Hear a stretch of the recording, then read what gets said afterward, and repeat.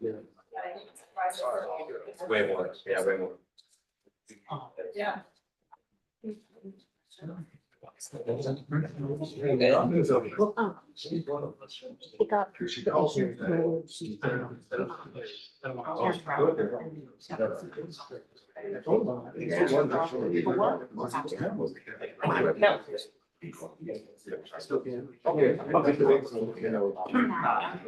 All right. Here we go to Fulton County Manager, District Service Round 7. Exciting for now. Thank you all. Please be seated.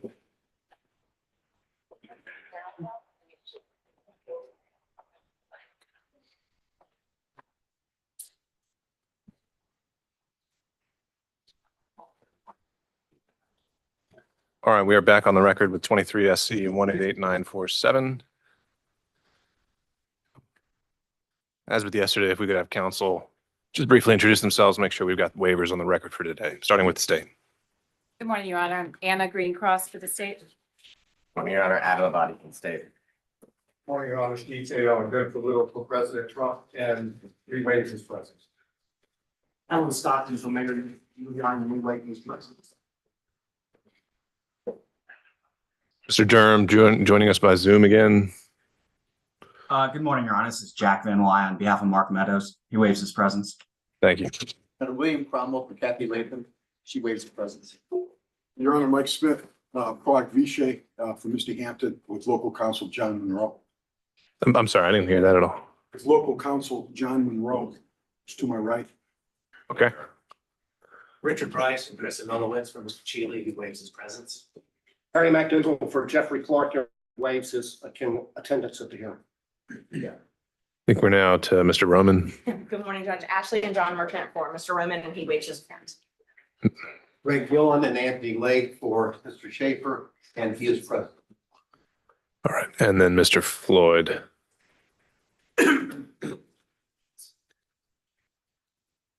All right, not seeing Mr. Floyd present today or anyone on behalf of his counsel.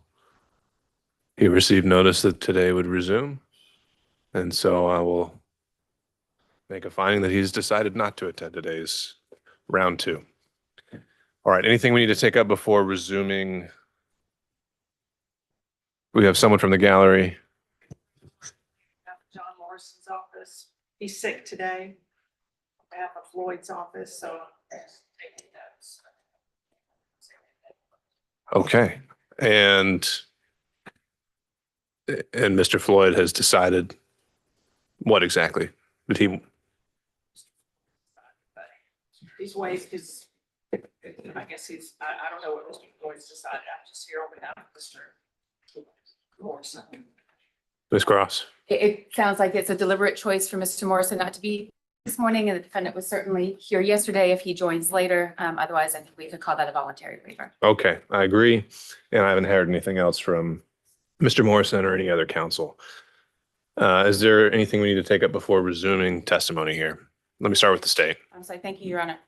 Yesterday, the state had asked that Ms. Yurdi be, her subpoena be held in case we needed to recall. I let her attorney know last night after speaking to him, we don't intend to recall her. And as far as the state's concerned, I know she'd already been released from the subpoena from the other side. So there was no reason for her to rejoin us today from the state's perspective.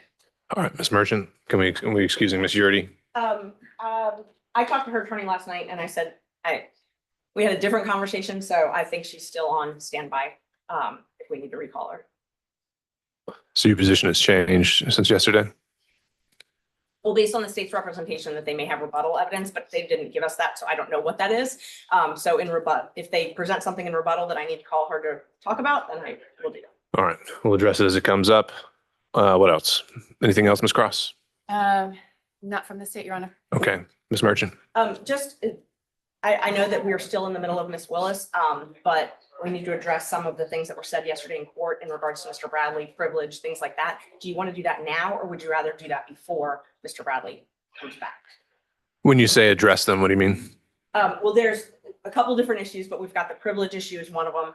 But I also, what I did was I drafted all my questions and I thought I could give those to either the court, opposing counsel, everyone could review them. So we didn't have to worry about the privilege stuff. There were some allegations made I had a transcript made of the proceeding yesterday. Some specific allegations that I think I should have an opportunity to refute. Specifically that I had egregiously misrepresented, that things that I had said were patently false, and that all of that information came from Mr. Abadi speaking with Mr. Chopra. I spoke with Mr. Chopra, maybe, I don't know, we talked to him in the car on the way here on speakerphone, Mr. Merchant and I, and he said that he didn't tell Mr. Abadi any of that information, doesn't know where Mr. Abadi got it from. Mr. Abadi says that he did. And so, you know. If there's any clearing of the air that needs to happen, and if we need to get to that, I think the right time would be once we've actually seen all the evidence that comes out. So, Thank you. I just wanted to let the board know. Thank you. and in terms of the privilege issue, if you're planning to recall Mr. Bradley and you've actually typed out some specific questions, then yes, I think that would be helpful and might allow things to proceed a little more efficiently through his testimony. So if, to the extent you've got those typed out and are willing to provide those to counsel for Mr. Bradley and the state, I'd encourage you to do that. And before we call him, we can get into that as well. Okay, great. Thank you. And I have a copy for the court. I have a copy for, I have one copy for either the state or Mr. Evans. I know Mr. Abadi was objecting to privilege yesterday, but I think actually Mr. Evans that needs to do that. Was Mr. Evans is here. Okay. All right. Anything else from any counsel? Vote the rule, make sure it's still invoked. Rule is still in place. All right. Not seeing anything else. If we could bring back in Ms. Willis. Actually, Your Honor, the state has no further questions for Ms. Willis, so All right. no need to recall. Okay, Ms. Merchant. Next witness. I think we're about to hit the privilege issue. We are about to hit the. There we are. Okay. Then do you need counsel need a moment to take a look at her questions? So I've got a copy. Oh, I guess Mr. Evans. And then do we have Mr. Bradley somewhere in the whereabouts nearby? Mr. Chopra, I informed Mr. Chopra that he's still under subpoena, so let's. Well, him and his client. Yeah, Okay. I'm also with Mr. Bradley, and he's actually not here today. He's We need you to identify yourself for the record, sir. at ward. He's not here at this moment. He has a doctor's appointment that he's currently in as we speak. And his representation is on the way here as well. I'd love to be able to get one of the. Do you have a copy, Ashley? Ms. Merchant? I just need Mr. Evans. No, is there one? Do you have a time estimate of when he's supposed to be here? Yes, I have one copy for y'all. Of the He's, questions. Not for. And where's the doctor in relation to here? yes, at the very earliest, he would be free about 10 o'clock, 10 to 10:30. All right, he's currently driving here as we speak. He's at the actual doctor's office as we speak. Okay. And I think the council has been informed of that last night, that he would not be here until at the earliest 10 to 10:30. all right, I wasn't told 10 or 10:30, but sure. Ms. Merchant, other than Mr. Bradley, did you have any other witnesses? not that I can call before Mr. Bradley. But I do think we can take up some of the privilege. Sure. No, I think we can use this time to do that. So why don't y'all take a moment to look at the questions and then let me know when you're ready to proceed. My part of it doesn't have to do with the question. I understood yesterday. I know these gentlemen are looking at the same time, so you want me to wait until they've had a chance to. Well, I think you're about to maybe make a legal qualification here. So why don't we hear what you got? Yesterday, it sounded as if the witness was going to decline to answer any questions at all in relation to communications or observations or anything, be it independent source or otherwise, that took place during the time of the alleged attorney-client privilege or relationship, which 2015, I think, until the present. I understood that as referencing not simply attorney-client privilege communications, but what we commonly refer to under 1.6 as confidences and secrets, which are not covered by the attorney-client privilege and are not barred from testimony or evidence in a courtroom. But it sounded as if the court is going to have to order this Mr. Bradley to testify. And then Mr. Bradley will have to take a position of whether he's going to follow the court's order, heed the court's order, or whether he's not. If he does, then we'll be able to get in hopefully to the questions that Ms. Merchant has prepared on Mr. Roman's behalf. If he says, I'm not going to comply, then theoretically, we're in a position in which court would have to hold him in contempt. And then at that point, my guess would be that somebody would say, I would like him to have the contempt stayed while I take it up on appeal. So I'm just trying to play through where we're Sure. going to be. Because if we're going to do that, we might as well notice before we start putting them on the stand. I think that's a good thing to flag now, and I agree that yesterday during the hearing, there was some intermingling of 1.6 and attorney-client privilege, and now having had the time to kind of parse through that, and it does seem that there is a distinction between the two. One is not covered by the evidentiary privilege, and pulling the case of Tenet Healthcare Corp., 273 Georgia 206. Supreme Court doesn't make that distinction. So to that end, Mr. Evans, as we work through these issues, I would say that when Mr. Bradley takes the stand, I would be directing him to respond and be responsive to any questioning that may be covered by Rule 1.6. That would be the order of this court, but that still reserves the issue of attorney-client privilege. So as you're reviewing those questions, we'll keep that in mind, and I'll be interested to hear your response.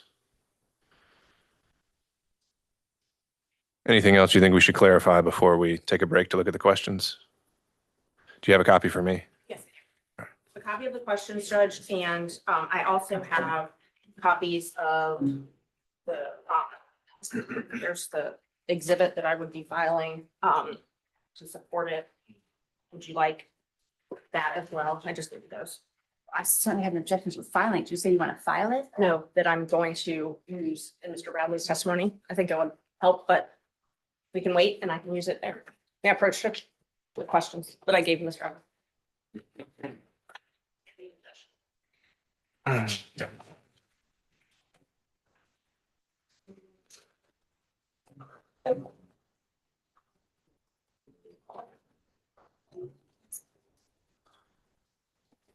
All right, and counsel for Mr. Bradley, I'm sorry, could I get your name one more time? I didn't write it down.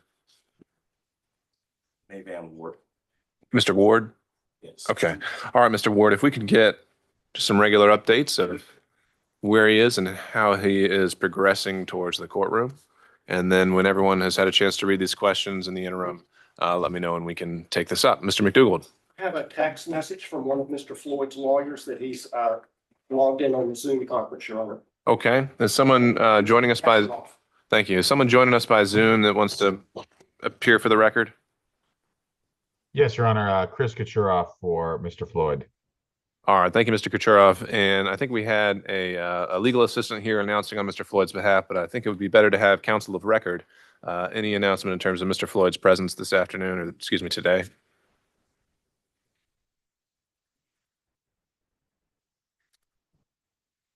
I'm sorry, Your Honor. I don't did you ask a question? Yes, sir. So Mr. Floyd joined us yesterday, but I do not see him here today. Do you have an announcement about his presence for today's hearing? No, he will not be present, Your Honor. All right. We would waive his presence. Okay. Thank you, Mr. Kucherov. All right. We'll be in recess until I hear from the parties. Thank you.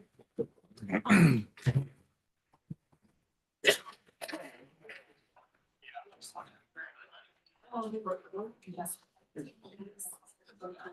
just saying.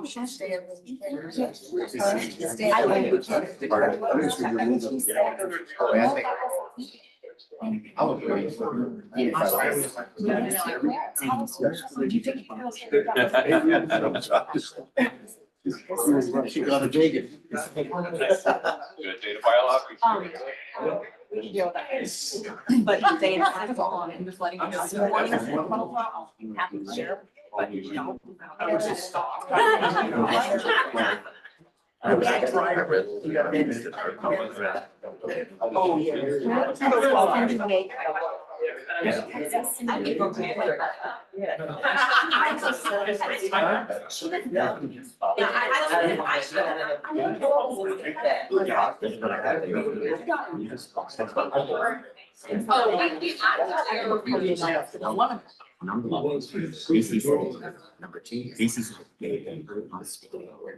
So. And we go Everybody says. Oh, these guys? Yeah, well, this is a copy, a set. Oh, okay. So it's. It's over the ordinances and they bring it back. I've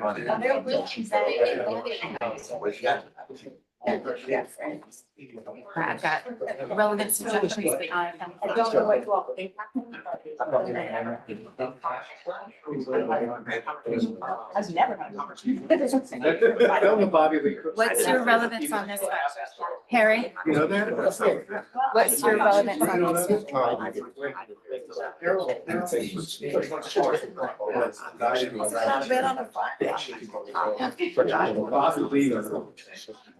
You can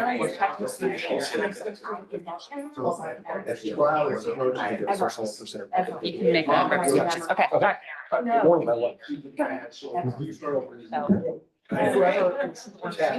So I talked to Bobby. If you want to know. Okay, wait, so. you thought I had this. The time that I And met she was with, severed? my parents Going called me. So the first one was listed in there. He called me after that news article came out. And you see. It was only for her. She's got. Westwood Sprout. Bobby got paid. Best picture he ever had. Yes, oh, yeah.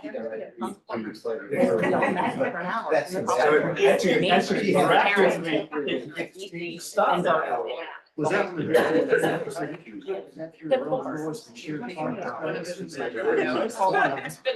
Parents home.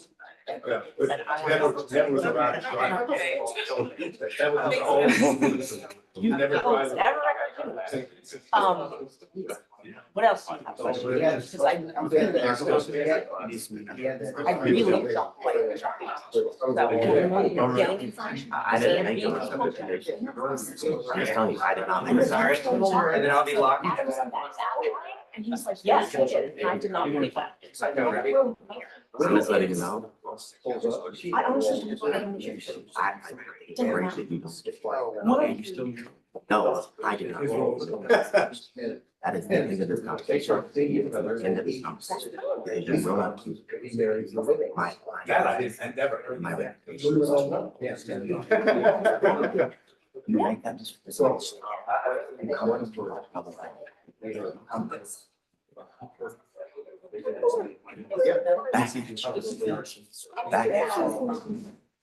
Conversation's over. Conversation's over.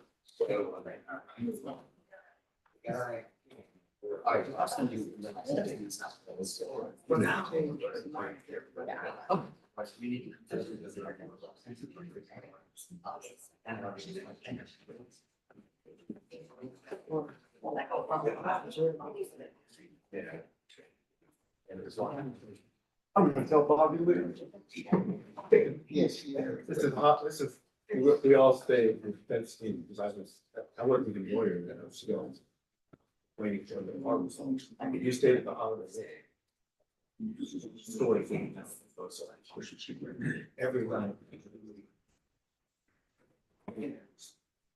Wow.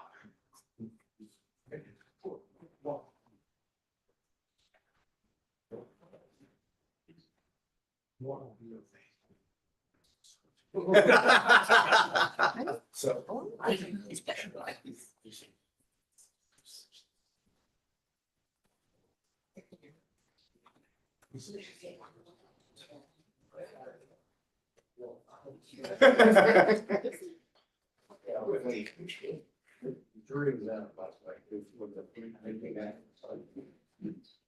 And also.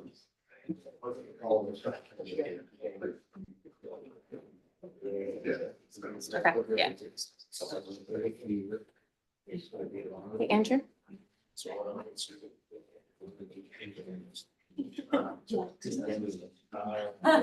Right?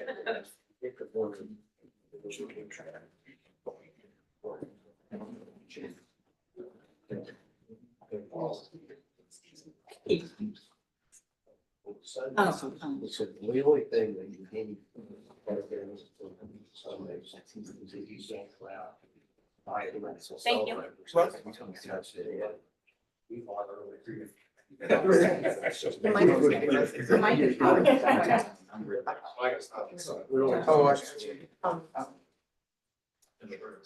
During that same trial. Yeah, I think, I don't, Jennifer knew.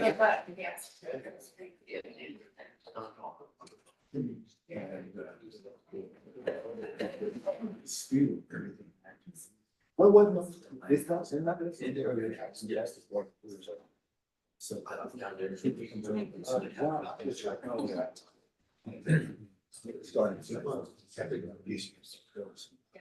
Here's what I like. Okay. Do you have? And then so they're turning. It's like, what? Which is exactly what happened. I had stopped him off in the driveway to the cop county police and turned myself into the ticket. And then he made me crazy.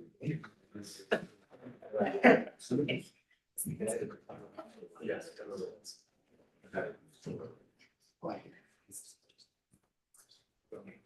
There are other stories. That was yesterday, yeah. Stinking your hand. When you, you know.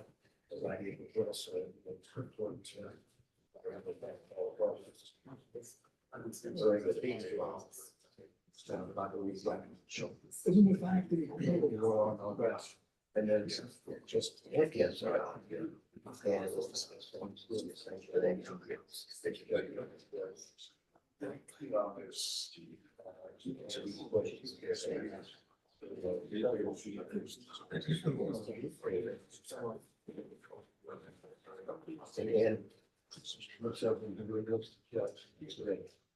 Bobby Lee gets to ask all the this is how many years have you almost? I got, it's probably gone.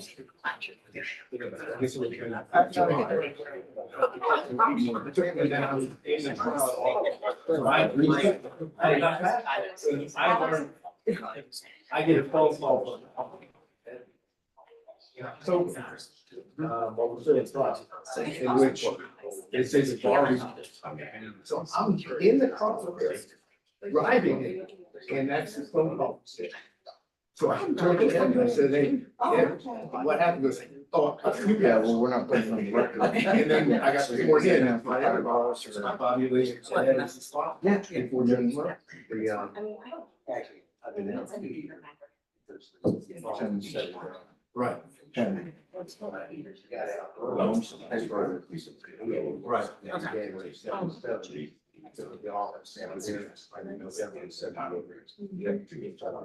I had just graduated. This was like the largest, at that point, the largest adult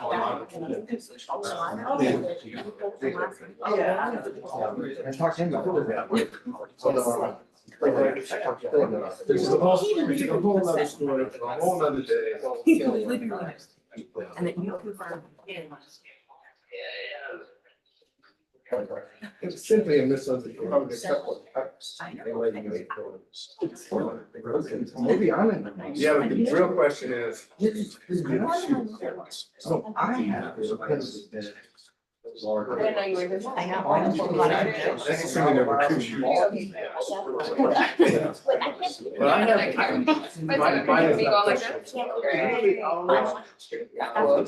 Well, not now, it was before we started. I was like, okay. I don't know. Well, it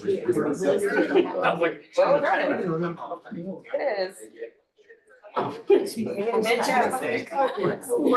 I know. You didn't know. So that I can get.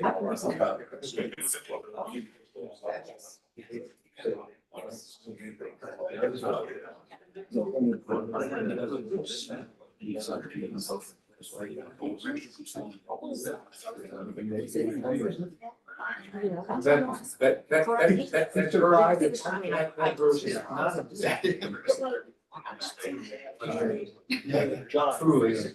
I have not. The anger was.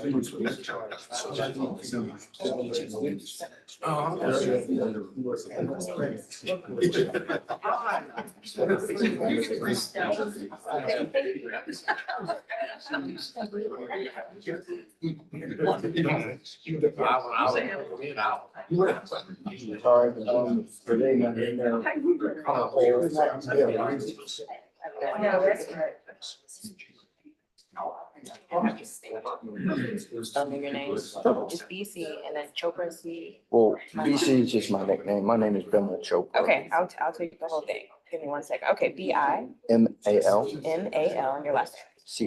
CHOPRA. Perfect. And you represent Mr. Bradley, correct? Yes, ma'am. Thank you. I appreciate it. And it's here. All right, not. Yes, but hold on, don't let me, Okay. get- you know, he's. It's okay. It's okay. 'Cause- It's Yeah, okay. I good. apologize, because I want to go.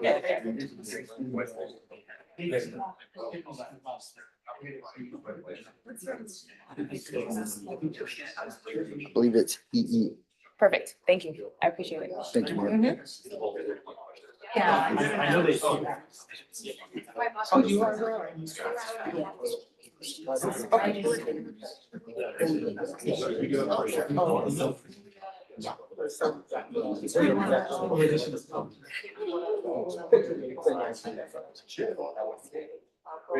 That's what I said.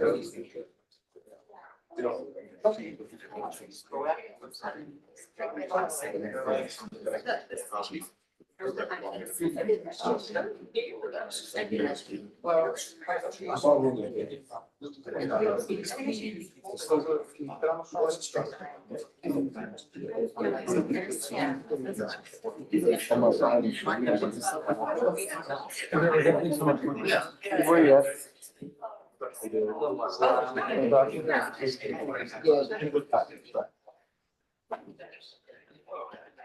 I don't.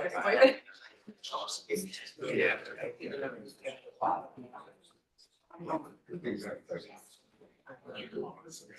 Excuse me, sir.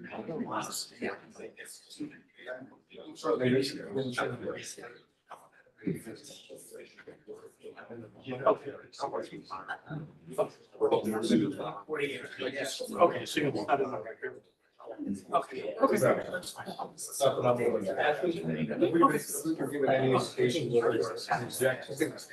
No, I have no doubt they will. Anyone who might be interested in the same thing.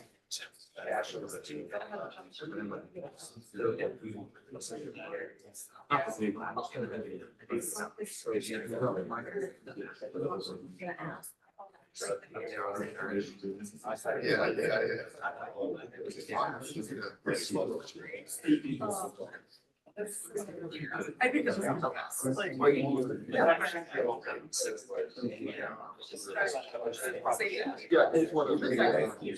Come in here, I'll show you what I think you had it right, which means there's something wrong with it.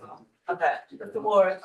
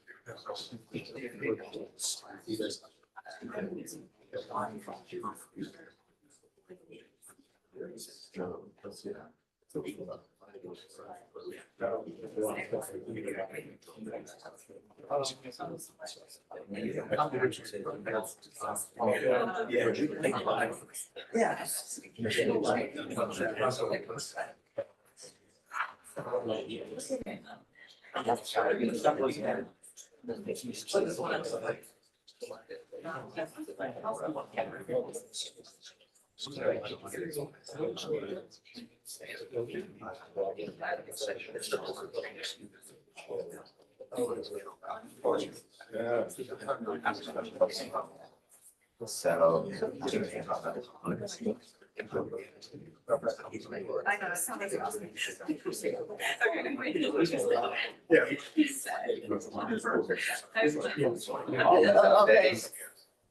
So we'll put this back over there.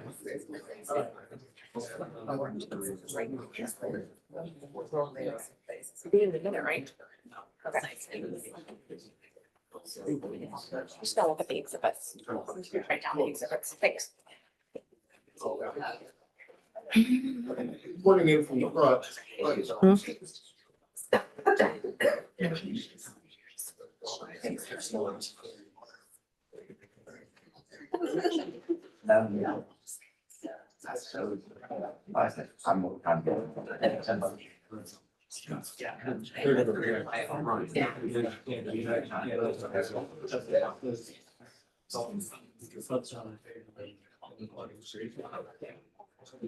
We have the mic on or off?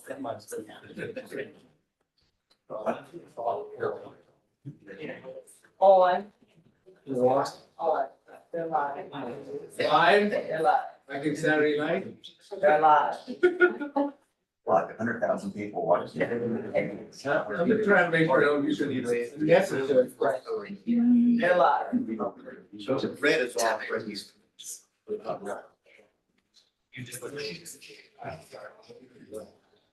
That's the live. Oh, I know, yeah. Ours here is. But if you talk loud enough, they can hear it. Yes. Did we use that room down here? Is that a special? It's already been reserved. Might have gotten here first. What's the their priority?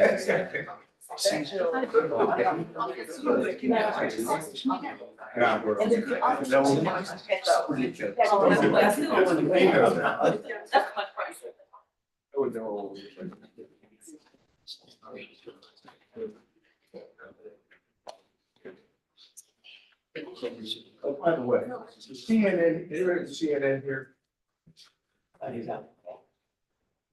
It's say that. Would you please tell? Oh, if it's really needed, please get it.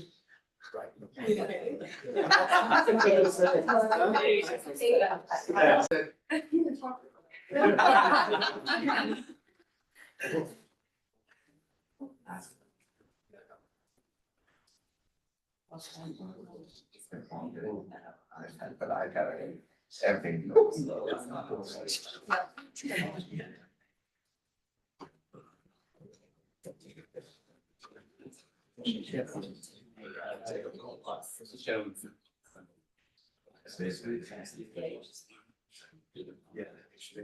It picks it up.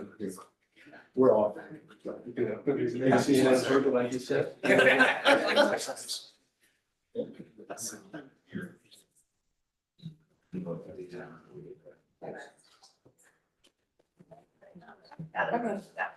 They changed it. So I know which computer's what.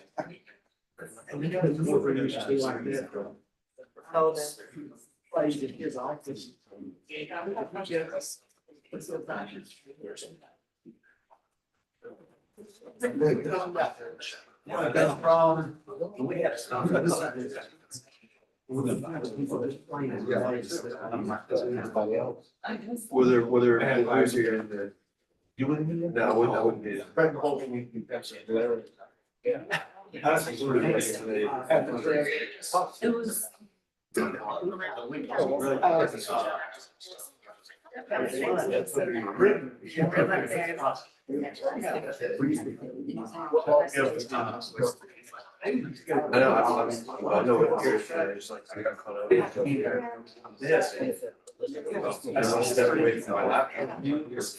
I'm so enthralled. What's going on?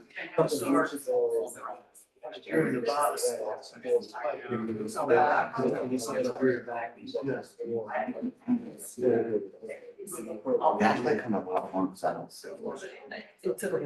Oh, it did? Okay. Oh, no question. Okay. You want to- I'm like, I'm still- So who's calling it? Come on, okay. Do I go up there? I don't know what was- Arguing that it's not. Well, I'm gonna make a decision. Broadcast. Never, just wanted to. They can't turn off, the Zoom. No, that's why I need the camera. Right. I reversed it. Makes sense. You wouldn't want to. How much money?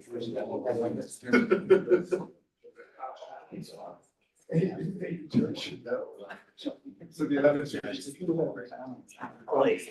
Government doesn't want to know that. When we had the research, he had just lost it. And he made it clear. Yes.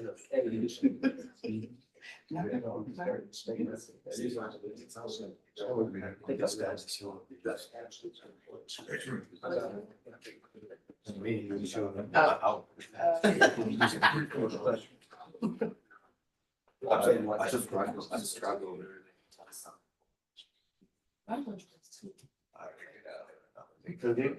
Okay, it's interesting. It's like. Yeah, I got people texting me, like asking me, like. Good to go. Yeah. Which I don't.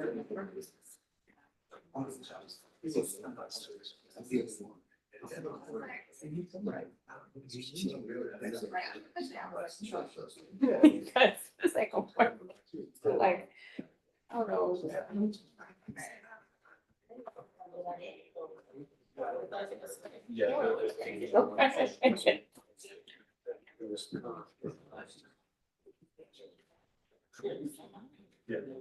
Yeah. They all got shot.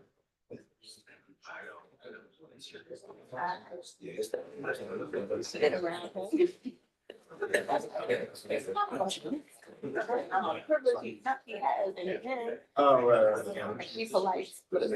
very nice. Oh, that's a jury vice. Yeah, I know what you're doing. We're supposed to be in about it.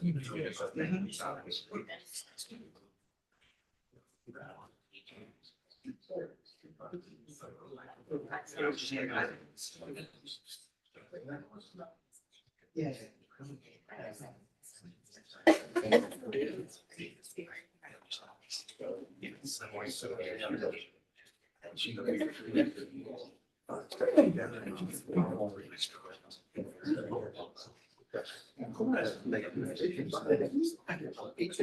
Are there any issues? Yeah, well, I trade on the name, man.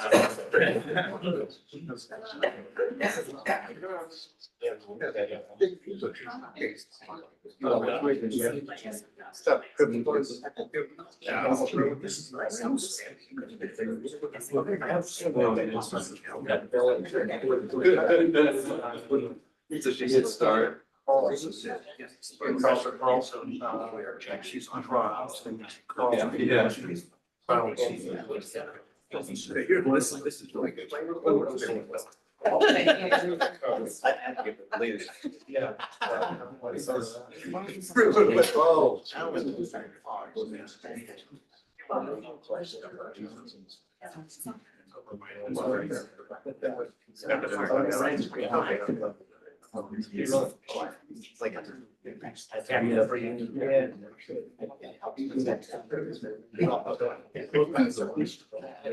It's the live one. Yeah, it's just the live. Yeah.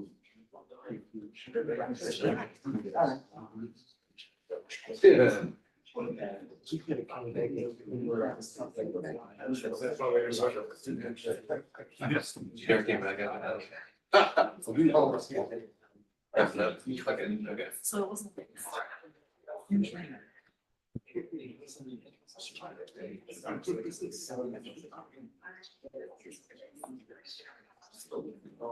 Thank you.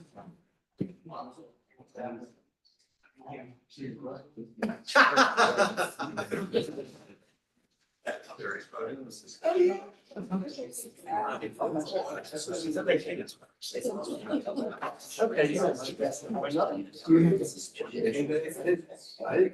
know this is like that big of a thing. But I represented the front row. Yeah. She's on the other end of the spectrum.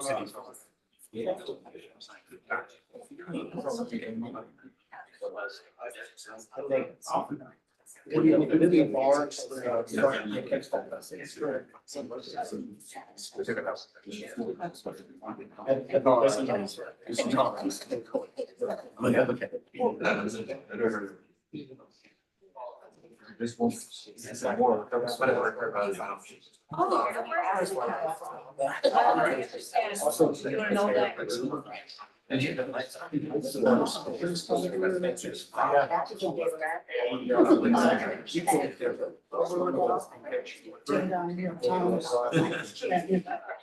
Doesn't matter what you're reading. Representing lawyers.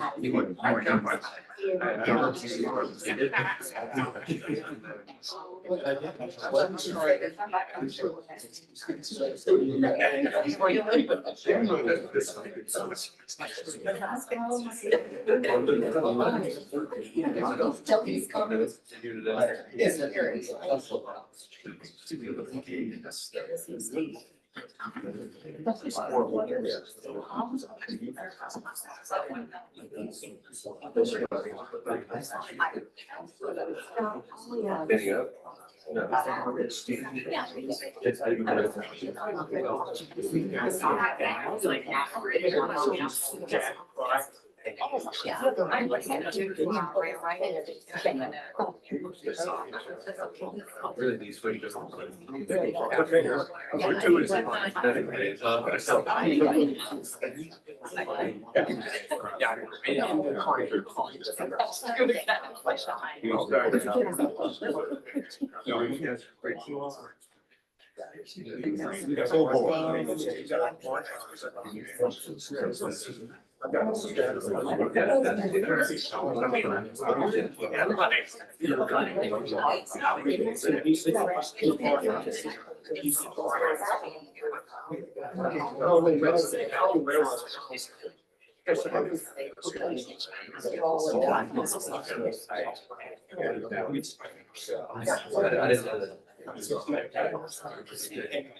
George was fast.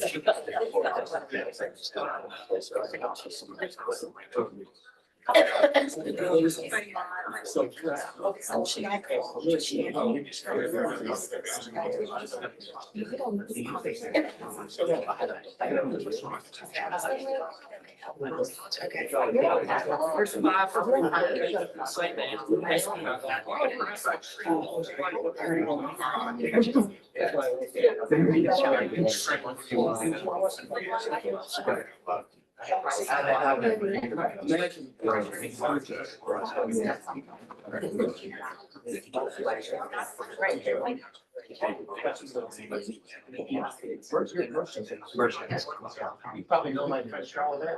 I sure.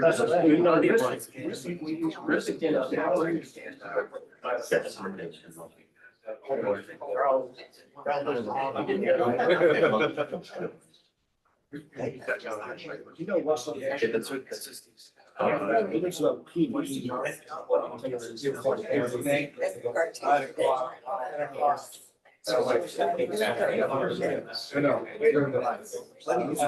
Yeah. You don't have to worry.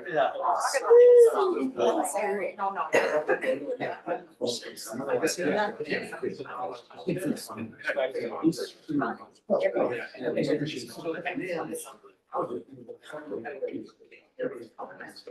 Oh, that's all right.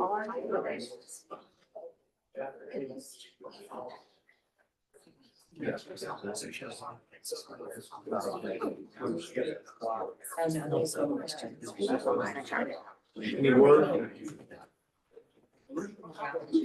I mean, I have my ear, but. Feel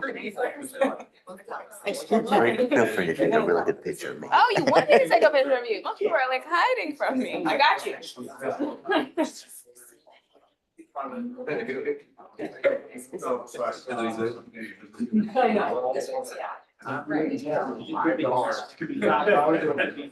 No, Michael.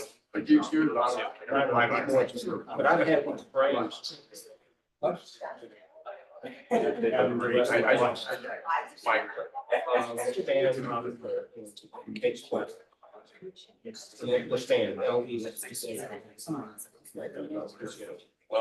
when I ramp up to, my.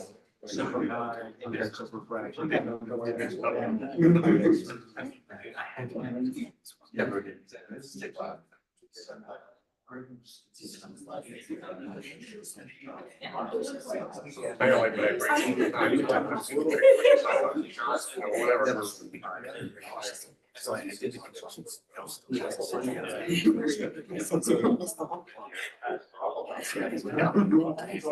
Yes.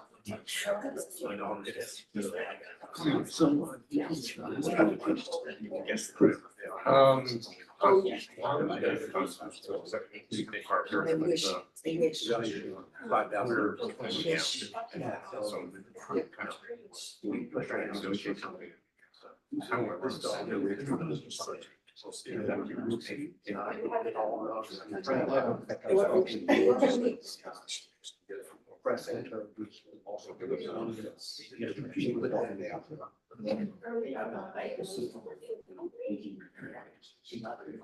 Really, I saw one in here not too long where the guy came in and me this song. And one thing was the shop. From merch.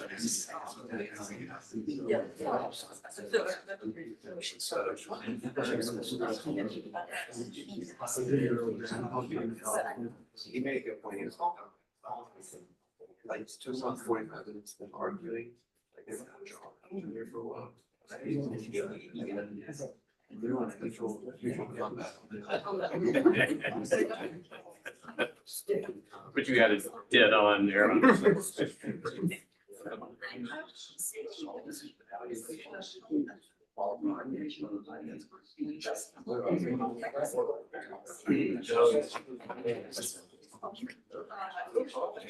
Like me and don't have your size.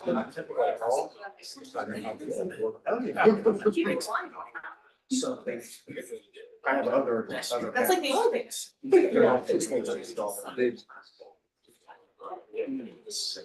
Well. Haven't touched it. Well, on to the next level. I've touched it. I've touched it real close, so it's.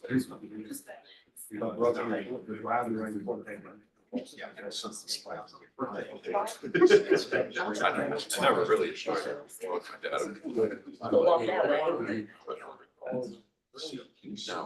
I did look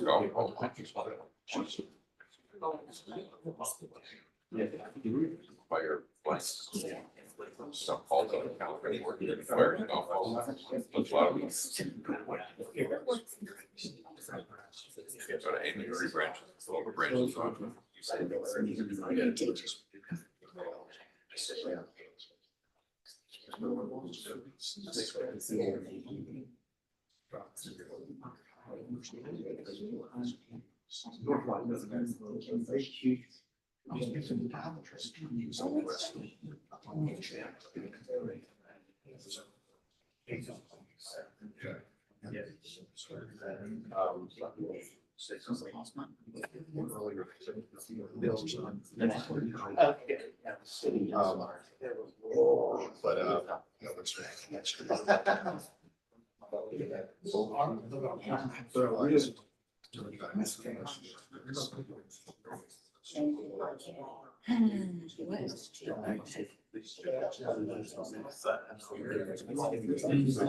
I know, no, I'm good. Yeah.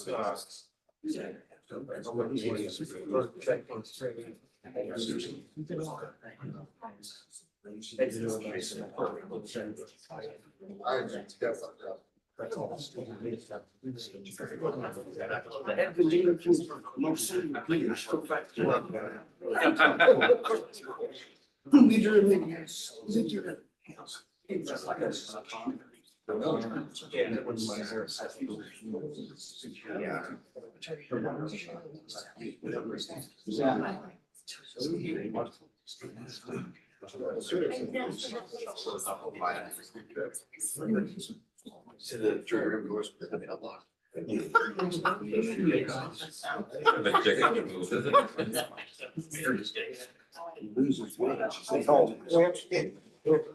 I don't know.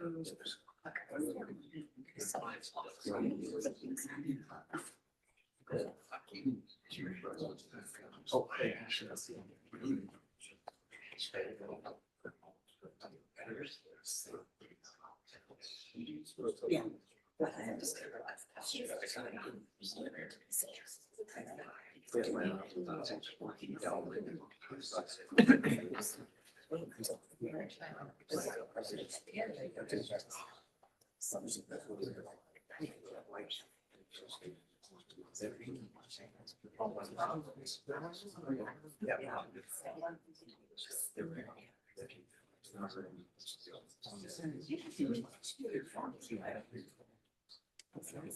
I don't know.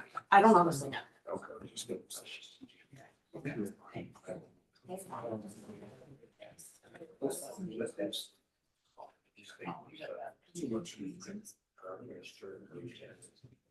You have an update for us, sir?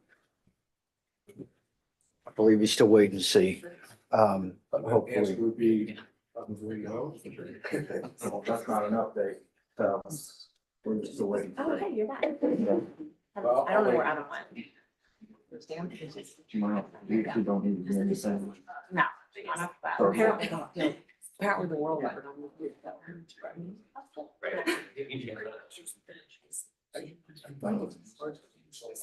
I'm sorry, Daddy. About. Yeah, he did, and he got his, that's what he said. Under one consent. So what I told him to do. I would have did what I said. I was like, order them. I know. Phrase the only remedy.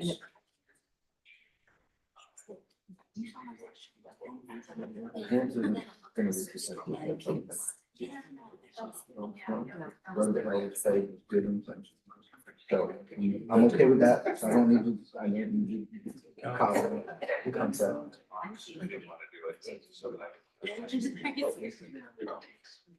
Great job.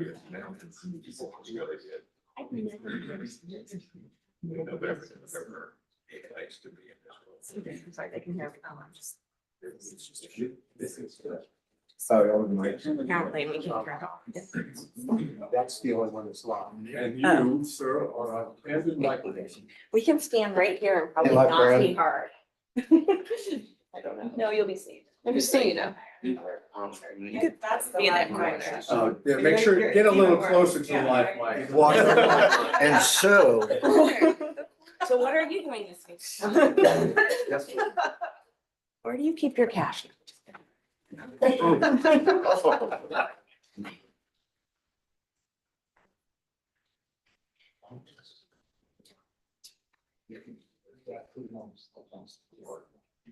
Oh, there is? Oh, okay. Does that coffee, soft drinks? Yeah, I'll give you the money when you get it. I promise it's only cash, you'll never.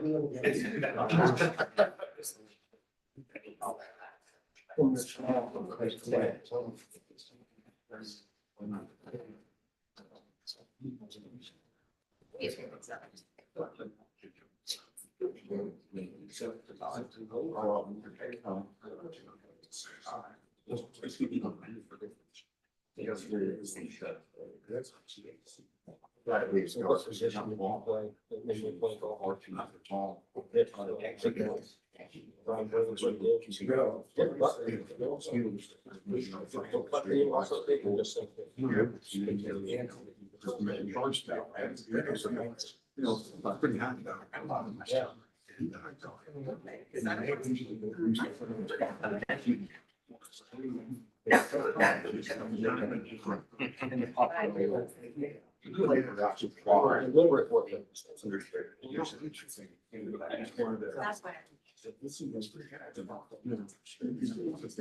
Yeah, yeah. It's like 7 foods.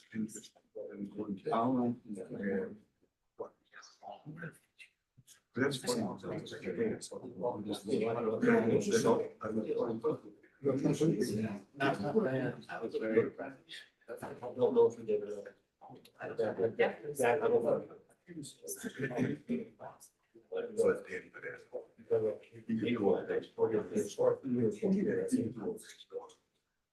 Doesn't have any place.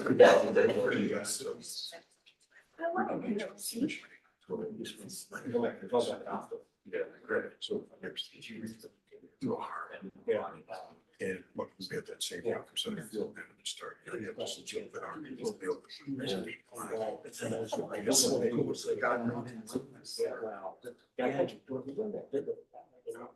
No, he wasn't.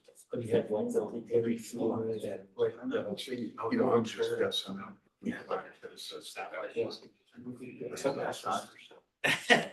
No, he was just innately. That was the sports out there. That's the easy. Oh, we did. Actually, there's. So he played for the Browns. There's two reasons he has to do the here. And they would step by. I was still on set. The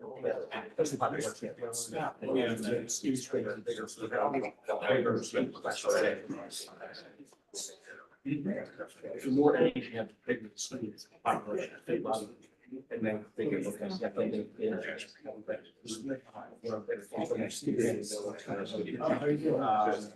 And then they. Did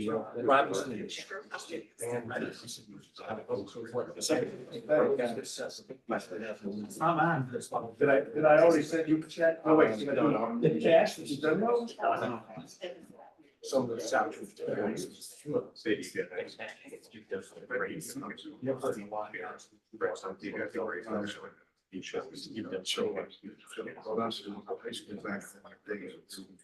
Oh, yeah, and you know, they had some off.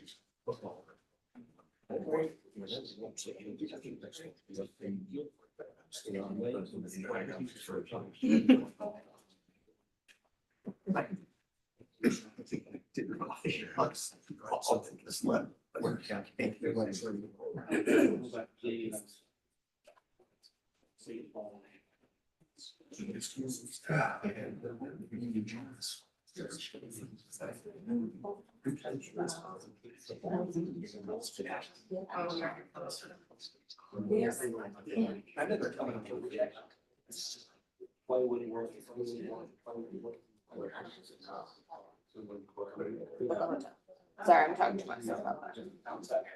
I need an assistant. That's something. Okay. No, they can't do that.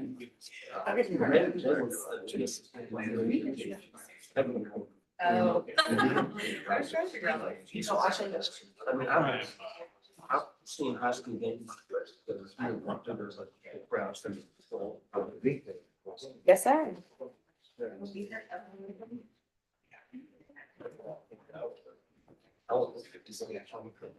Well, I'm like, but it's like, I need, yes.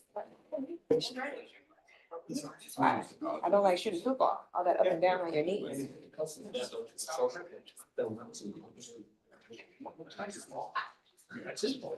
Unless I think. Is that what? Calls from my client. She says she can hear all this stuff. Okay, thank you. Yeah. We're trying. John's gonna put socks on my mouth.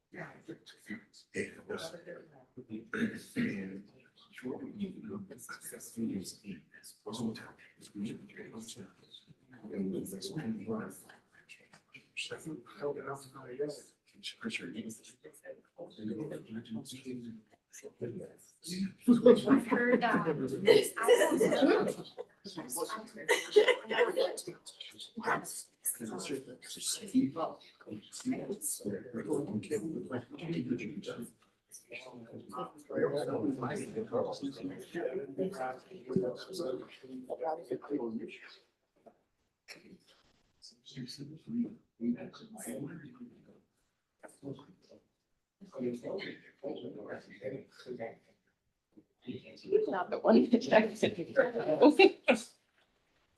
No, it has.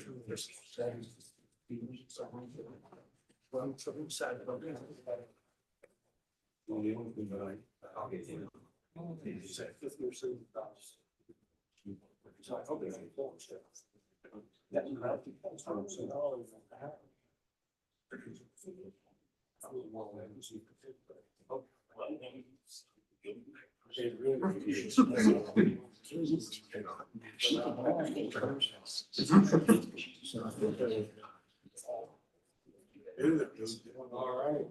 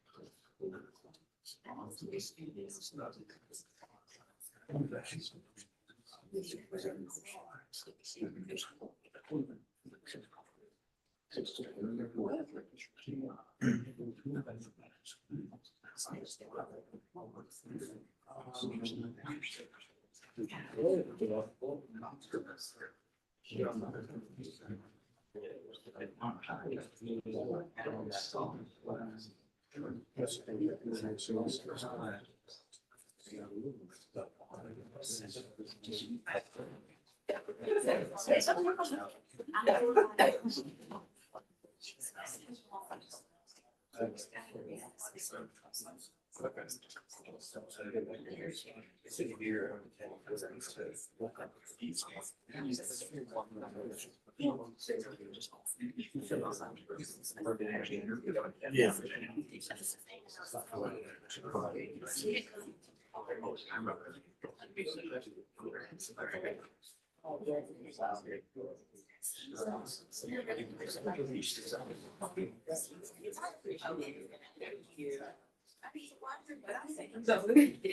Thank you.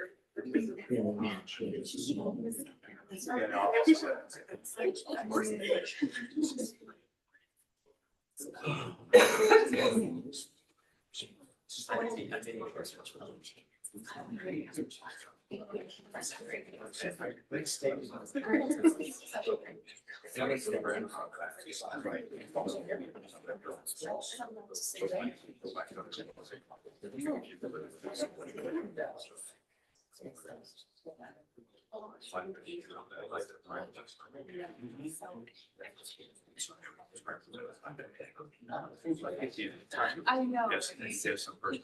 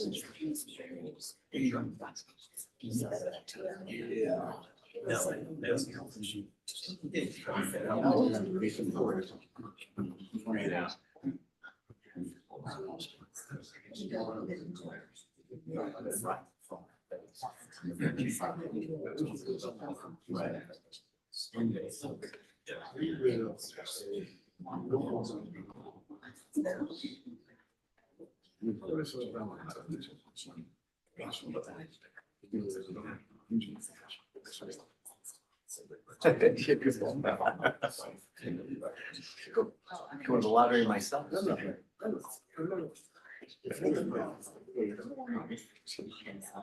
Sorry.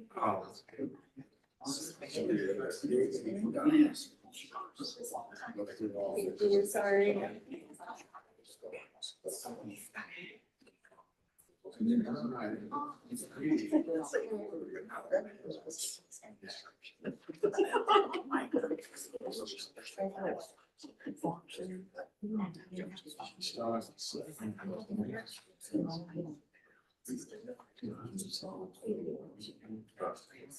Yeah.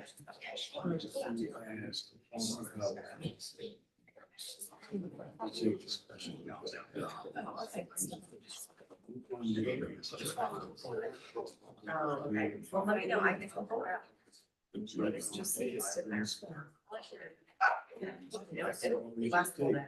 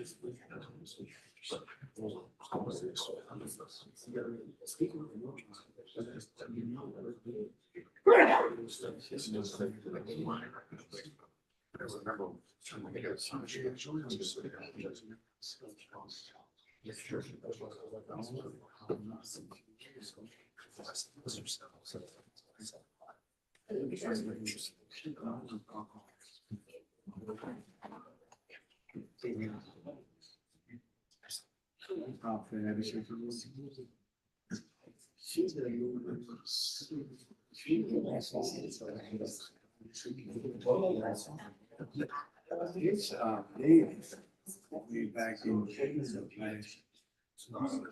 you would never know that.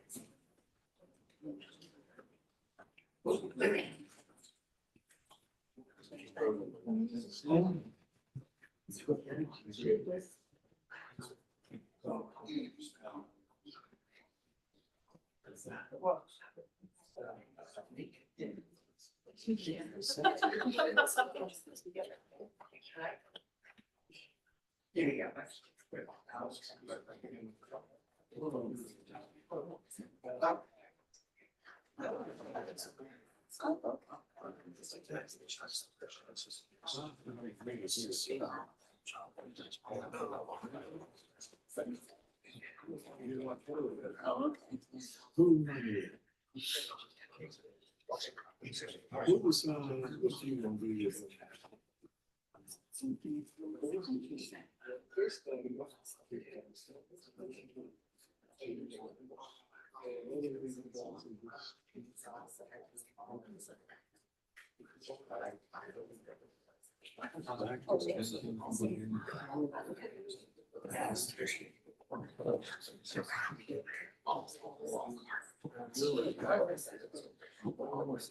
That's true story. What we do with you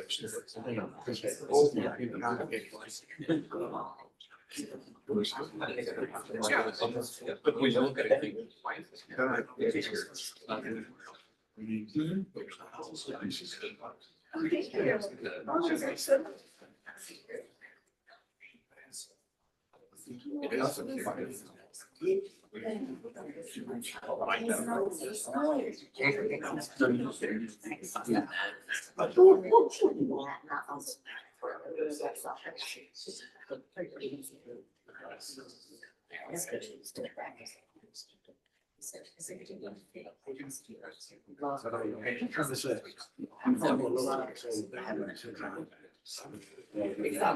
But there's no.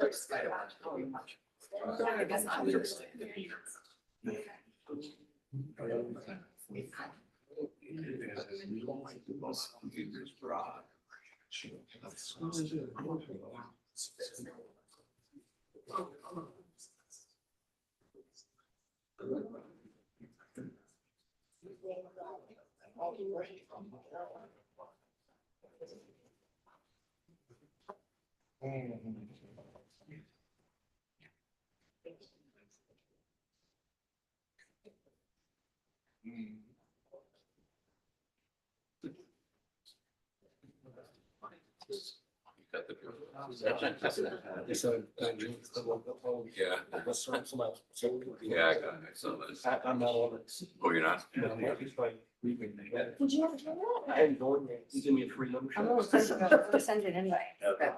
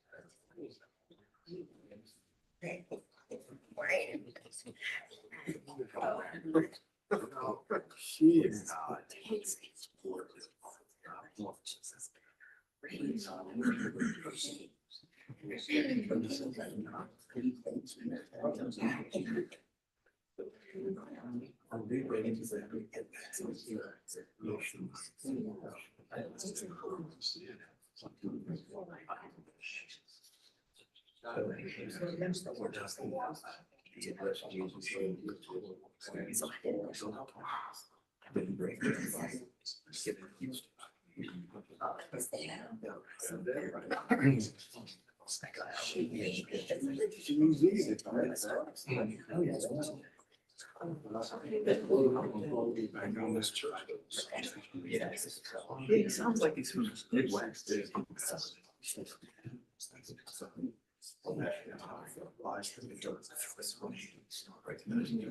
I get back to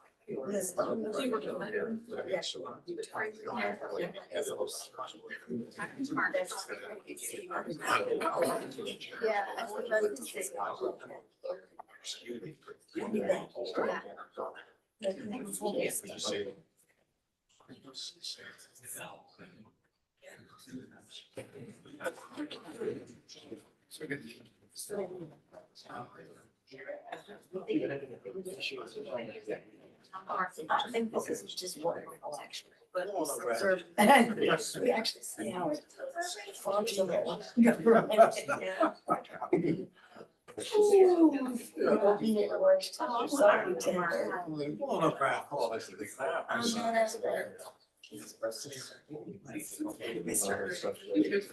It's a little different, yeah.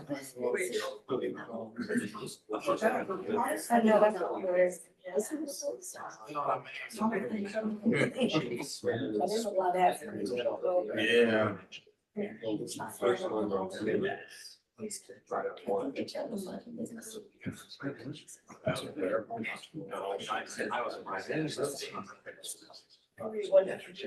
Actually, it's actually. I mean, for good. Yeah.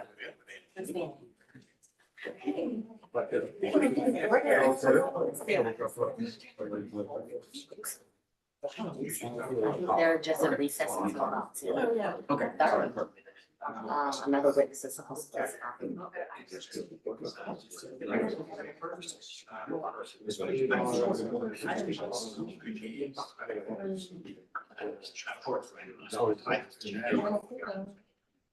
Yeah. And then come have a seat.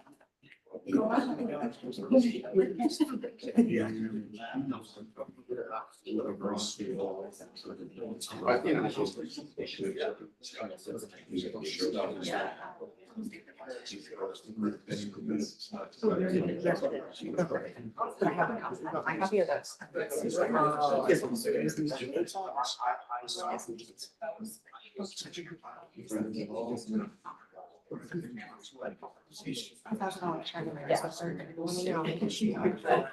No, sir, because I'm just on an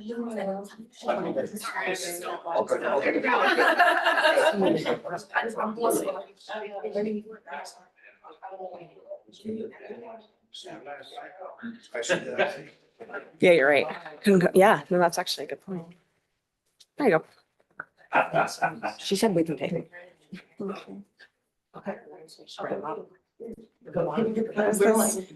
These are just 23.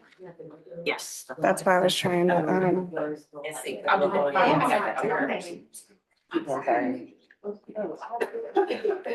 see. I don't think I brought them. Full. I'll go check.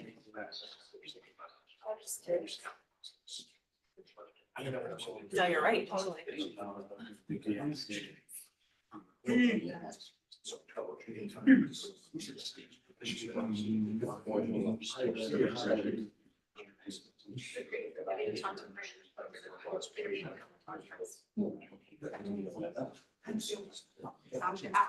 Yeah.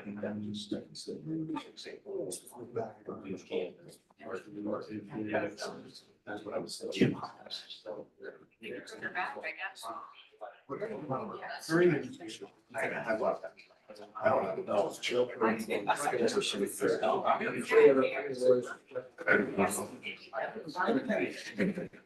I don't know. We have a meeting. I did. You're right. No, I sent everybody.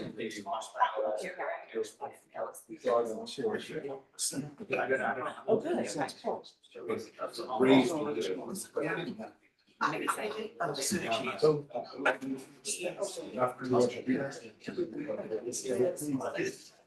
you want me to forward it? Yeah, if you've got.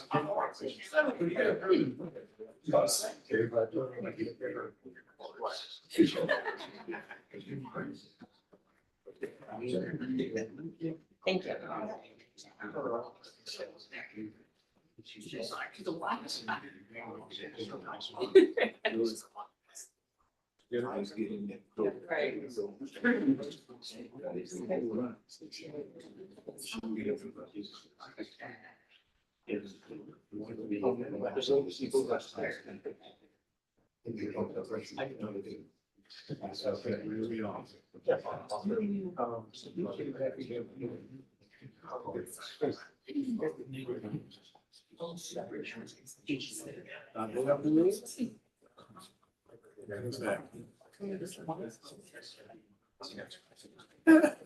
Why you gonna do that? Why you gonna do that?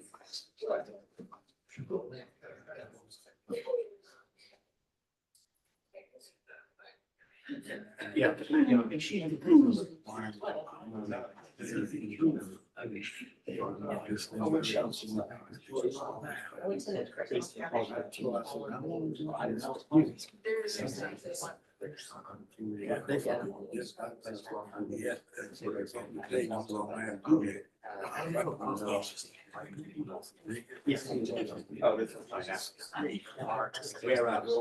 Even though they'll get everything straight. And now I've got to check. To see if I do it. Are you coming off the pants? I have to look to see who asked me.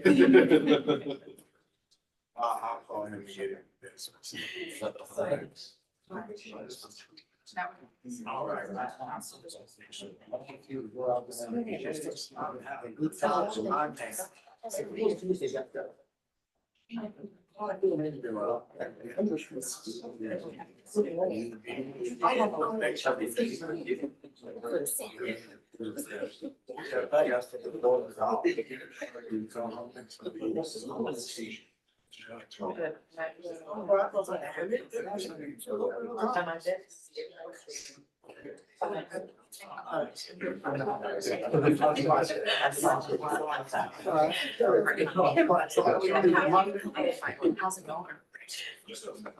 Oh, good, good. I didn't know that. That's why. No, I think it's the way that it's. I'm.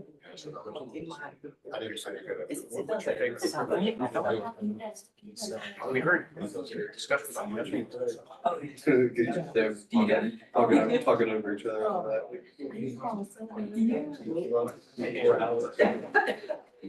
So.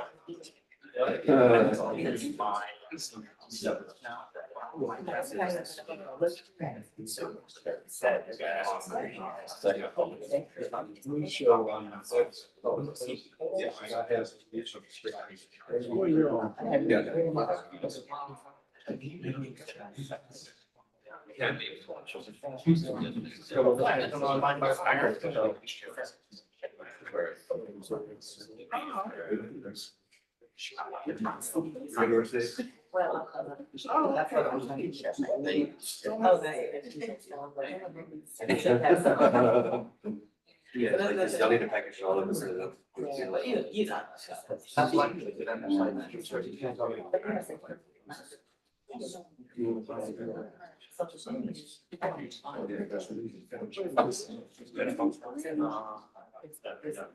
Might say it again, but I expect everyone to say.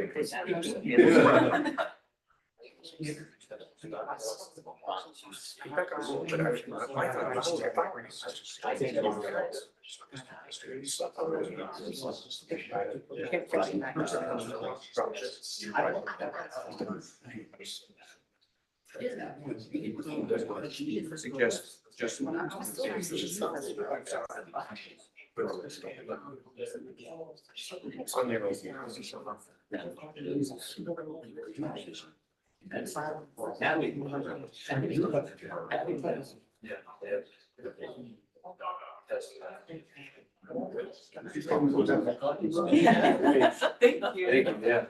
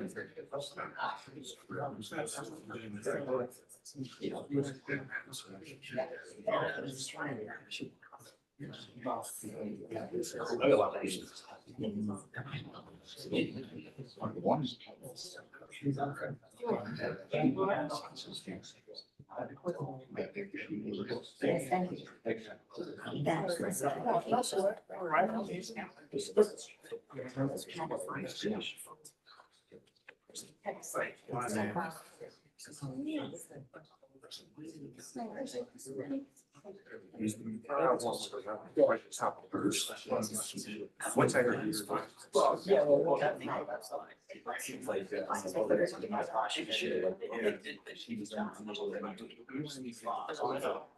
She might be on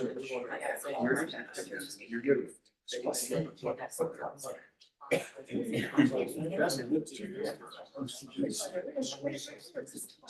So next.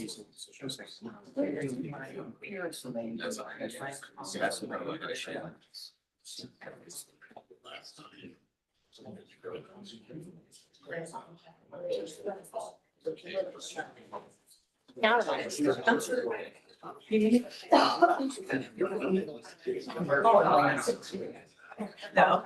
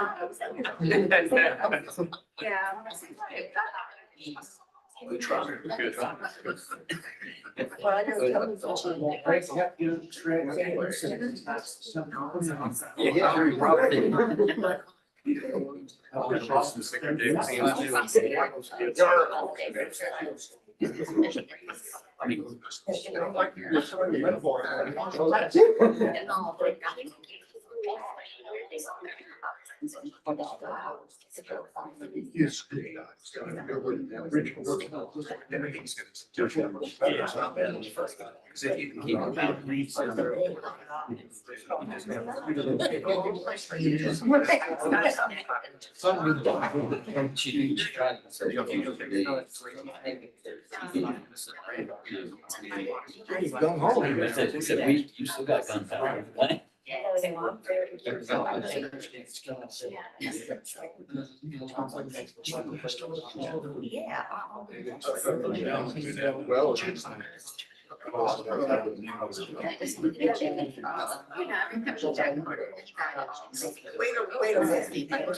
Well, you know. Okay, listen. So last person died.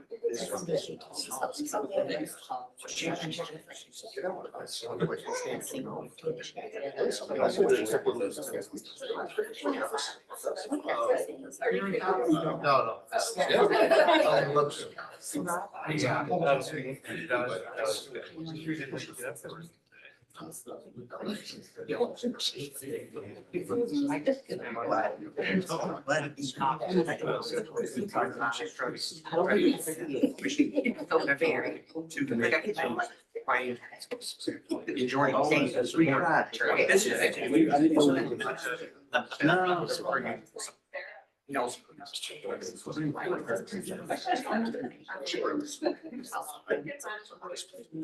I wouldn't make you right now, then.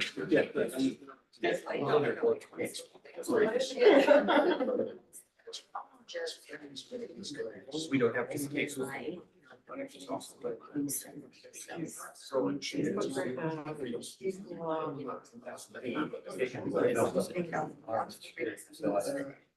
When you do.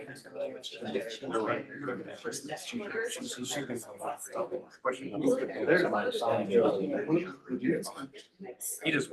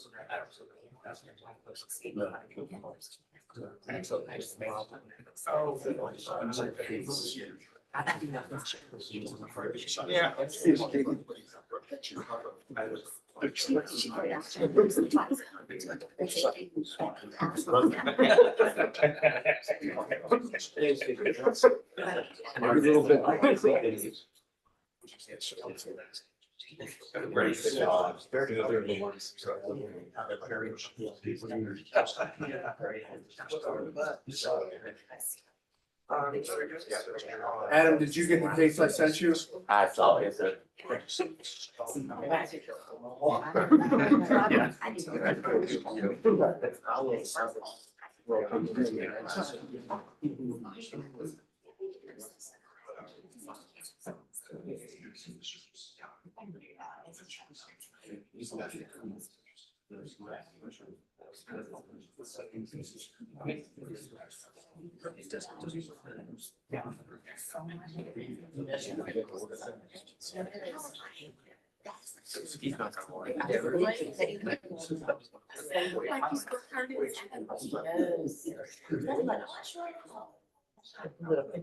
And I never made it.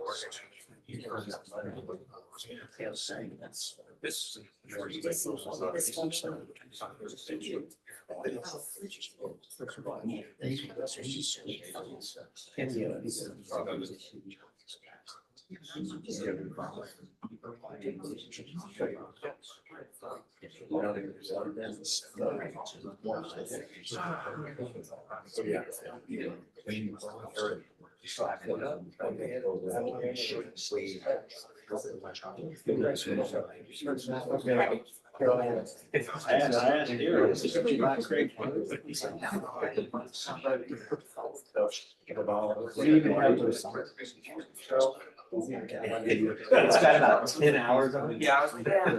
Now, We thought the screen was frozen. Looking at the phone. You're not gonna be able to. Really? Yes. I mean, I just have to say.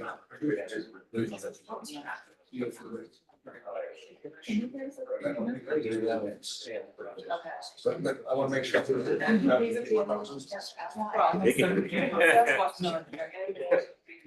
I am.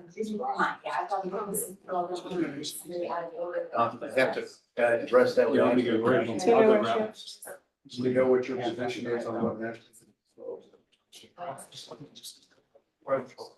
Oh, yeah. Yeah. Did you get the case on search? Yeah. Yes, it's better than everything else. Got no phone. Then I saw Miss Taylor move. I was like, Even that. though this was. Sounds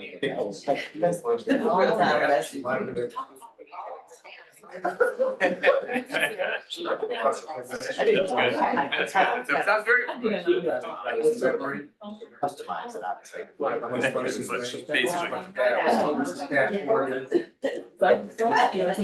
Yeah. Of course I do. That's what it is. I go back on that. I know. I'm not denying that, but I have no recollection. That's what I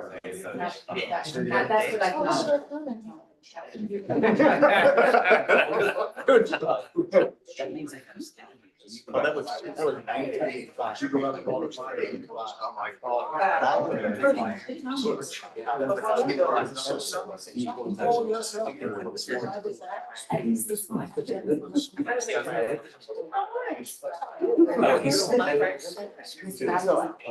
know, they were like, I thought it was easy to get. We don't know about now us.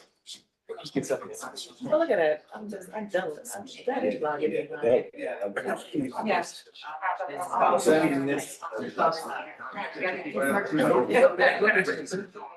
Not only that. The next thing.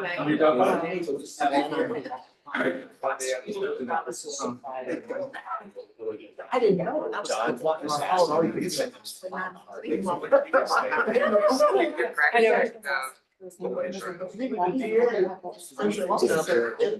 Weakness. They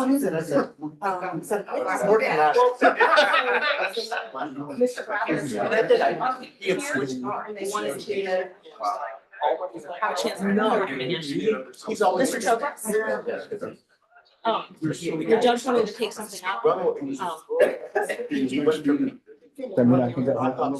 that's, I was thinking, right, they wanted to.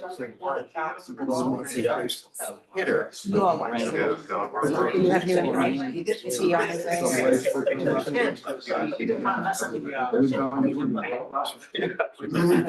Everyone come in for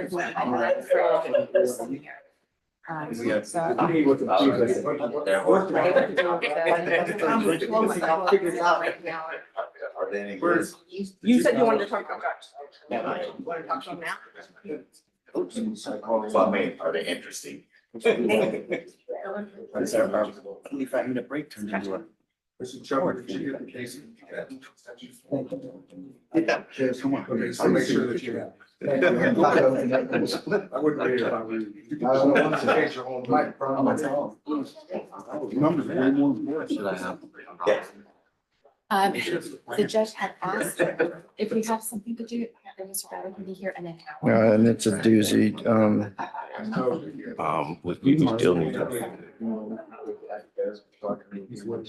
Meaning? Oh, no, man. Both sides this morning and then lastly switching.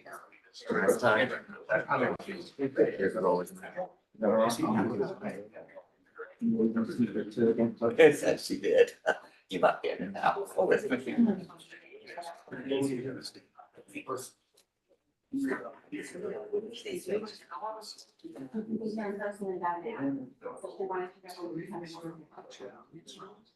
Yeah.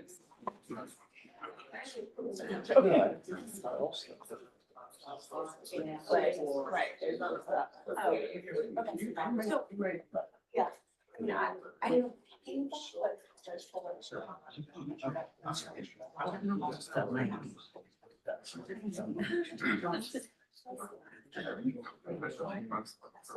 yeah. I got a daughter.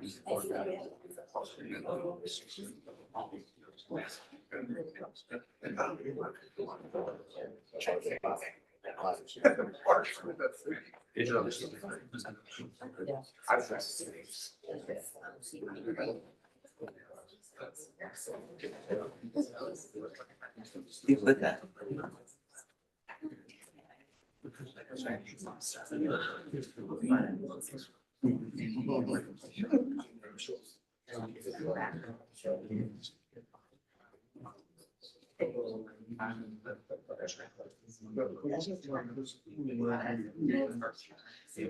I don't know, there's a computer out here.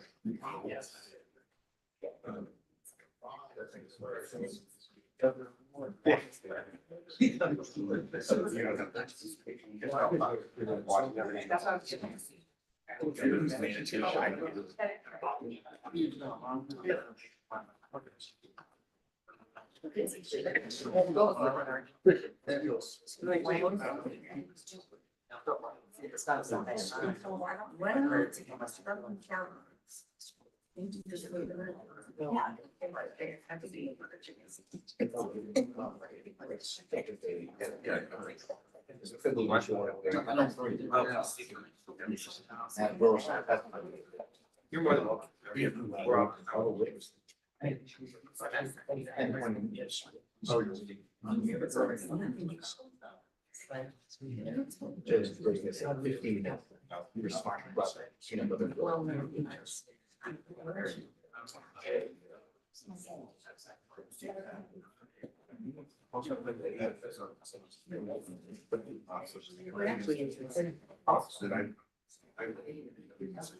Next. Yeah, that's right. So we don't have. And the judge doesn't need to say Oh, yes. Now you see it from the audit. Anyway, please be seated.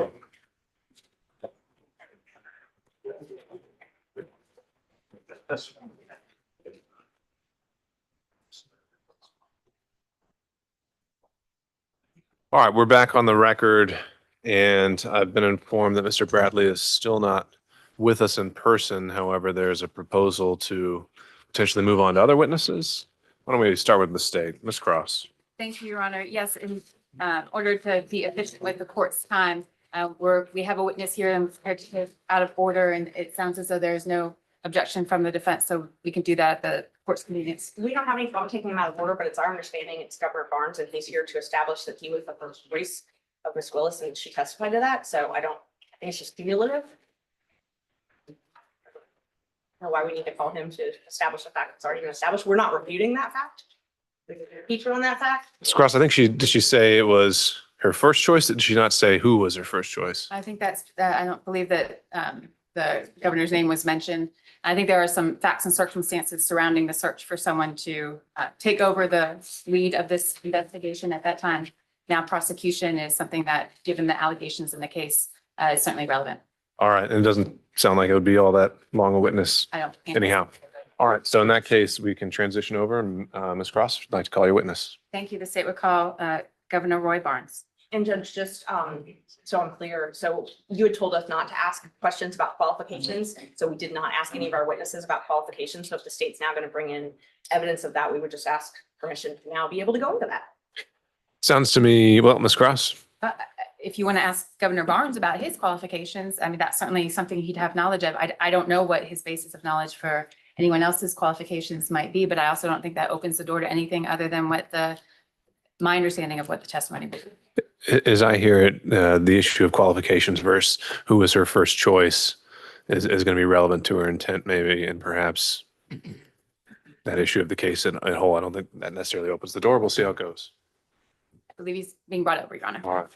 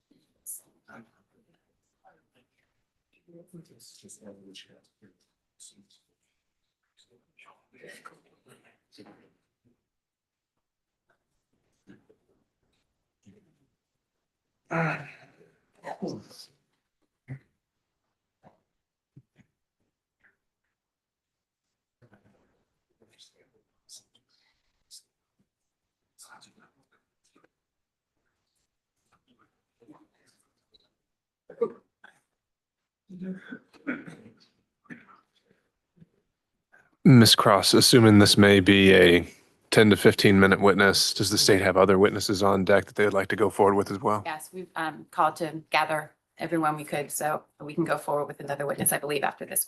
All right, appreciate it.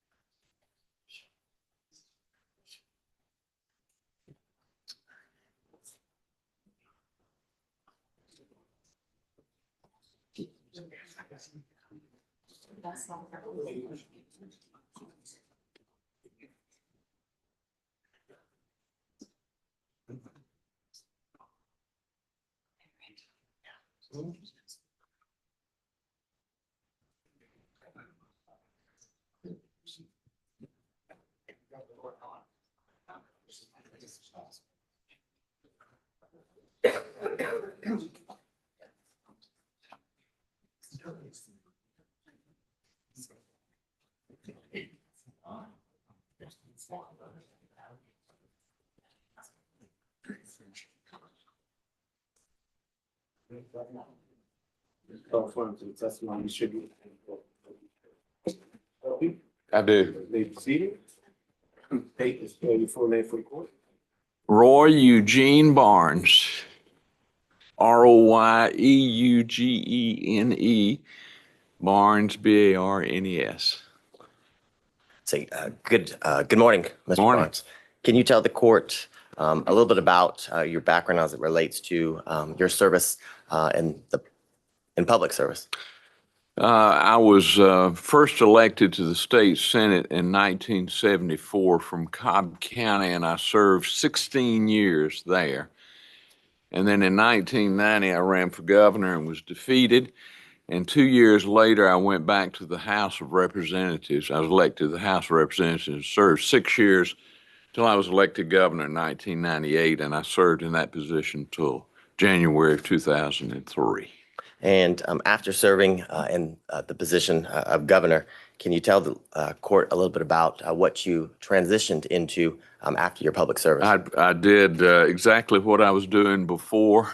I was elected. I went back to practicing law in Marietta, Georgia, with my daughter, who's now a judge of the state court, and my son-in-law. And now we have, I think, 6 or 7 lawyers. Charlie Bailey back there was one of them at one time. Okay.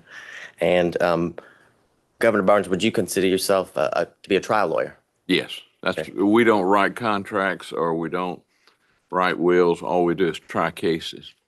And I want to direct your attention back to 2021, where you were approached by the district attorney of Fulton County, Fonnie Willis, about being a special prosecutor. I was. I don't recall the exact date, but I know it was sometime in 2021. And she asked me to come down, and I met with her and Nathan Wade, and there were several other in the meeting. She asked me, said they were beginning this investigation, and she asked me if I'd be interested in being special prosecutor, to which I replied that I had mouths to feed at a law office, and that I would not do that. And also, I just had a bad, well, I won't say bad because it happens from time to time, but I just had a FBI to report a fella, a militia trainer, to me that said they were concerned that he was making threats against me. And because I thought it was because of the flag, but I asked him and he said, no, it was because I was too close to the Jews, quote unquote. And I told DA Willis I'd lived with bodyguards for 4 years and I didn't like it. And I wasn't going to live with bodyguards for the rest of my life. So ultimately, you turned down. Yes. Yeah, I told her. I said, I'm not interested. Nothing further from the state, Your Honor. Ms. Merchant. Ms. Morning, Merchant? Governor Burns. How are Morning. you? Just fine. How are you? Good to see Good you. to see you. You said it was sometime in 2021. Do you I remember? if think it early? was. I don't remember the dates. They all go. I could look it up on my calendar at the office, but I don't have that. Well, I want to ask you about some statements that Ms. Willis made March 28th, 2021. She was talking about assembling a team for this case. Are you familiar with her work assembling a team for this case? Well, I assume that's what she was talking to me about. But besides that, I don't know anything. And I know you had said you had a meeting with some folks and Mr. Wade was at that meeting? Correct. Okay. So he was with the district attorney interviewing you about taking this case? Well, of course, I know Nathan very well, as you do. Yes. And I exchanged pleasantries with him, but the conversation was with Ms. Willis. Okay, with Ms. Willis. Were you aware at the time that her team consisted of Brian Watkins, Megan Vargas, Sonia Allen, Shannon Trotty, Sal Chan, and John Floyd? She had reported that was her team on this case. I know John Floyd was involved, and she probably told me the others, but listen, I barely remember what case I tried last year, much less every word that was said in the conversation. I understand, fair enough. But she said she was looking to hire more lawyers and investigators to work on this case? She told me, it was to me, she said, would you be interested in being special prosecutor in this case? And I gave the reply that I've already known. I mean, about hiring other lawyers or whatever, I don't know. All I can testify to is what she told me. Did she tell you at all why she wanted to hire special counsel and not use someone who was an ADA, not have an actual employee? No, she did not. I mean, we did not discuss that. And, but I would assume it was because in a case as big as this, that you'd have to have some assistant help. I know John Floyd has been in some cases over the years out in Cobb County, for example, and others. Would you agree that an employee of her office, someone who was paid a state salary or a county salary as an ADA, could handle a case like this? I couldn't tell you that unless I knew the person, knew their experience, and really had been with them in a courtroom to pass an opinion on that. Thank you. Yes, ma'am. Say no. Hello, Mr. Sadow. It's been a while. It has been a while. I hope you're well. I'm doing fine, just getting older, but that beats alternative. That's true, but that applies to all of us, I believe. Yes. I think you indicated that if you had your calendar, you'd be able to pinpoint a date for I it. would. Is there a way for you, for example, at a break before you actually leave to contact your folks to see if you can get a date? I guess I could. I don't know how far back we archived those, but I assume I could. Would you be willing to give that a shot for us? I mean, I'll do whatever the court instructs. So if I ask the court and the court says, go ahead and you could do it, that's all right?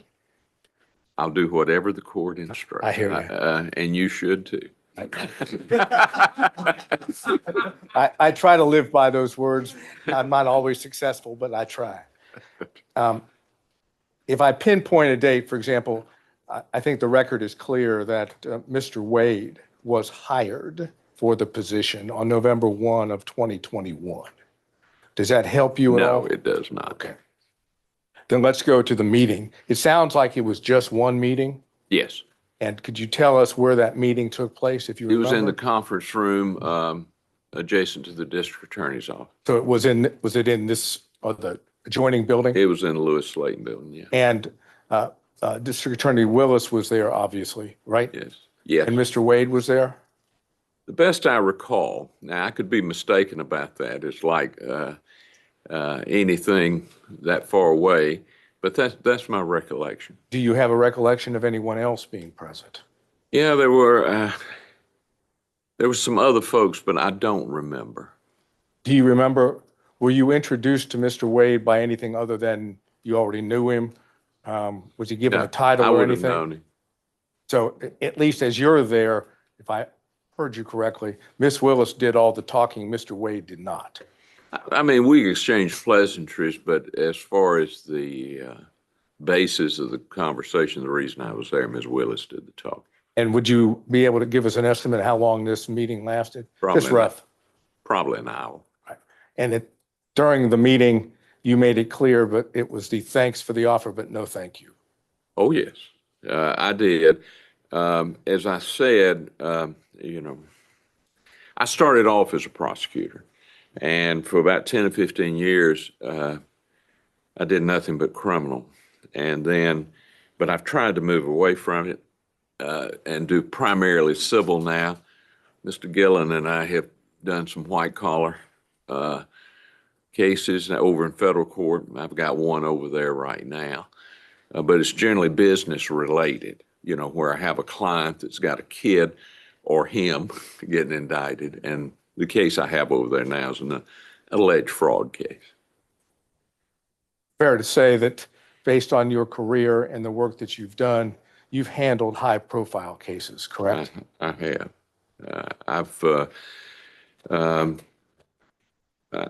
I've handled some pretty good cases.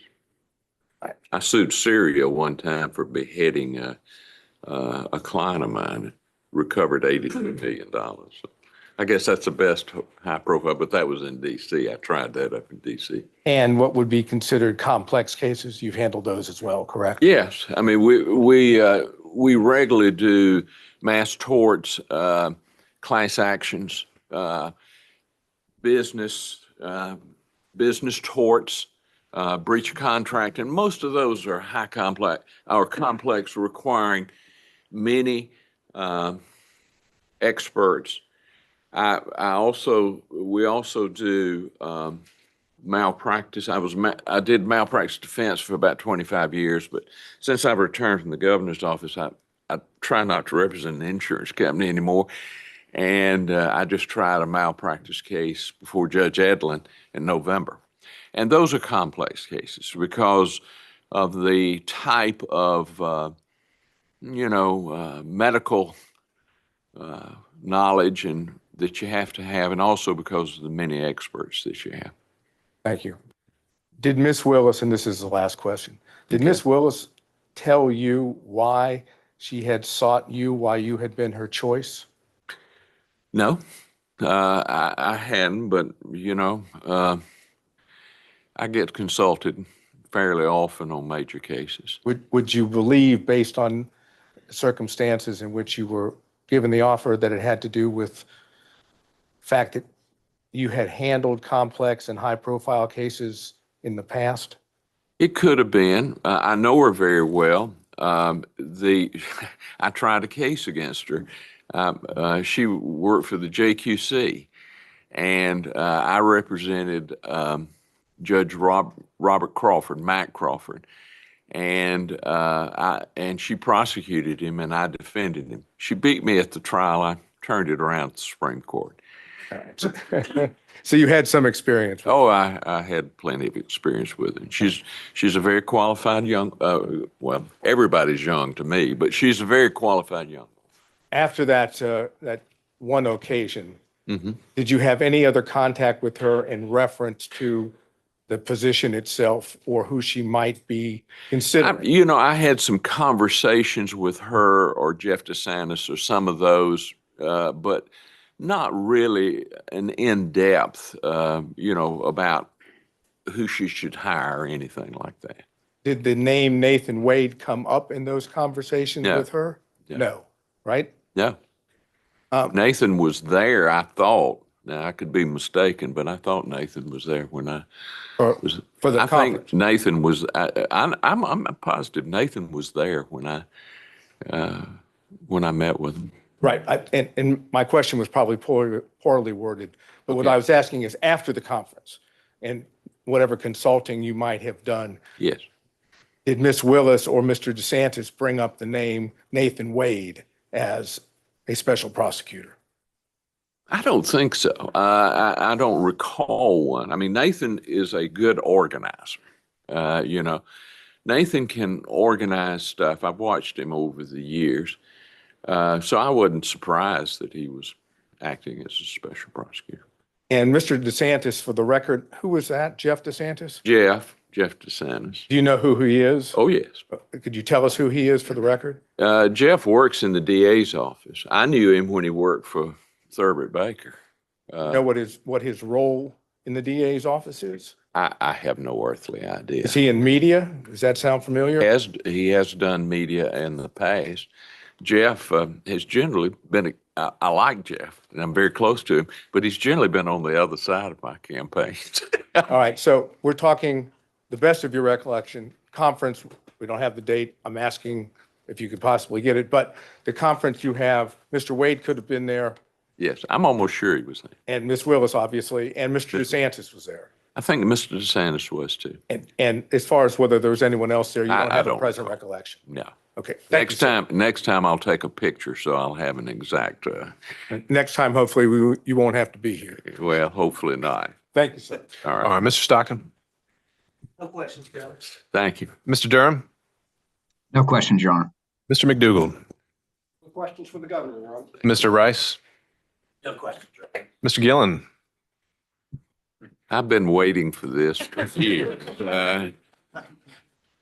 I couldn't give up the chance getting up here, Governor. Good to see you again. Good to see you, We've Craig. done some work in the past together, haven't we? I consider you to be one of my best friends and a crackerjack lawyer. Well, I will say to you, on the record, that I can understand why they came to see you because you're the finest lawyer that I've ever worked with. Thank you.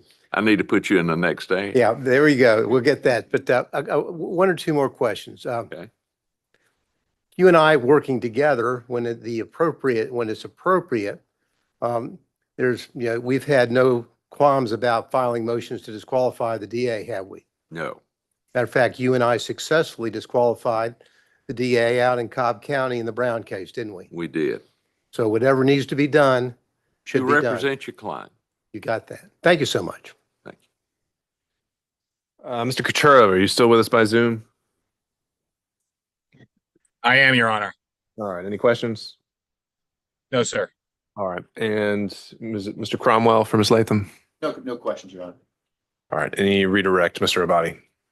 I got it. Can this witness be excused? Yes, Your Honor. Your Honor, Thank is there a way that we could potentially ask through you for that date if you can get it? The question is, you want the exact date that the meeting occurred? And I'm wondering if we can, if it's really material, the exact date rather than just its proximity to the November 1st hiring. Is that fair?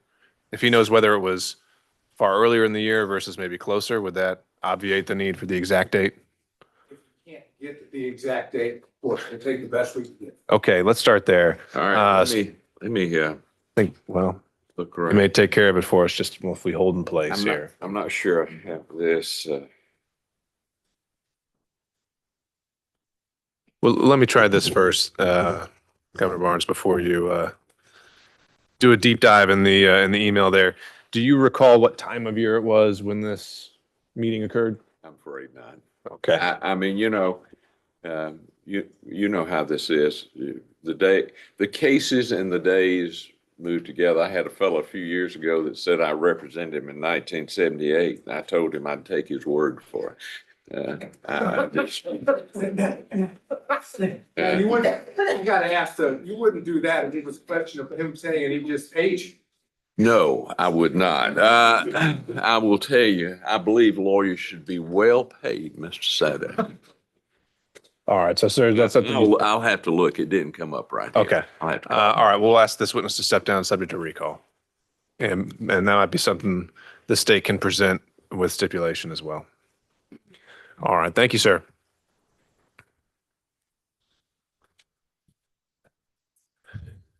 Do we have an update on Mr. Bradley? His lawyer should be here. He's probably outside. John's gonna go check. Okay. The last estimation I heard was about 11:30. Okay. If that's still the case, then Ms. Cross, did you have another witness available? Well, having brought over, it's Mr. John Floyd, not the special prosecutor, John Floyd. John Floyd, is District Attorney Willis's father. Okay. And is he heading this way? Yes. All right.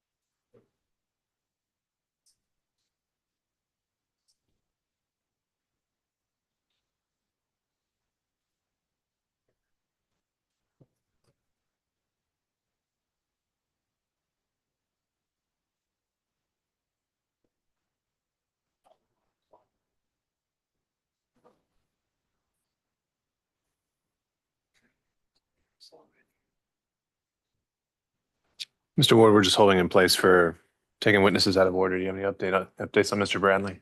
Yes, so he is still in this appointment. This may last a few more hours. However, he's going to make himself available for Zoom if that's possible. That'll be the quickest and easiest way in order for him to provide his testimony. All right. Ms. Merchant? I was outside looking for them. Sure. We found them. I'm sorry. So he has asked whether the defendants would accept his testimony by Zoom. As long as I can show him documents, if he needs his memory refreshed, then that's fine. It is not with us. It is With all not. due respect. Yeah, the state would have an objection to this witness not appearing in person. Understood. All right, Mr. Ward, I think we're going to need continual updates from you and also some kind of expectation of what this afternoon is going to look like. I was never informed of a medical appointment, and I think the notice in this hearing indicated it would last at least 2 days. So right now, I think he's in violation of his subpoena. Your Honor, I believe that the counsel was given notice of his doctor's appointment. He missed one yesterday. He took the stand yesterday and really was hoping to be able to finish his testimony yesterday as he stayed here all day. This appointment started at 9. It's out of his control with regards to, again, the issues involved with it, as well as, being able to be at 2 places at one time. And I'm just trying to get more. I mean, we initially been told maybe it was going to be 9:30 and 10. Do we have any better idea to get a realistic expectation of when we think we can have him here? if it's, your honors, will wish, we can just tell him to come on in and he'd have to go back to us. He'd just have to go back to us, his appointment. Is he, without getting too much into the particulars, has he already been seen by the doctor and he's waiting for results, or is he still waiting to be seen by a doctor? I'm just, Both. He's been consulting with his doctor and they're waiting for, results. and after he gets those results, he was supposed to have another meeting with them today as well. But potentially that meeting could occur later. After they're able to figure out the purpose of the actual appointment. Okay.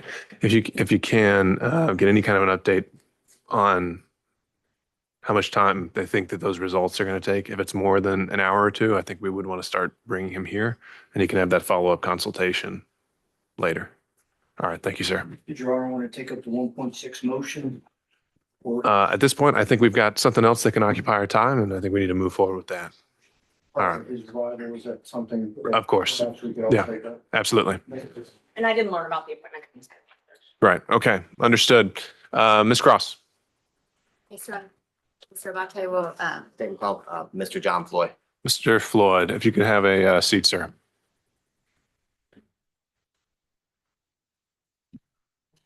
may I approach the witness quickly? Just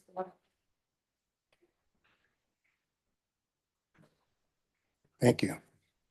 This well-funded testimony should be to the court will be the next. I do. You may be seated. Would you please state and spell your full name for the court? My name is John Clifford Floyd III. Say, good morning, sir. Good morning. Can you tell the court, are you currently retired? Yes, I am. And prior to being retired, can you tell the court a little bit about, did you work in the legal career? Were you I was an attorney. I practiced law. I've probably tried 1,000 cases. About 50% of my practice was criminal law. 25% of it was family law. And the rest was whatever walked through the front door and could pay for it. Okay. And Wait 1 second. I think governor's come back. He might I have. do. My calendar shows it was October 26, 2021. All right. And would defense counsel accept it as a stipulation, or is there any follow-up questioning needed on that? Mr. Barnes is still considered under oath on this point. All right. I'll just look for a show of hands or for someone to speak now on Zoom, and hearing none. Thank you, sir. You're excused. And sir, can you tell the court, are you from Atlanta? No, I grew up in South Central Los Angeles. I spent most of my legal career, I would say, in Washington, D.C. was kind of the circle, but I've tried cases all over the country, and I tried the longest. I was the first lawyer to try an international criminal court. I was with the International Criminal Tribunal for Rwanda. I was in trial there for 4.5 years in Arusha, Tanzania, and Hague in the Netherlands. Okay. And when you weren't there, it sounds like your kind of center of gravity was Washington, D.C. Correct, but I've tried cases in West Virginia, Maryland, Florida, California. All Yes. over. Yes. And do you, sir, can you tell the court, do you have any children? I have one daughter, Fonnie Willis. Okay. And I want to direct your attention back to 2019, okay? Yes. Back in 2019, can you tell the court, did you move here to Atlanta? I was living in Johannesburg, South Africa. And unfortunately, for some reasons, I could not get an extended visa. When I retired from the practice of law in 2018, I moved to South Africa. And I had to leave South Africa, and I did then come to Atlanta. Okay. And do you, sir, remember about the time period in 2019 when you moved in with your daughter here in Atlanta? It would have been the spring or summer of 2019.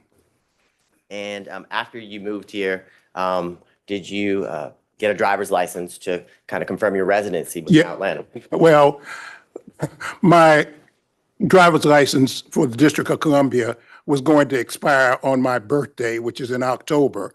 And yes, I did get a license here in the state of Georgia. Your Honor, may I approach the witness? Yeah.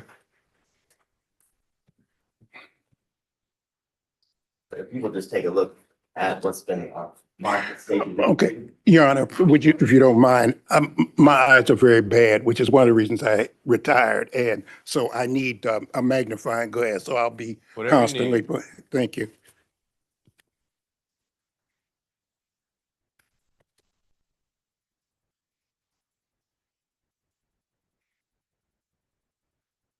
Yes, I see it was issued on 9/28/2019. Okay, so before we get there, do you recognize State's Exhibit 2? Yes, just my driver's license. Okay, and it states Exhibit 2, a fair and accurate copy of your physical driver's license. Absolutely. This time, Your Honor, the state would tender what's been marked as State's Exhibit 2 into evidence. Nope. Seeing no other objections, is submitted. State's Exhibit 2 is submitted for the record. Now, and for the record, Your Honor, the state is going to supplement State's Exhibit 2 with a redacted copy of the license. The current copy is not redacted with the address and things of that nature. All right, and do we need to mark that differently in any way? I will mark it as State's Exhibit 2A. Perfect. Now, you talked about when your driver's license was issued. Can you tell the court when was that driver's license here, your Georgia driver's license issued? It was on 9/28/2019. Okay, so September 28th, 2019. Now, when you moved into District Attorney Willis's home, who lived there?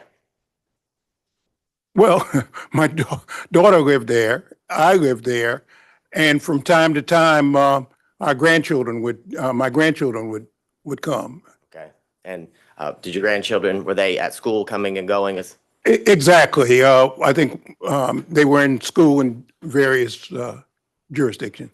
And during the time, how long did you live at or with Miss Willis and at her home here in Fulton County? She was forced to move after she was elected. I don't know if you want me to go through the whole thing, but that, Your Honor, if Your Honor will indulge me. After she was sworn in on January 1 of 2021.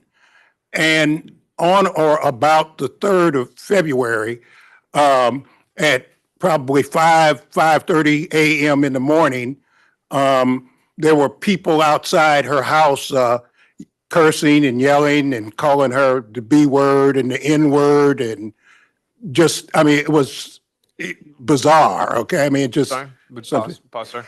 Mr. Abadi. Hearsay objection to you.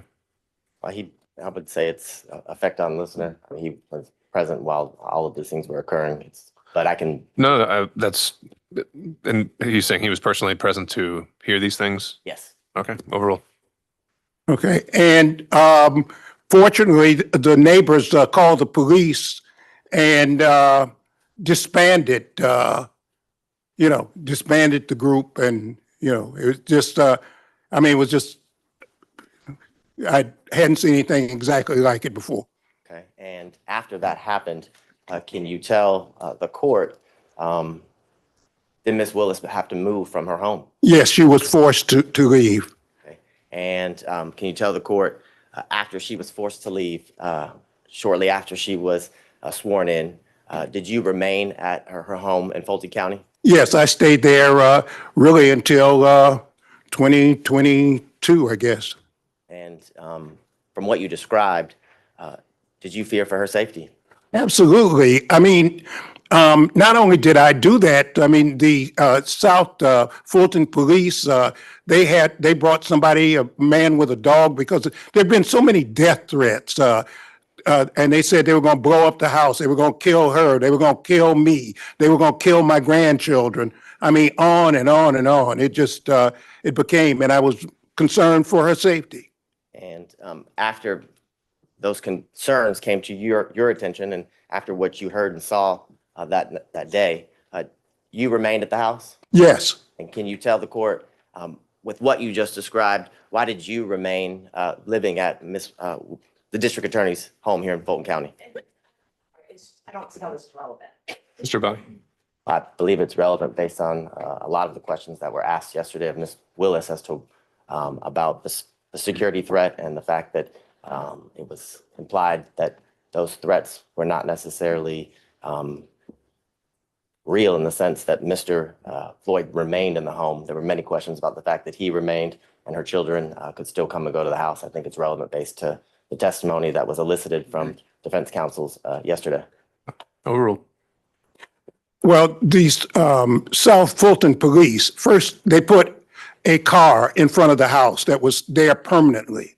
A police car. That was thing one. Thing two, they brought a person with a dog sometimes more than once a day, twice a day, and they would circle the house to look for bombs. I knew that that was a house that my daughter had worked for. It was a brand new house. She's the only one who had ever lived there. It's a 4-bedroom, brand new house.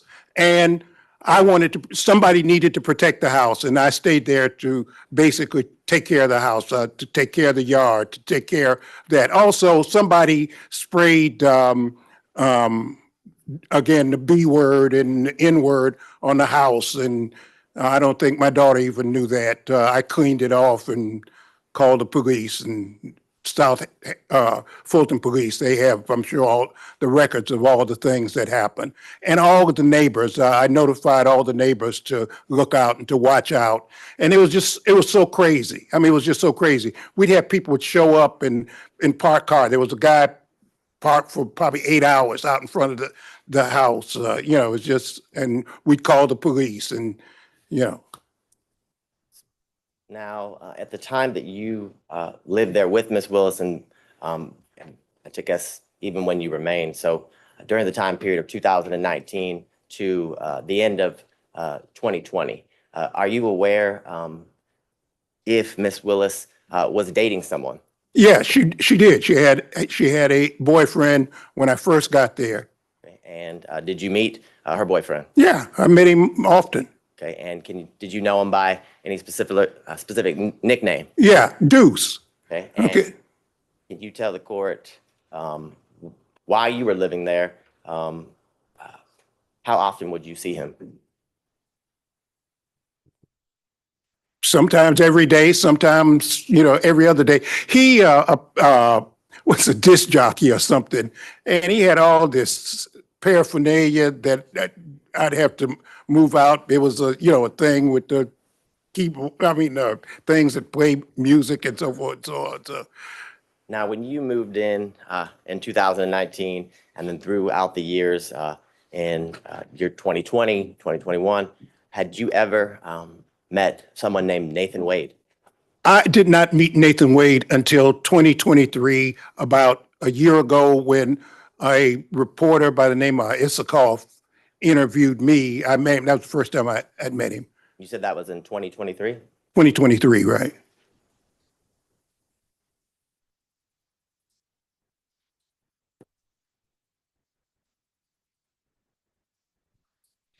And I know you said you hadn't met him until 2023, but when you were living at Ms. Willis's house in Fulton County, did you ever meet Mr. Wade in the year 2019? Absolutely not. How about in the year 2020? Absolutely not. Did you ever see Mr. Wade at Ms. Willis's Fulton County house in the year 2021? Never.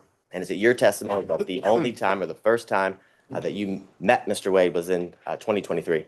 Let me say something. Mr. Wade said that he remembers seeing me, and I do remember some banter. I'm a member of Kappa Alpha Psi fraternity, and there's kind of this thing that goes on between fraternities. And Mr. Wade is a member of Alpha Phi Alpha, and I do remember there was some kind of banter when my daughter was sworn in to be district attorney between me and a couple of guys, and he said he remembers me. I don't remember him. And prior to that experience that you're talking about, as well as, I guess, your official meeting in 2023, had you ever even heard his name? No, never. I don't think I have any further questions, Your Honor. Ms. Merchant. Yes, thank you, Judge. Good morning, sir. How are you? Fine. How are you, counsel? Good, thank you. Just got a couple questions. On Monday, we heard you were in California. Do you have a place in California?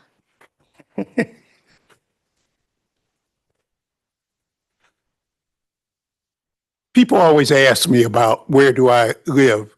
I guess I live right here sitting in this seat right now. But yes, the answer is I have place in Los Angeles. Okay, you do. All right. Uh, And so do you share time or split time no. between Los Angeles and Georgia?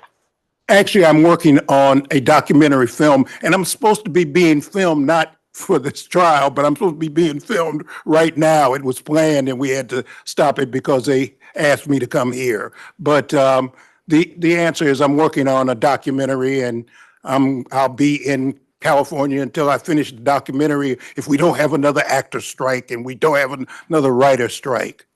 So do you own property in California? No, I don't. I live with a friend of mine. Live with a friend of yours. Okay. Yeah. And when did you first move? Well, let me qualify with the dates. Did you spend any time in 2019 in California? No, and the reason I didn't is that when I first came here, the answer is no, I did not. What happened was COVID. Once COVID hit, I was just paralyzed. I couldn't go anyplace. I couldn't go anything. I mean, I'm a theater buff. I used to go to theater at least once a week. But when COVID hit, I just couldn't. I couldn't go to the dentist, which I need to do. Or, it was just a thing. So I was just stuck. I was just stuck there. I may be wrong, but I believe COVID hit in 2020. So I was asking about 2019. In 2019, did you spend any time in California? Before COVID was even here in the United States, remember I'd lived in South Africa and I've traveled the world. I knew COVID was coming before. I knew COVID was around before. They may have announced it in 20, but in fact, I knew about it and I knew what was happening in 19. Okay, so let's walk through 2019 then. You said you moved here in September. So No, I didn't say that. I moved here probably prior to September. In September is when I got the driver's license. I probably moved in the springtime. I'm sorry, you did. You said spring, summer. I see that in my notes. So spring, summer 2019 is when you moved here. So up until spring, summer 2019, where did you live?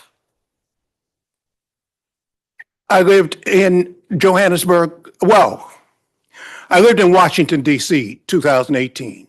I had planned to retire for the rest of my life in South Africa. I had worked for Nelson Mandela and the Free Mandela and get that. And someone I'd gone to law school, he had located there after Mandela was freed from prison and became president.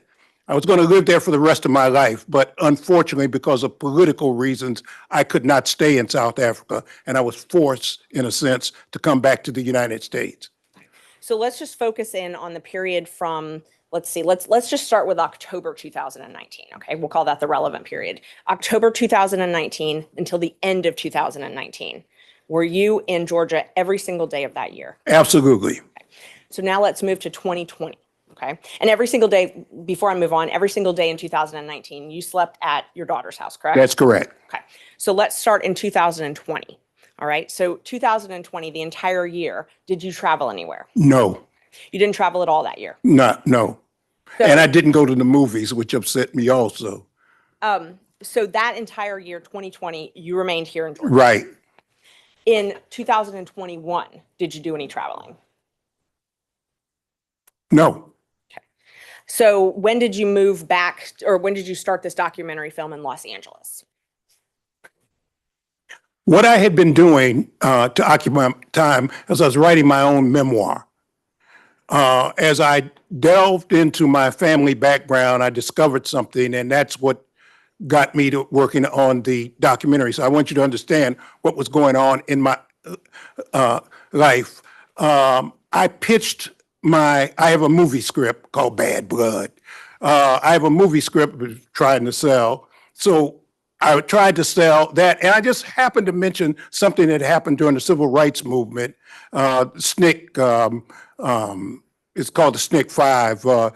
The legendary Peter Fitzsimmons was interested, and so with Peter Fitzsimmons and Leah Smith, we're now doing the documentary. So I don't want to interrupt you, but what I was asking was when you moved to Los Angeles, not what you moved there for. Well, you keep saying moved. I haven't moved to Los Angeles. I spent more time in California, in Oakland, if you really want to just be, because Peter is basically San Francisco based. So we're working on the documentary. Okay. I was in Los Angeles because I was going to the Pan-African Film Festival. And that's why we were there. And the way Hollywood works is, you know, when you make connections, and film festivals are a place to try to sell ideas and meet people and organize things. You still own property in Washington DC, correct?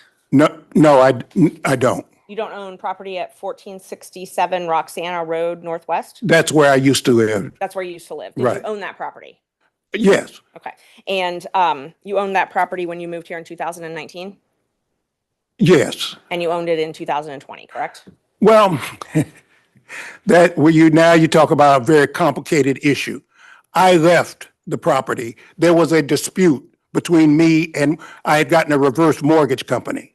And there was a dispute between me and that. And I just, I walked away from it. Okay. You walked away from it with almost $300,000? Yeah, what is the relevance of that? Where he lived and registered to vote. That's what they brought in. So that's, Why is the money he got from a sale relevant at all? it's the only proof I have of that he owned that address. So I can move on though. Okay. When did you sell that property? I didn't. The reverse mortgage company took it. Oh, okay. Okay.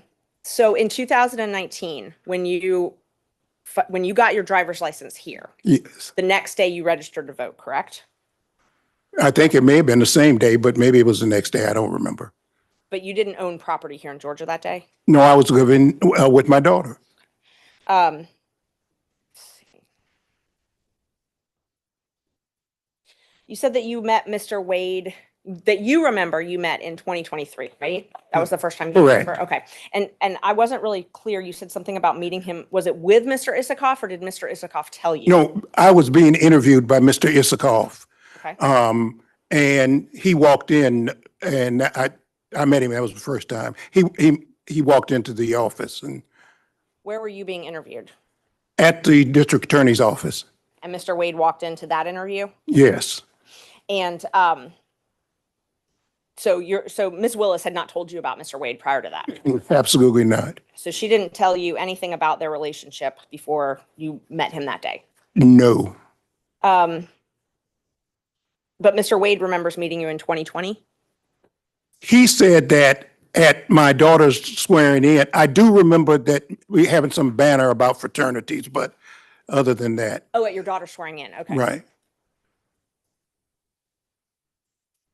That's all I have. Just one moment, Judge. Nothing else. Thank you.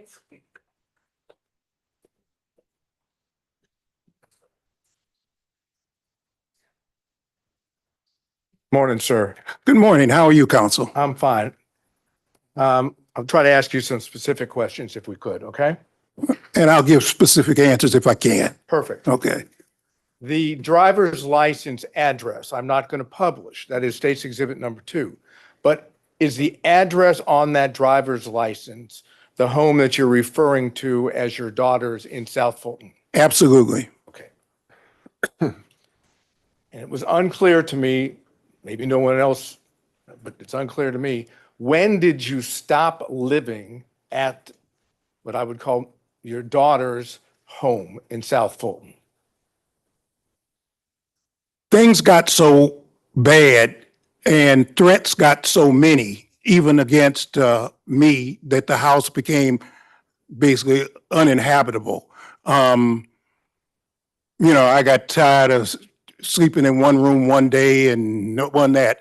I would say December of 2022, something like that. December of 2022. Right. That's about right. Yeah. Now, let me change and go back for another date. You had indicated, and I didn't hear it. When was your daughter, Miss Willis, when was she sworn in as district attorney? On January 1, 2021. Okay. And did you indicate that there was an incident, and I know you've described it, was that incident on February the 3rd, 2021? That's my best recollection. Okay. So my question then is, after February 3rd of 2021, how much longer did Miss Willis stay at the house? before she moved somewhere else? Very short period of time, and I cannot be precise, but I would bet all the money I ever made, it wasn't more than a month and a half, if that long. Okay, so we're talking about, best of your recollection, end of February into the beginning of March, give or take, of 2021, when Miss Willis would have moved to a different location. Exactly. Okay. And did Miss Willis return to the house, that is, the house that you were in, at any point in time that you can remember? From time to time, she and her security might show up for her to pick something up or take something or something, but she always would come with her security. Okay, my question was poorly worded, I apologize. Did she come back permanently to her house? Oh, absolutely not. Okay, Absolutely not. So as far as you're aware, that once Miss Willis left the house, her house, South Fulton House, so the record's clear, in either late February or into March of 2021, best of your recollection, she's not returned to that home to live. No, it became uninhabitable. I mean, it just, I mean, That's okay. I would have to walk around that house looking out of every window. I made a habit of having to walk around the whole house. I got lights so that if somebody would come at night in the back, so that those kinds of, reflecting lights, I had those put up. I don't mean to, again, to cut you off. okay. All I was interested in is whether she had ever returned. No, the answer is no. Okay, now, when Miss Willis, when your daughter left the home, time period, end of February, beginning of March, give or take, 2021, do you know where she moved to? No, and I didn't want to know. I intentionally did not want to know because I was not, if somebody stuck a gun to my head and I could tell them, I wasn't going to tell them anyway. I'd have made up something, but I didn't want to know. Okay, so would it be fair to say that if you didn't want to know, you never visited her at the place that she moved to? Oh, I never did. Never did. Never did. Do you know how long she stayed at the first place that she went to after she left her house before she moved to a second place? What I know, and this is hearsay, counsel, is that my daughter has had to move something like 4 times. But do you know any potential? No, I don't know any place. I was taken one time for Christmas Day. I've only seen my daughter, and this is very hard for me to say, but during the period my daughter left, I've only seen my daughter 13 times because I can't, and we've never seen each other more than maybe 3 hours because of, the nightmare threats against her and me. And I understand that, and from the perspective of being a father myself, I understand what that means. So I'm going to move away from that. I was just trying to get an idea of date-wise, okay? So let me try to get one more date. In 2023, when you were being interviewed by one of the gentlemen that wrote the book at the DA's office, and Mr. Wade came in, can you give us, other than 2023, what the date would be? I'm sorry, I can't, counsel. How about spring, summer, any idea? I would guess spring or summer, but I can't. I don't. I'm sorry. And you've already indicated, at least to your recollection, that was the first time that you'd met Mr. Wade. Oh, absolutely. Okay, not arguing with you about that. I want to go to Miss Willis's boyfriend that you referenced. Okay, you met Miss Willis's boyfriend, as you've characterized it, when you came here in 2019. Correct. And you met him on one occasion, several occasions? Oh, no, I saw him often. Oh, so you mean there was no secret that she was dating this man?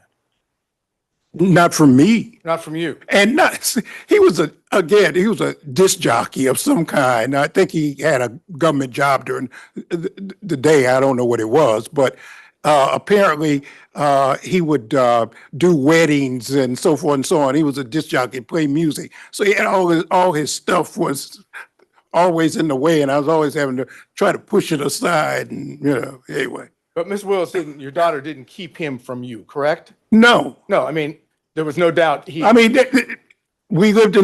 my daughter and I lived in the same house. I mean, he came and went, Right. Now, when did you learn that your daughter had a romantic, personal relationship with Mr. Wade? well, about 7 weeks ago when it, as a matter of fact, I, uh, uh, I just found out when other folks found out, okay? That is, your daughter, as I understand it, never told you one time in the year of 2022 that she was dating Mr. Wade, correct? That's correct. And until recently, you didn't know from anyone, including your daughter, that she dated Mr. Wade, correct? That's correct. That is, whatever the relationship is between father and daughter, she kept that a secret from you, correct? Correct. That's all I need to know. Mr. Stockton. No.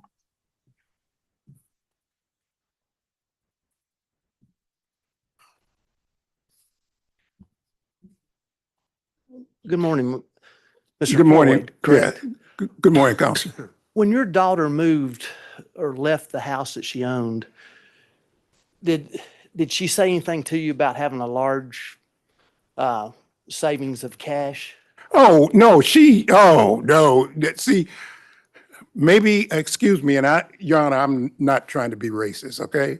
But it's a black thing, okay? You know, I was trained, and most black folks, they hide cash or they keep cash. And I train, you always keep some cash because I've been places, and just because of the color of my skin, for example, I took a fellowship at Harvard when my daughter was just if I might, Your Honor, if I might, when I was just, she was just, maybe 3 years old.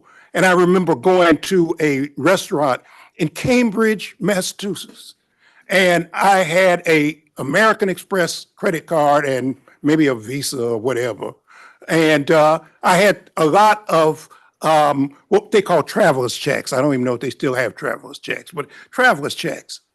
And there was a sign said, with the credit card.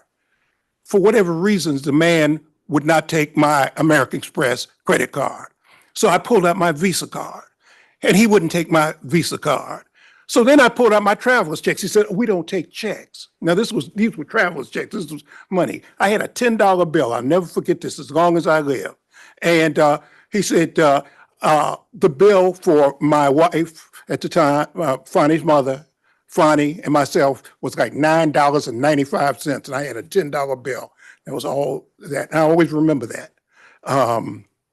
But even before that, I've always kept cash, and I've told my daughter, you keep 6 months worth of cash always. For example, I had 3 safes in my house. I put some of my clients' stuff there too, things I didn't want other lawyers to be, because you're always in a firm, and I knew that there were special conditions. So some of my clients' things I would bring home, put them in the safe. But I've always kept safes. And as a matter of fact, I gave my daughter her first cash box and told her always keep some cash. So is that a yes? Yeah. Oh, absolutely. That's all I got, Judge. Mr. Durham. No questions. Mr. McDougald. Thank you. Mr. Rice. No questions, Your Honor. Mr. Gillen.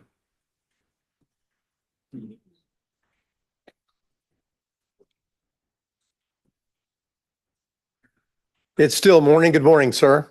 Good morning, Counsel. How are you? Just fine. Just a few questions following up. When you were talking about when you learned about Mr. Wade and your daughter, correct? Correct. Now, did your daughter tell you in around October of 2022 that she had gone on a Caribbean cruise with Mr. Wade to the Bahamas? The answer is I knew that my daughter had gone, but I did not know who she went with or what the circumstances were. So I knew that she had gone out of town, but I didn't know with whom. I see. And did she tell you in November of 2022 that she had gone to Aruba and stayed at a Hyatt Regency resort there in Aruba for 3 days with Mr. Wade? Did she tell you that? The answer was, again, I knew she went out of town. I didn't even know where she went. I knew she was going out of town. She told me she was going out of town. I think she might have said she was going out of the country or something. She'd be going. But other than that, that was all. Okay. And did she tell you in March of 2023 that she was going to Belize for several days with Mr. Wade? It's the same answer that I knew she would tell me she was going out of town, and she may or may not have told me where she was going, but she'd be gone for a couple of days. Okay. Now, in 2023, you were in many days you would be out in California, correct? Some days I'd be in California, correct? Okay. Well, did she tell you in May of 2023 that she was traveling to Napa Valley with Mr. Wade, so maybe y'all could see each other when she visited California with Mr. Wade? The answer is no.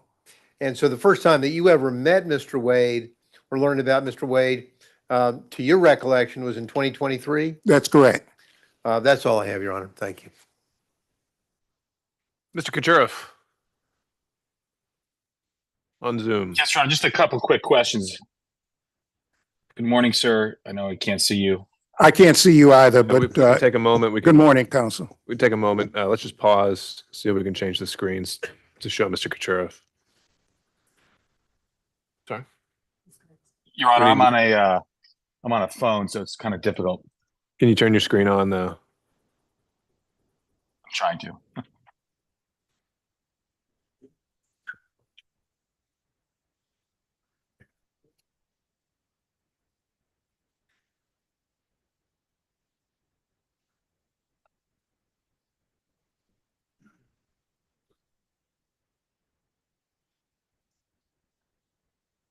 Does that work?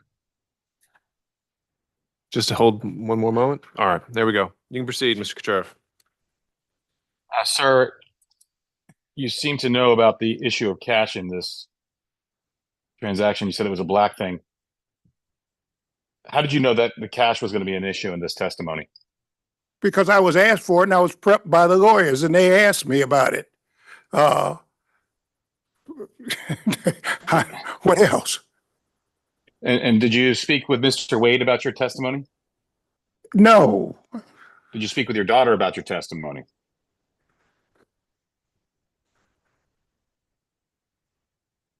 She may have been present when the lawyers were. I really don't remember. If Mr. Wade and your daughter were dating, you wouldn't have known that unless your daughter told you. What are you, maybe I'm not understanding your question, counsel. So maybe you want to restate. What is it that you're asking me? Yeah, if it wasn't clear, I can re-ask the question. I'll rephrase it. Yeah, right. Yeah, Wade, please do. If Mr. Wade and your daughter were dating, you wouldn't have known that unless your daughter told you. I did not know that they were dating.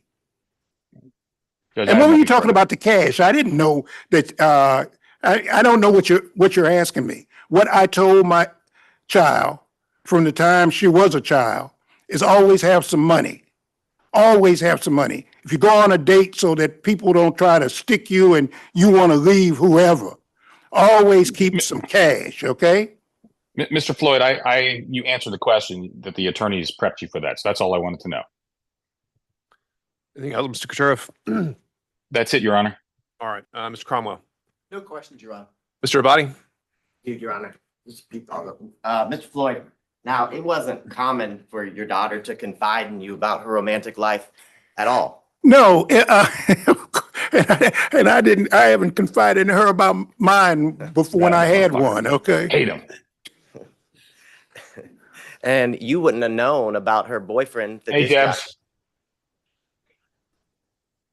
Is that an objection? I think that might have just been still off mute. Okay. Let's keep going. Now, you wouldn't have known about her boyfriend, the disc jockey, had you not been living with her, correct? That's correct. I'll allow overruled. I have nothing further. Did he answer the question? He did. Okay. He said that. All right. By show of hands, any redirect on those points only? Ms. Merchant. I just want to know when you were prepped by the lawyers, when this prep session was. I just got off the plane on, what was it, Tuesday night? I think I was probably drooling at the mouth. I was so tired. So it must have been, I got in Wednesday. It must have been Wednesday. Okay. And did you talk about any of the testimony from yesterday or watch any news reports or anything like that? Oh, absolutely. You can't cut the TV on without seeing this. The first thing, and I listen to conservative radio a lot, and, last night for 5 hours, all they talked about was this case. So you were aware of what the testimony your daughter gave yesterday was?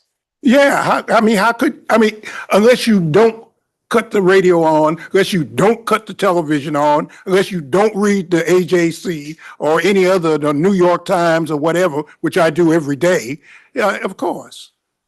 So is it fair to say nobody instructed you that you were under the rule of sequestration? Right, and I'm not under subpoena either. Thank you. All right, anything else? Seeing and hearing none, thank you, Mr. Floyd. Thank you very much, Your Honor. It's a pleasure to appear in front of Your Honor. Thank you. Thank you. All right, Ms. Cross, let me check in. Was the state planning to call additional witnesses? Not at this time, Your Honor. We're trying to accommodate if there's a Sure. lapse in schedule to be able to this afternoon. But right now, that was our last witness. Okay, so even if Mr. Bradley testifies to some extent, it's still the potential that the state has no further witnesses? I anticipate at least one more will be available this afternoon, but that would be it. Okay, so there are potentially more state's witnesses. All right. Judge, before we move on, I'd move to strike the last witness's testimony because of violation of the rule of sequestration. All right, so I think the rule is invoked and the instruction was for the parties to tell all witnesses subpoenaed or expected to appear about the rule. I don't think the remedy is necessarily striking. I think it can go also to this credibility as well. So to that extent, unless Ms. Cross, you want something else to be heard on that, point is made. All right. Do we have an update from Mr. Bradley? Yeah, he should be here at 12:25. Okay, then what I think we should do is have these preliminary conversations about privilege, see if we can make any headway, and then take our afternoon break. So to that end, counselors, I don't know if you just want to argue in place there or go to the table, whatever makes you comfortable. But Mr. Chopra, I think maybe it was relayed to you since you weren't in the court earlier this morning.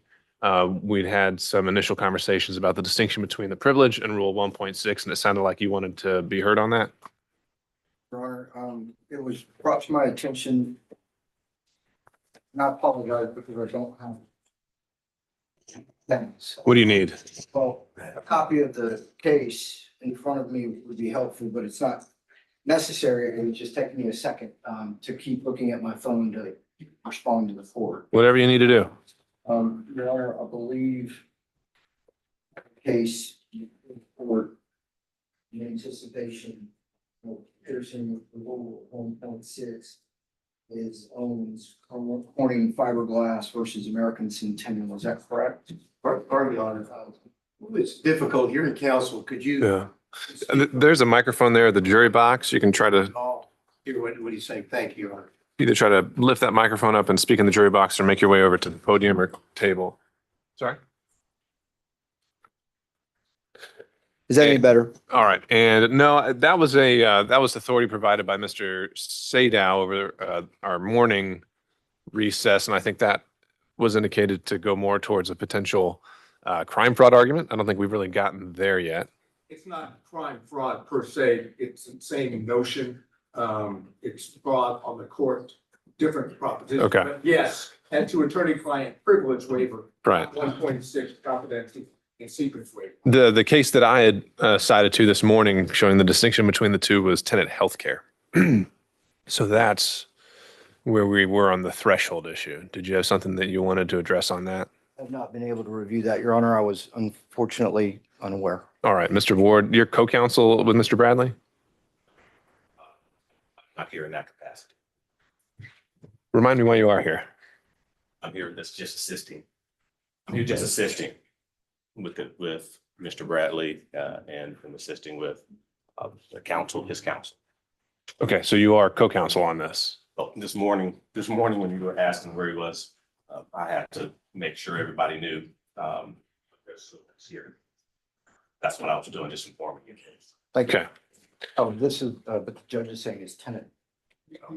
Right, and the citation for that is 273 Georgia 206. Judge, And I'll give you time to review that. In the meantime, what other things that you want me to know? And perhaps at this point, we just take our break now, unless you also want to talk about the questionings that were provided by Ms. Merchant, seeing if there's anything we can achieve. so that I can be clear, it is apparent that at this point, we're going to go into whether or not 1.6 provides privilege for Mr. Wade, even though he has specifically stated that he does not waive that privilege. Therefore, it would be incumbent upon the court to issue an order to demand that Mr. Bradley, over and above the privilege afforded in 1.6, is required to testify. Is that correct? That's right. That's what we covered this morning. And so I would ask the court, is the court then going to travel under the fraud exception? We haven't quite gotten there. We haven't decided whether attorney-client privilege applies. I think there are some other things that we would have to do to, I think we got held up yesterday on 1.6. As I understood it, I was waiting to hear from you whether we are now beyond that. And then if we're in the land of attorney-client privilege and only attorney-client privilege, so Rule 505, then I think Mr. Sadell has some arguments on crime fraud. And I think there's also just the general arguments of, does it exist? Were certain statements in furtherance? Does Mr. Bradley have any knowledge independent of those? Certainly. Right? And in order to keep the court abreast, yes, we are still traveling under, there should be a privilege afforded to Mr. Wade under 1.6. And we are aware of how they will try to convince the court that that should be overcome. So hopefully I can read this Sure. case in less Okay. than 5 minutes. All right, that's fine. Anything, I guess, as he reads that, let's do this. Assuming we do get beyond 1.6, if you can work with me here, anything we want to add to that?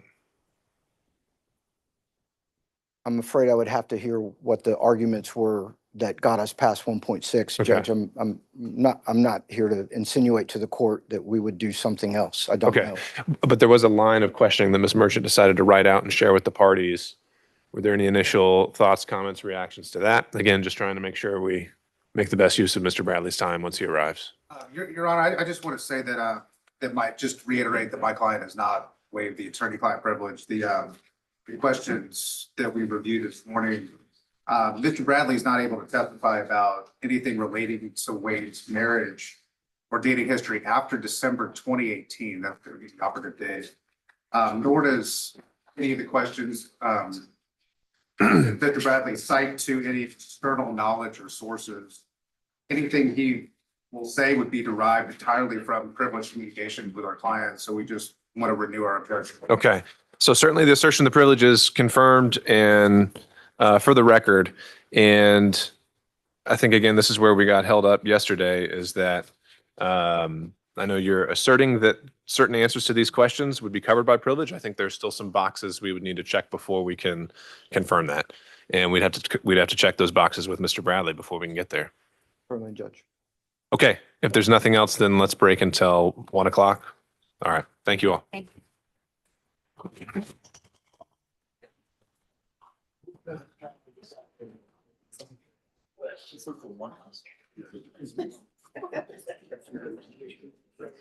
Yeah.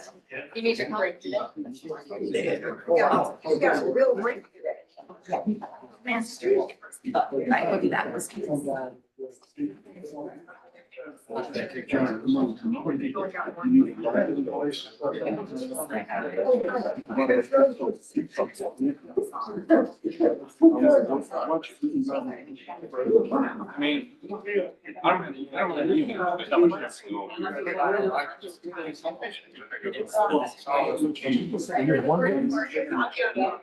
One more. Yeah, I think I'll have one more witness. Yeah. Maybe we'll be done.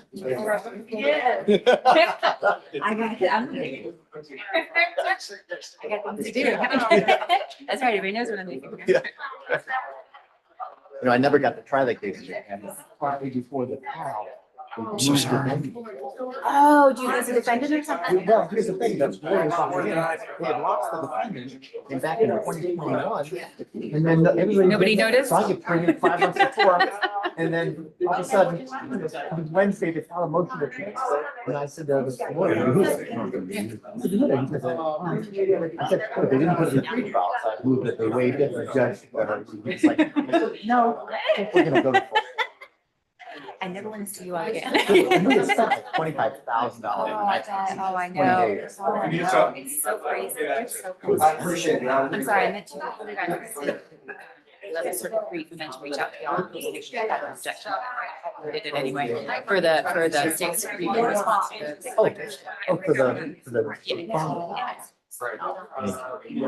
For the text, yeah. Yeah. I would, but I really would like to get them Meadows on long things, then, you know, And then but then if we have something to. then I could say, oh, look at that. You did this. Yeah. but whatever. This thing, so if you only have one meeting, we're gonna call, I think I said, maybe the summary witness later on. And do we ever have a decision on? What the objection? I'm gonna fuss about it. Adam says he's an expert. I don't know. We were operating under very limited amount of information. Oh, so yeah, you that's guys why- just gave me like a thumb drive. $100,000 on it. So we're running Yeah, the cost. but no, if this is what we can testify to, I'm beat him up on cross, but yeah. The numbers, wait, what doesn't it get?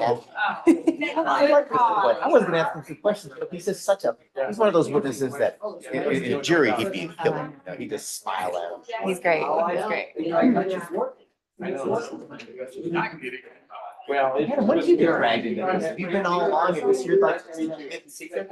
You're like a secret weapon? Yes.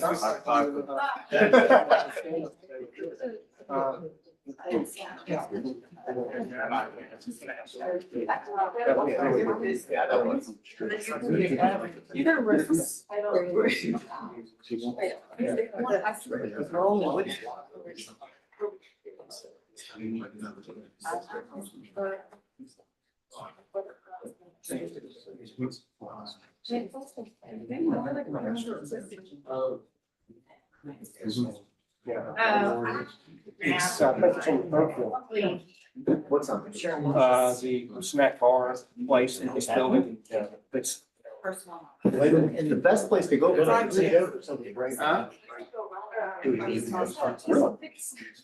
Well, we have right now for Chick-fil-A, there's a really good barbecue. There's a wing cafe right there off, front of the courthouse. It's barbecue, food court across the street. Got good, it's cool. And now, where's Holly and her beef jerky? Holly brought beef jerky in. Yeah, she's not here. Yeah, I went outside. I'm gonna talk to the press, I'm gonna learn what I have to do. Yeah, what did Judge Moore say about what's happened? Did you see his little critiques? Actually, he was on CNN last night. About our thoughts. Yeah, what's happening? Right. Michael Moore be the U.S. attorney from, I don't think he is. Wait, did you say you're going to talk to, you're going out there to talk to us? Oh. You, God, don't get my hopes up like that.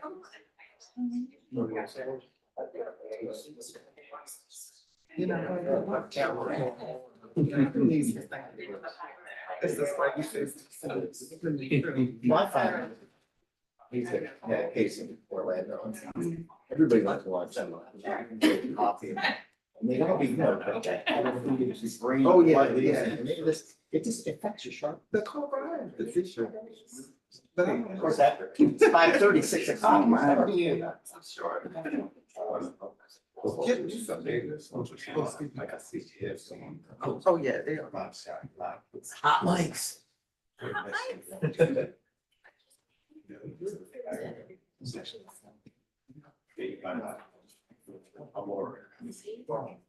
Yeah, I want to make sure you're trying to get through. Right. Yes. Thank you.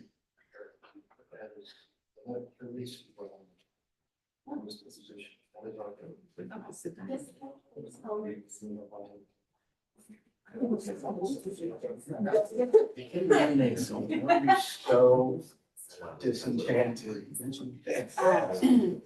Oh.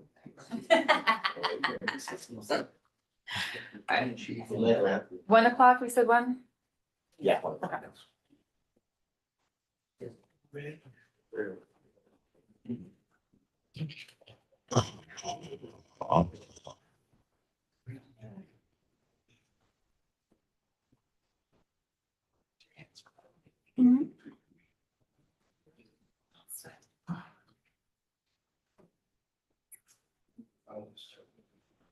About the same, everyone.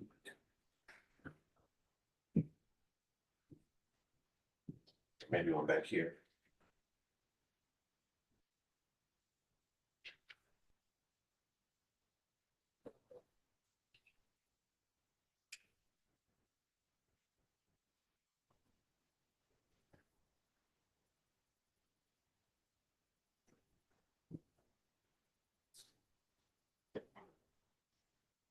Hey.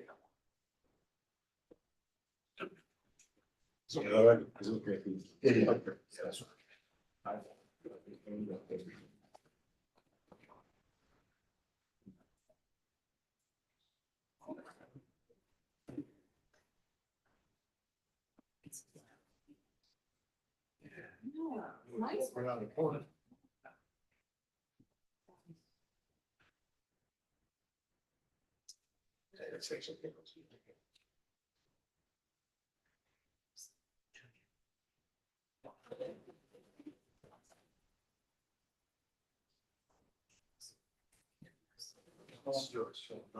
That won't be on my truck. That's why I'm sitting and holding, that's my legs are slipping. So I got to. Yeah, I got another. Up down there. Trying to see if I want to. How are you? I'm good, how are you? You look fabulous. Well, thank you. So do you. Well, thank you. I mean, you look better. It would be you, but. Yes.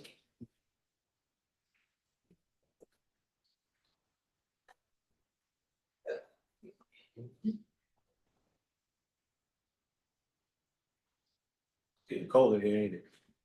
What's that? Getting colder. Actually, it feels good. Feel good? Yeah. But it's foggy. I ain't got my jacket on. Oh, that's probably good. I don't see that coming up in anything. Well, no, Oh, I can just tell the difference. This color really different. yeah, yeah, excellent. Hey, how are you?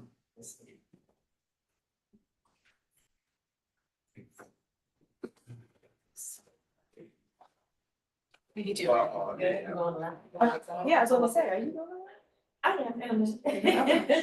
Yes, I'm right. See the sun. So you got your knee pads today. Did you have them yesterday? No. That's what I got today. Wise lady. Yes. We got to get hurt. As a matter of fact, I'm glad you said that. I'm gonna bring mine back for you. I just thought about that. So I just said that. Yes. Take care of yourself. All right. Matter of fact, let me go now before I forget.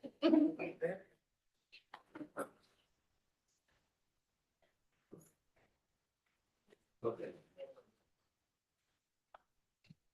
All right, then I'm about the market down now. All right. All right, thank you.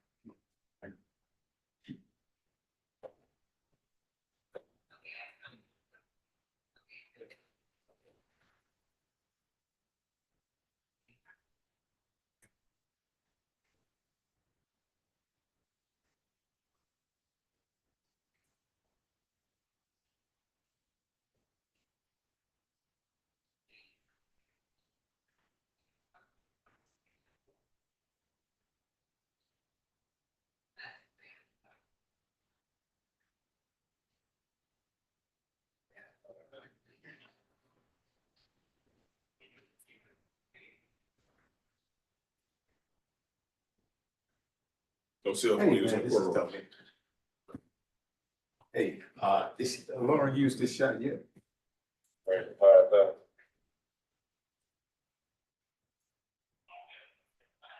Okay, sounds good. Yes, I did. Thank you, brother. All right, bye.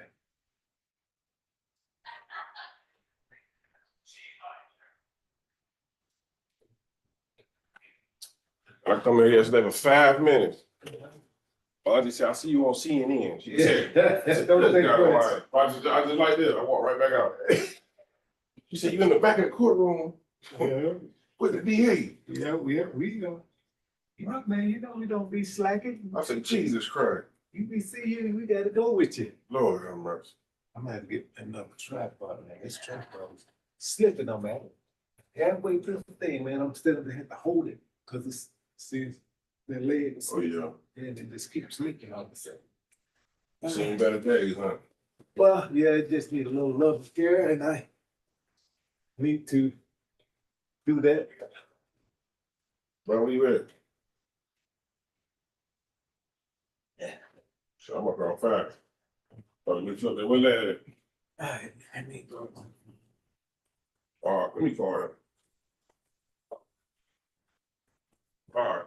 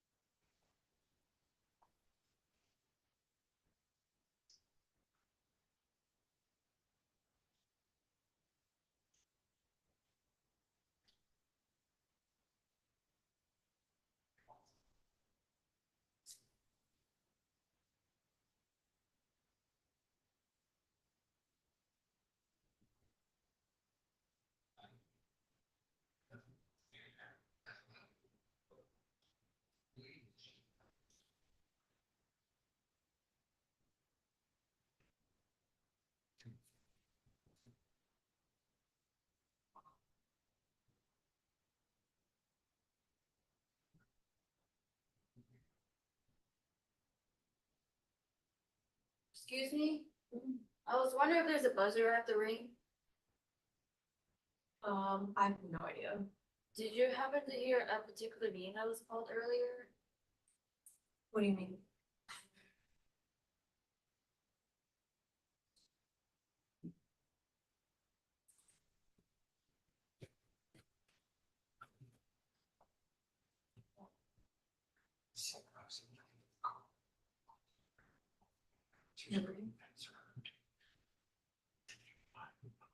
What? Yeah, they posted it. Posted it? Great. Good job. Jumping on me, that's great. So wait, is it off? Yeah. Is he saying anything good? It's interesting. He gave it home close. This is more chit chat. Do you think I could go to the public already? Yeah, it's open now. Today it's open. I was worried. Yeah, I have one. Do you want water or anything? Oh,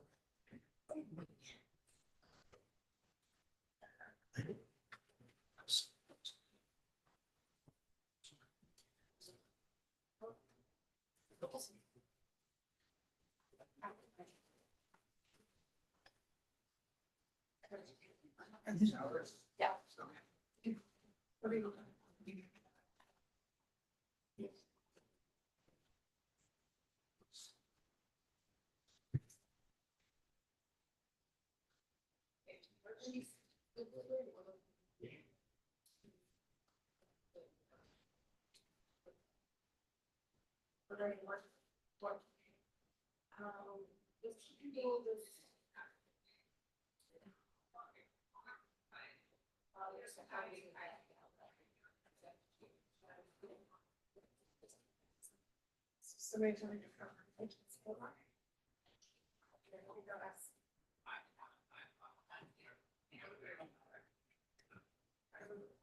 There's no sheriffs up here or personnel, so the judge took a break until 1. So I was just hanging out with find a sheriff's deputy and asked them to go back and ask the judge. Yeah, I told her that uniformed officers.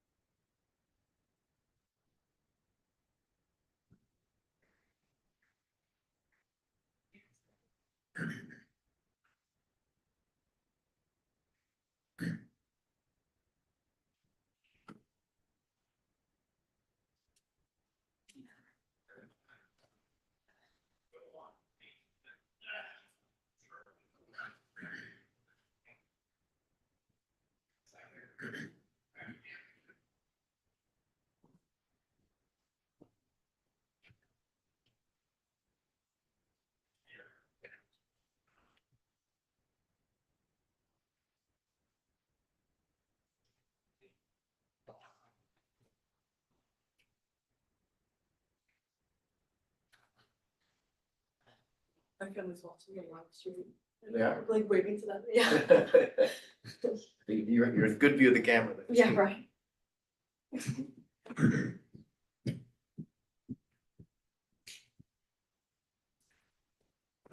you get yourself a snack? I ate the other half of my sandwich that I had brought yesterday. God. Because I only had such a quick break yesterday. Yeah. Did you? No. No? You don't think it's gonna be a long day? It's gonna be a longer day, but probably not as long as yesterday. And then really, I trouble some in the morning. It kind of clouds the brain. If I eat a big lunch, I will feel like I need a nap. Yeah. Yeah, usually I try to keep it light, right just now. Tried a case in Miami with this lawyer down there whose lunch was a Cuban cigar and 2 shots of espresso. That was it. I cannot imagine, I don't drink coffee, so the thought of 2 espressos is special shots.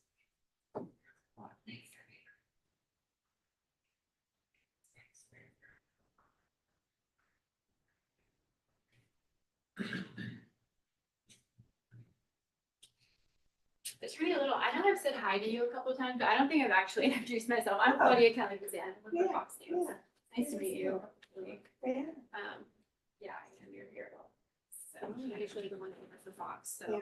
Just wanted to say hi. Yeah, you too. I appreciate that.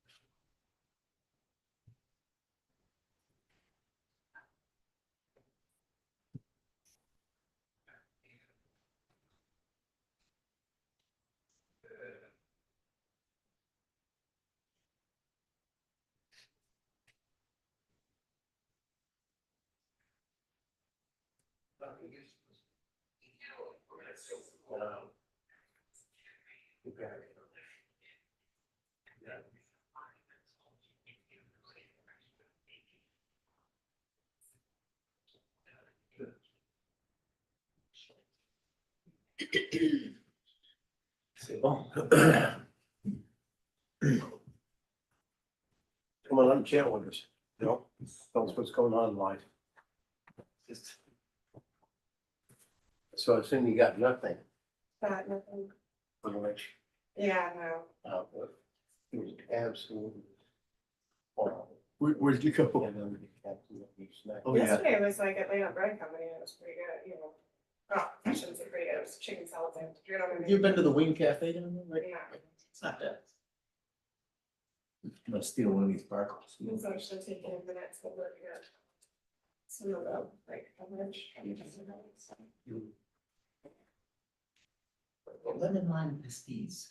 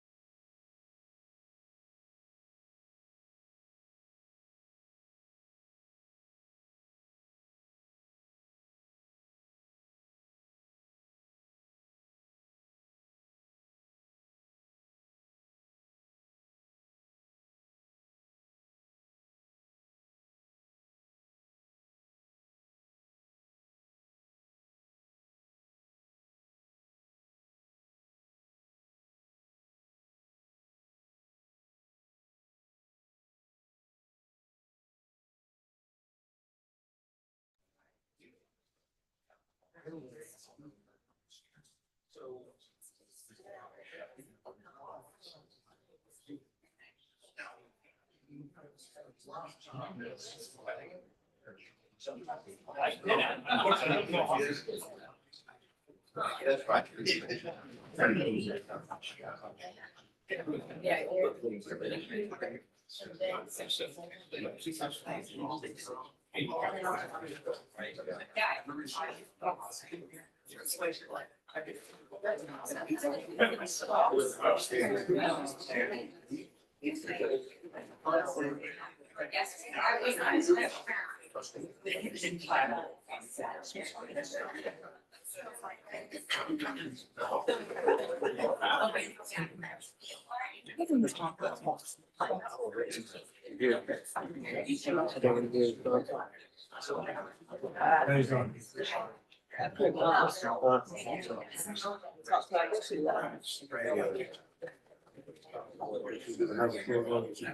The lives are live.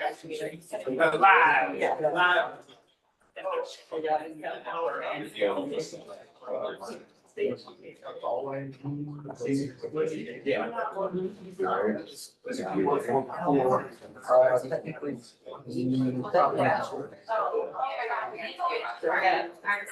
Something struck. Whoa. You've had some very interesting folks, sorry. Yeah, so you might remember me from Kansas. Was that when I was it? On the Court of Appeals? And you're Who was I representing? Somebody, right? yourself. Me? No.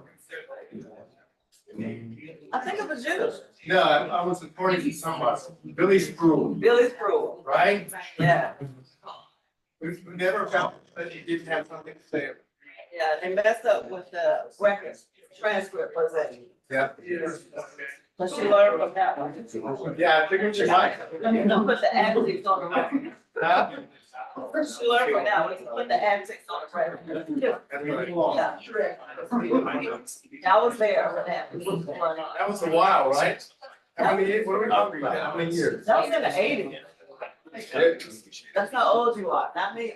I know, I would never say that. I'm off the scene, boy. Yeah. How about that? You see?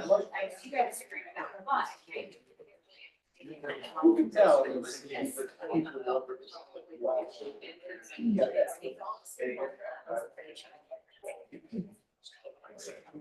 Mr. Bradley here. He's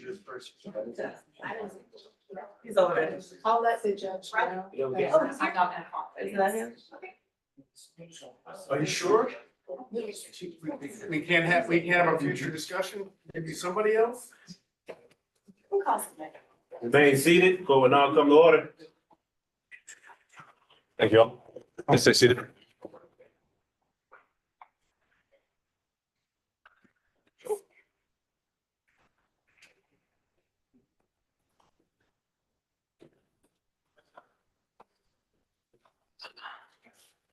Miss Taylor. All right. All right, we are back on the record. Beginning with the state and then to Ms. Merchant, anything we need to take up before we proceed? No, Your Honor, just I've alerted the defense, just for the court's planning purposes, the state doesn't intend to call another witness. All right, thank you, Ms. Cross. All right, Ms. Merchant, you can call your next witness. I'll recall Mr. Bradley.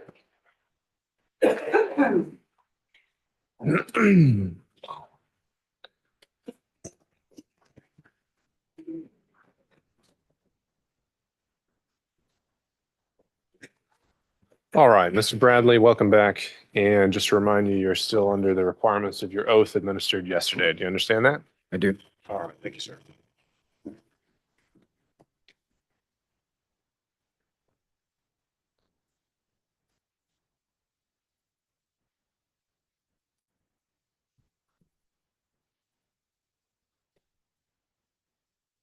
Good afternoon, Mr. Bradley. Good afternoon. Before I begin, I wanted to ask you if you wanted to clarify any of your statements that you made yesterday. Go ahead and begin. I wanted to ask if you wanted to clarify any of your statements that you made. Go ahead and ask whatever you're gonna ask, Ms. Merchant. You initially became involved in this matter because you called me. correct? Absolutely not. I didn't call you. No, it was through a third party. You called me after you read an article and I don't even know where it was. I found one in the Washington Examiner. I've got an objection. Can we approach the bench? Okay. Well. Well, I can alert the court broadly to my concerns. This witness, it appears from the questions that Ms. Merchant had proposed, don't differentiate between what I'm considering three kind of buckets of information that this witness might have. One is communication derived from his representation of Mr. Wade. Second is any information that he might have from personal knowledge. The third category, which I believe is the substance of what Ms. Merchant wants to go into, is information not derived from personal observation, not derived from communication with Mr. Wade, his client, but gossip, secondhand, third-hand, speculative things. Ms. Merchant's questions don't differentiate those categories of information. And I'm concerned about the questions being proposed without that qualification so that Mr. Bradley doesn't know when to invoke a privilege. I think the testimony yesterday was he didn't have any personal knowledge of any of this. That was my understanding of the testimony. I believe that was Mr. Bradley's sworn testimony yesterday. And my concern is that the gossip part, the unsourced hearsay is where we're going to get to really fast. Sure. And I think that's a fair point. I think she's following the script that she already provided you. So we have more than enough notice of when that might be coming. I think the second she asks a question that you think might weigh into that, make the objection and we can rephrase if necessary. All right, Ms. Merchant, you can re-ask that last question. You read an article that was on September 11th discussing how much you and Mr. Wade were handling me, correct? That is correct. And you called me that same day and left me a voicemail on my cell phone asking me to call you back. I do not recall that, but I do not recall that. You don't recall that? I do not. So it's possible that happened. I do not recall calling you after the article came out. I was shown the article, but I do not recall calling you after the article. Can you tell us your phone number? It's 334-717. Wait, hold up. Why is that relevant, Ms. Merchant? Because I need to establish that his phone number is the one that all of the texts that he had with me. Can you just ask him if he has texted you at some point? We can stipulate that as a matter of record. We don't need that on the record. Okay, we don't have to put it in the record. How about this? Can I show him a copy of his what he saved in my? Sure. Okay, I'll just do that. May I approach Judge? You may. Take a look at that and just verify if that's your number and your cell phone. That is my number and my cell phone. Okay, and is that also your email address? That is my email Okay, address. great. Thank you. And I'll keep that separate, Judge, and we can redact it. So after, whether or not you left a message on my voicemail, the next day, we were all in court in front of Judge Harris on September 12th, 2023. And how do you recall that? I do recall being in Judge Harris. Yes, I do. And your attorney, BC Chopra, was there, and I was there, and another attorney, Burt Cohen, were there, correct? Those people were there at the time. BC was not my attorney. I didn't realize I needed an attorney until I was subpoenaed. But BC Chopra was there. I'm going to object to the relevance of this. Ms. Cross, as I see this line of testimony,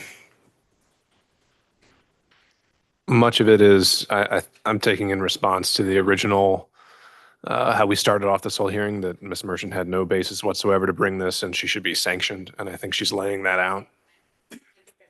Okay. All right. Ms. Merchant. I recall it was in a conference room in the front. I don't know. I know you were handling a case in Judge Harris. I think I was speaking to Burt about a case, and BC was there to speak to Burt about a case. Yes, I think I do recall that happening, but I can't recall Who else was there? It was a regular court date. That conference room, that's sort of in Cobb County, there's a conference room in front of it. Correct. And it's not a public room, it's sort of like the jury room. Correct. And it was the four of us in that room talking. I don't recall if anybody else was there. I will say that I do remember at some point, it was myself, you, BC, and Bert there, but people were coming in and out of the courtroom, so I cannot sit here and accurately say that somebody else wasn't there at the time. We talked, I mean, and people could have come and gone, but essentially we Correct. talked for the better half of an No, it wasn't an hour. hour. And that's the only time we spoke in person about anything related to this matter, correct? Correct. And based on that phone conversation, I told you I had been submitting open records requests and I was going to continue to submit open records requests, correct? Based off what phone conversation? Based upon our conversation in court then. Oh, okay. Correct. You said that you were doing some open records requests, correct? And based on our conversation, I told you I was going to do some additional open records requests. Which open records request are you talking about? Just any, just asking if we talked about that I was going to be doing some follow-up to Fulton County. I can specify that. Okay. Because I recall open records requests being made for other things, and so I don't know which one that you're referring to. At that time, we talked about getting, I guess it's called a county card and getting access cards and things like that for coming in and out of Fulton County for you, Mr. Wade. Okay. And And all of the access that you all have. yes, yes. And you asked me, did I have an access card? And you are the one that told me that you and Mr. Wade, or that Mr. Wade at least had an access card. I told you that the three of us had an access card because we had a contract with the DA's office or the county. I told you what those contracts were and that we had an access card that will allow us to pick up the documents, go into a specific office, and leave out. So we talked about that badge access card and asking for that. I was gonna ask for that, right? Correct. And then a couple days later, I sent you a text. And then when I say a couple days, so that was on September 12th when we had that conversation. Do you mind if I pull out my phone? Okay. On September 14th, at 6:38 PM.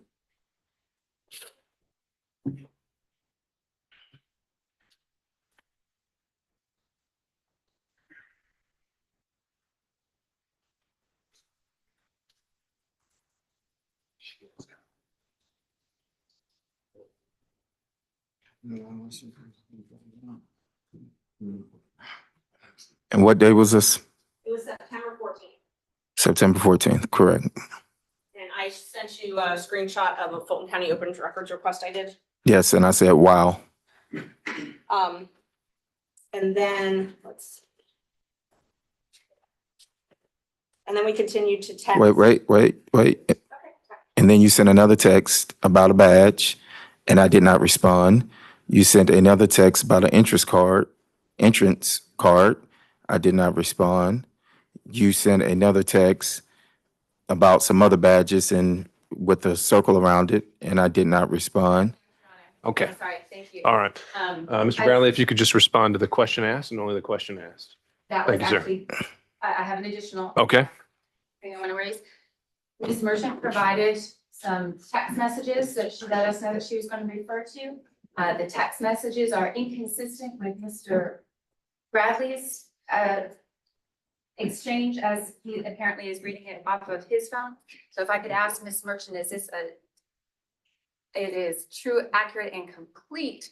And perhaps we can see what's on Mr. Bradley's phone. But more importantly, I am going to object. I understand the court's leeway about Ms. Merchant Sure. being able to establish contact based on previous statements made. But I'm concerned about going into the content of the statements without putting things in the buckets that I've identified. Sure.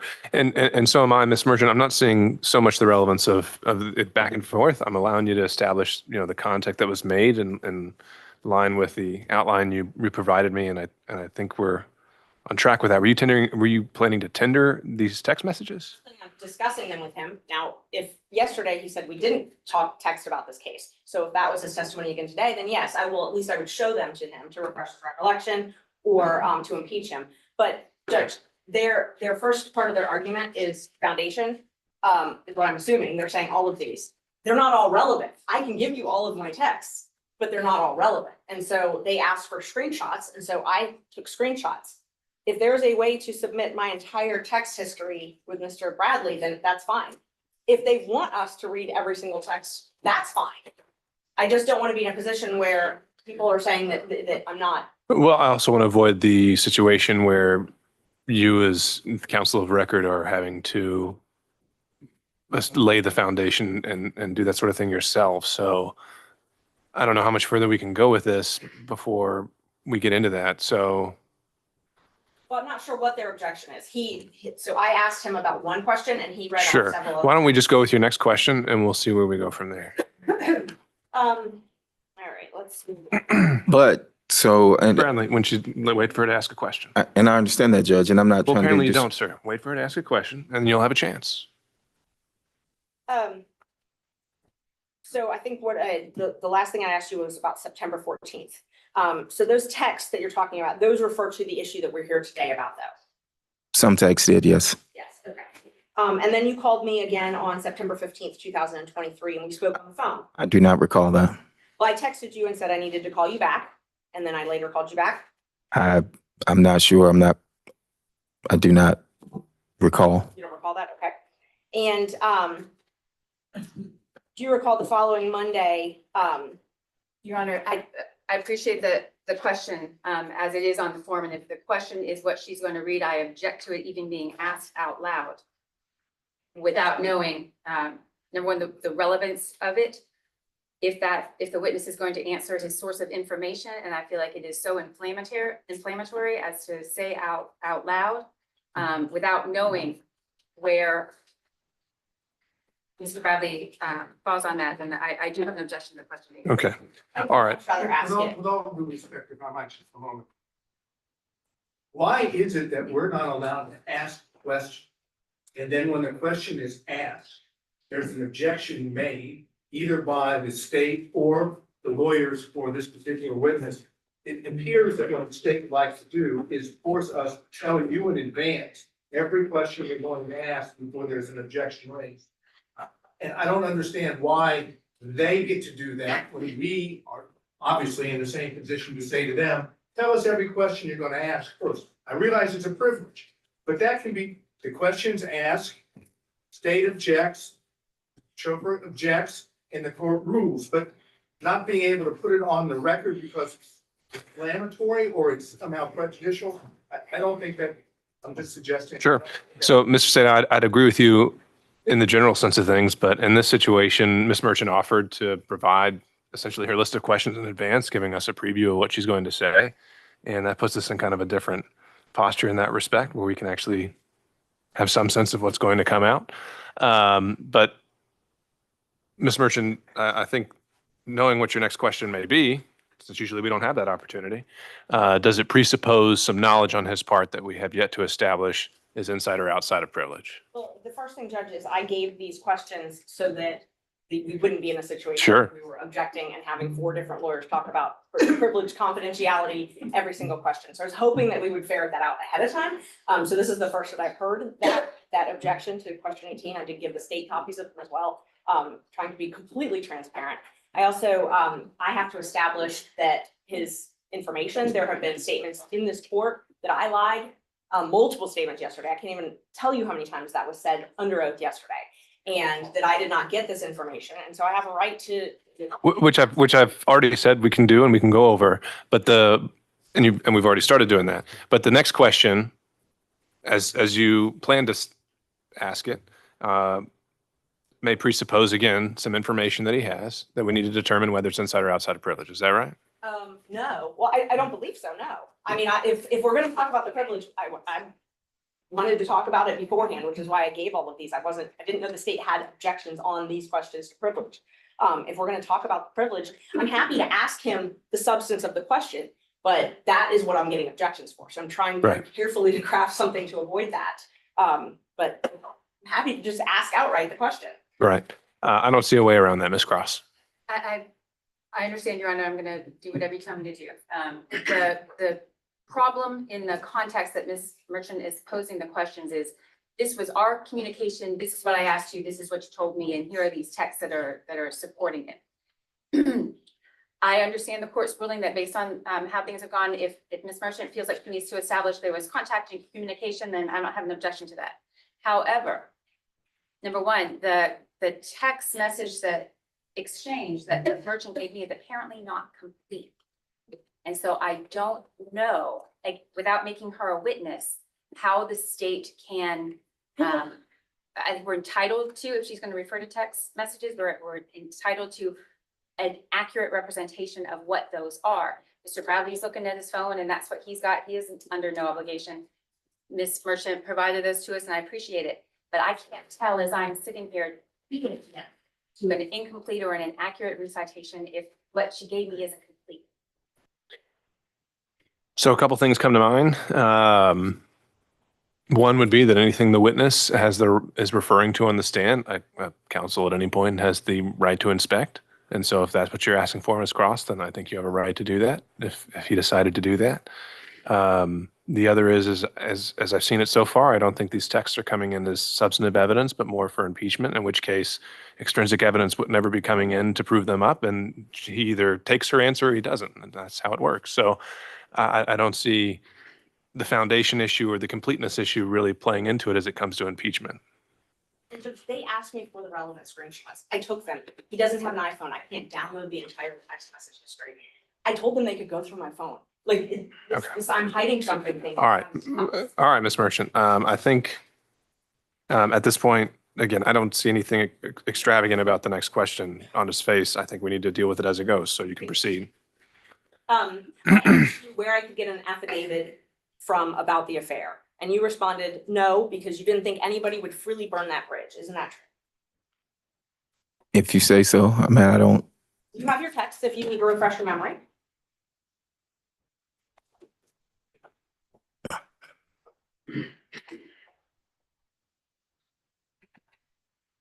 September 18th at 3:11 p.m. if you need to. Can you repeat the question? The question is, did I text you asking you if you knew who I could get an affidavit from about the affair? And you responded, no, no one would freely burn that bridge. Yes, I do see that.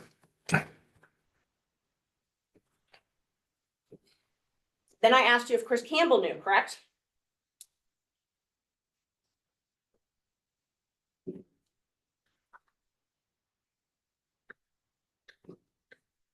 No, you asked me if under oath he would testify. I'm going to object to the source of the witness's information about that, whether that's firsthand information or not. And Mr. Campbell, of course, has a privilege too. Well, since Mr. Campbell hadn't even been brought in to this proceeding at all, I'm also wondering about just the relevance of asking questions about Mr. Campbell.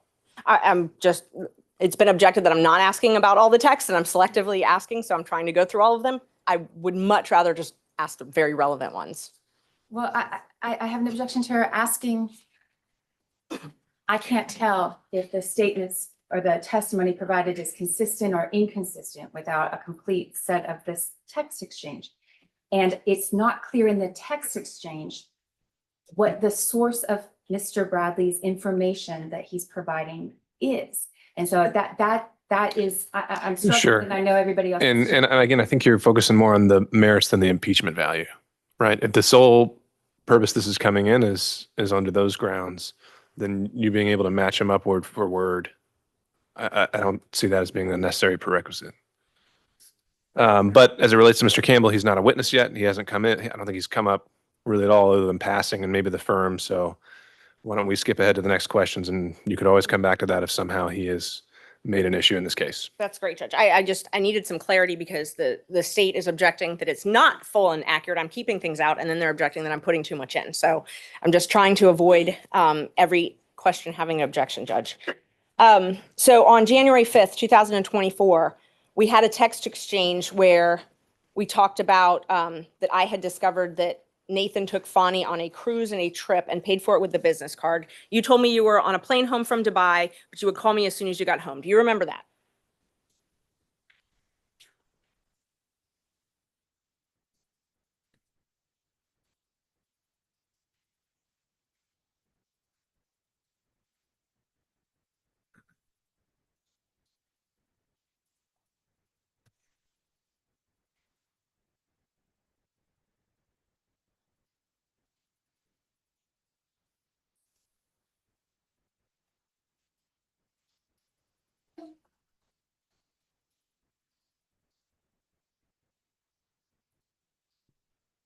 So what I have is a text message from you saying, "Oh my God, Nathan took Funny on a trip to Napa and paid for it with his firm." Okay, continue reading. And you said, "Is he that dumb?" Mhm. And I said, "Wow, I'm on a plane from Dubai, land at 3. We'll call you as soon as I land." So that is accurate. That's what you told me. That I will call you as soon as I land, and wow? Yes. Yes, that is accurate. And then you told me that you weren't surprised because they took many trips to Florida, Texas, and California.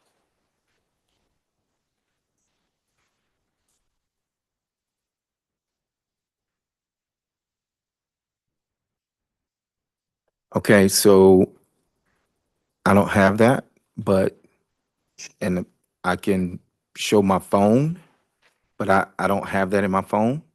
So the question is just, do you recall? I do not saying that, recall. communicating that to me? I do not recall. All right. Do you recall telling me that it was when she had to move her daughter, a trip to California? I do not recall that. And Judge, may I approach the witness? You may. Thank you. In the packet I gave you. Oh, I see it. Take a look at that and see if that refreshes your memory.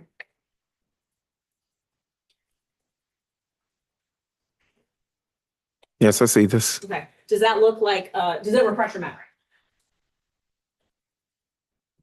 It does not. I mean, I see what's on the text chain, but you said this happened January 5th? I can tell you exactly when it happened.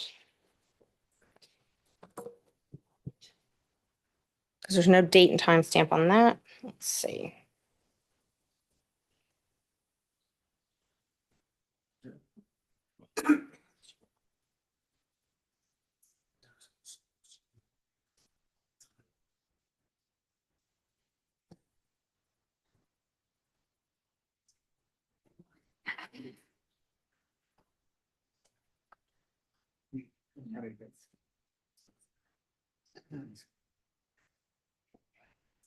It was, let's see, it was.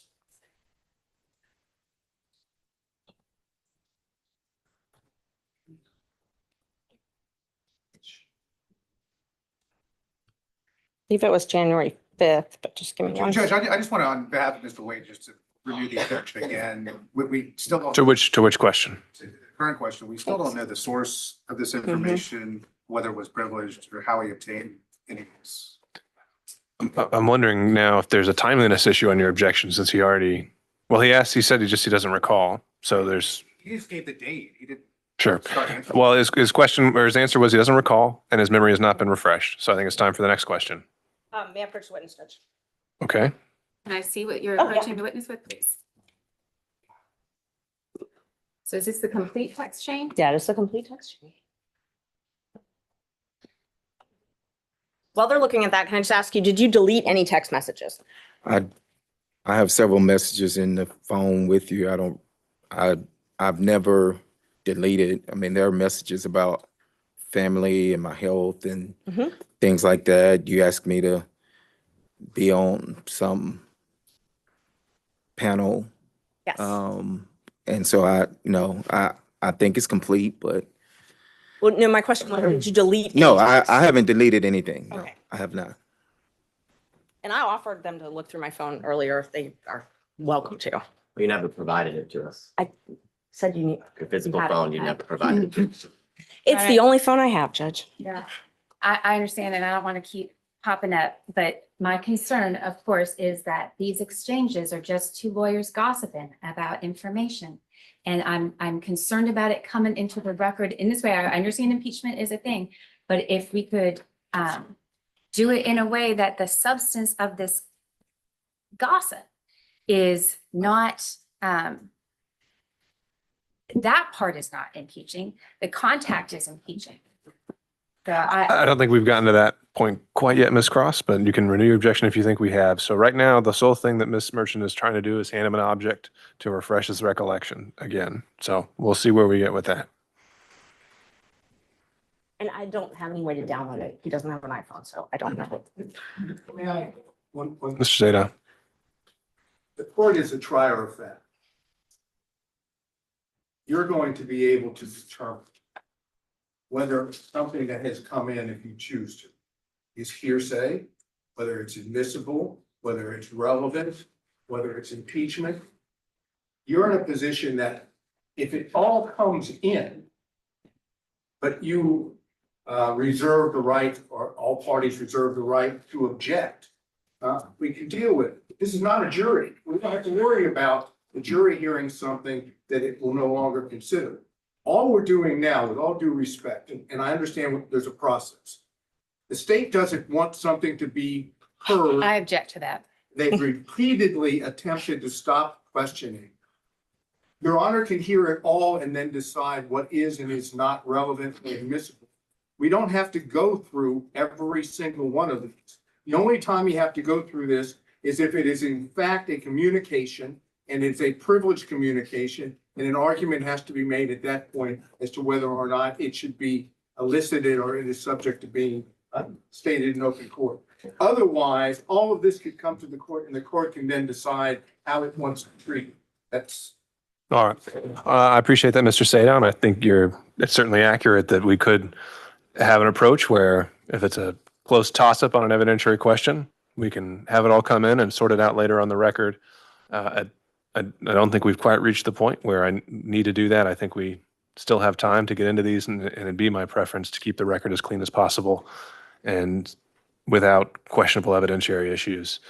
But we may get to that point. So the question from Ms. Merchant was to approach the witness and with an object to see if that would refresh his recollection to the last question asked.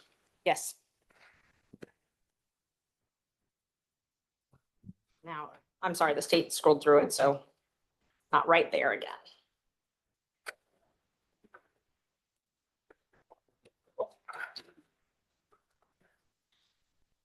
No, I mean, like, it was on the screen.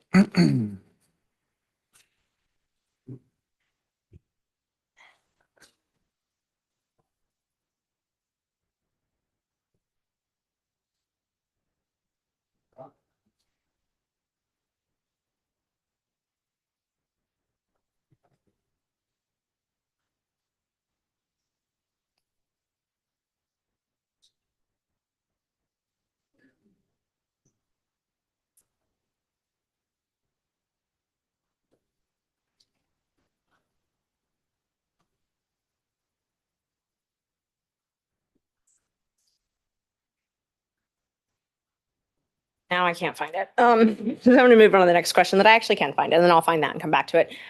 I sent you a statement and said, upon information and belief, Willis and Wade met while both were serving as a magistrate judge and began a romantic relationship at that time. And you corrected me and say, no, it was in municipal court. Is that correct?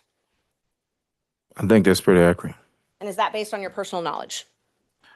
But what question, was it municipal court or when they first met, or? My question was, is this accurate? Upon information and belief, Willis and Wade met while both were serving as magistrate judges and began a romantic relationship at that time. And you wrote, no, that it was municipal court. Okay. So I answered. Mr. Bradley, just a second. Mr. Chopra has risen. Sorry. Your Honor, I do have one purpose here, and that purpose has now been met. Any information that Mr. Bradley may possess would in fact have come from his representation of Mr. Wade. This falls within the purview of his divorce proceedings, which, as we've testified earlier, commenced in December of 2018. There is no pierce or shield associated with it, and so we would say that under Rule 1.6, we should not be compelled to give any further information. Okay, and as we discussed about before the break, Ms. Chopra, if I ruled earlier this morning that this witness is going to be directed to respond to any question to the extent it falls outside of attorney-client privilege and only attorney-client privilege, meaning 1.6 is not going to bar his testimony in this case, what would be your response then? Then Mr. Bradley would have to consistently assess on his own, unless I'm jumping up and objecting for him, whether or not this came within his knowledge based on his representation. And I can say, based on the phrasing of the question from Ms. Merchant, it would in fact come within information obtained from his partner client at the time associated with the activity in question. All right, Mr. Evans, same issue? I just want to reiterate that it's a compound question anyways, that so it needs to be separated out, but it's still based, we just renew the objection that it's still based on gossip, either gossip or privileged communication. He doesn't ever cite the source of where any of this information is coming from, so I just wanted to renew that objection. Okay. There you go. Judge, Merchant. as far as privilege, any privilege objection, it's been waived, particularly for this issue because Mr. Wade You did testify on this subject. testified on this subject. Well, he didn't testify as a communication with his attorney about any subject. He testified factually about what trips he took and events that occurred. He didn't testify, to my recollection, about any communication with his attorneys. But he testified about the subject matter of the question that was just asked, which was when apparently they first met.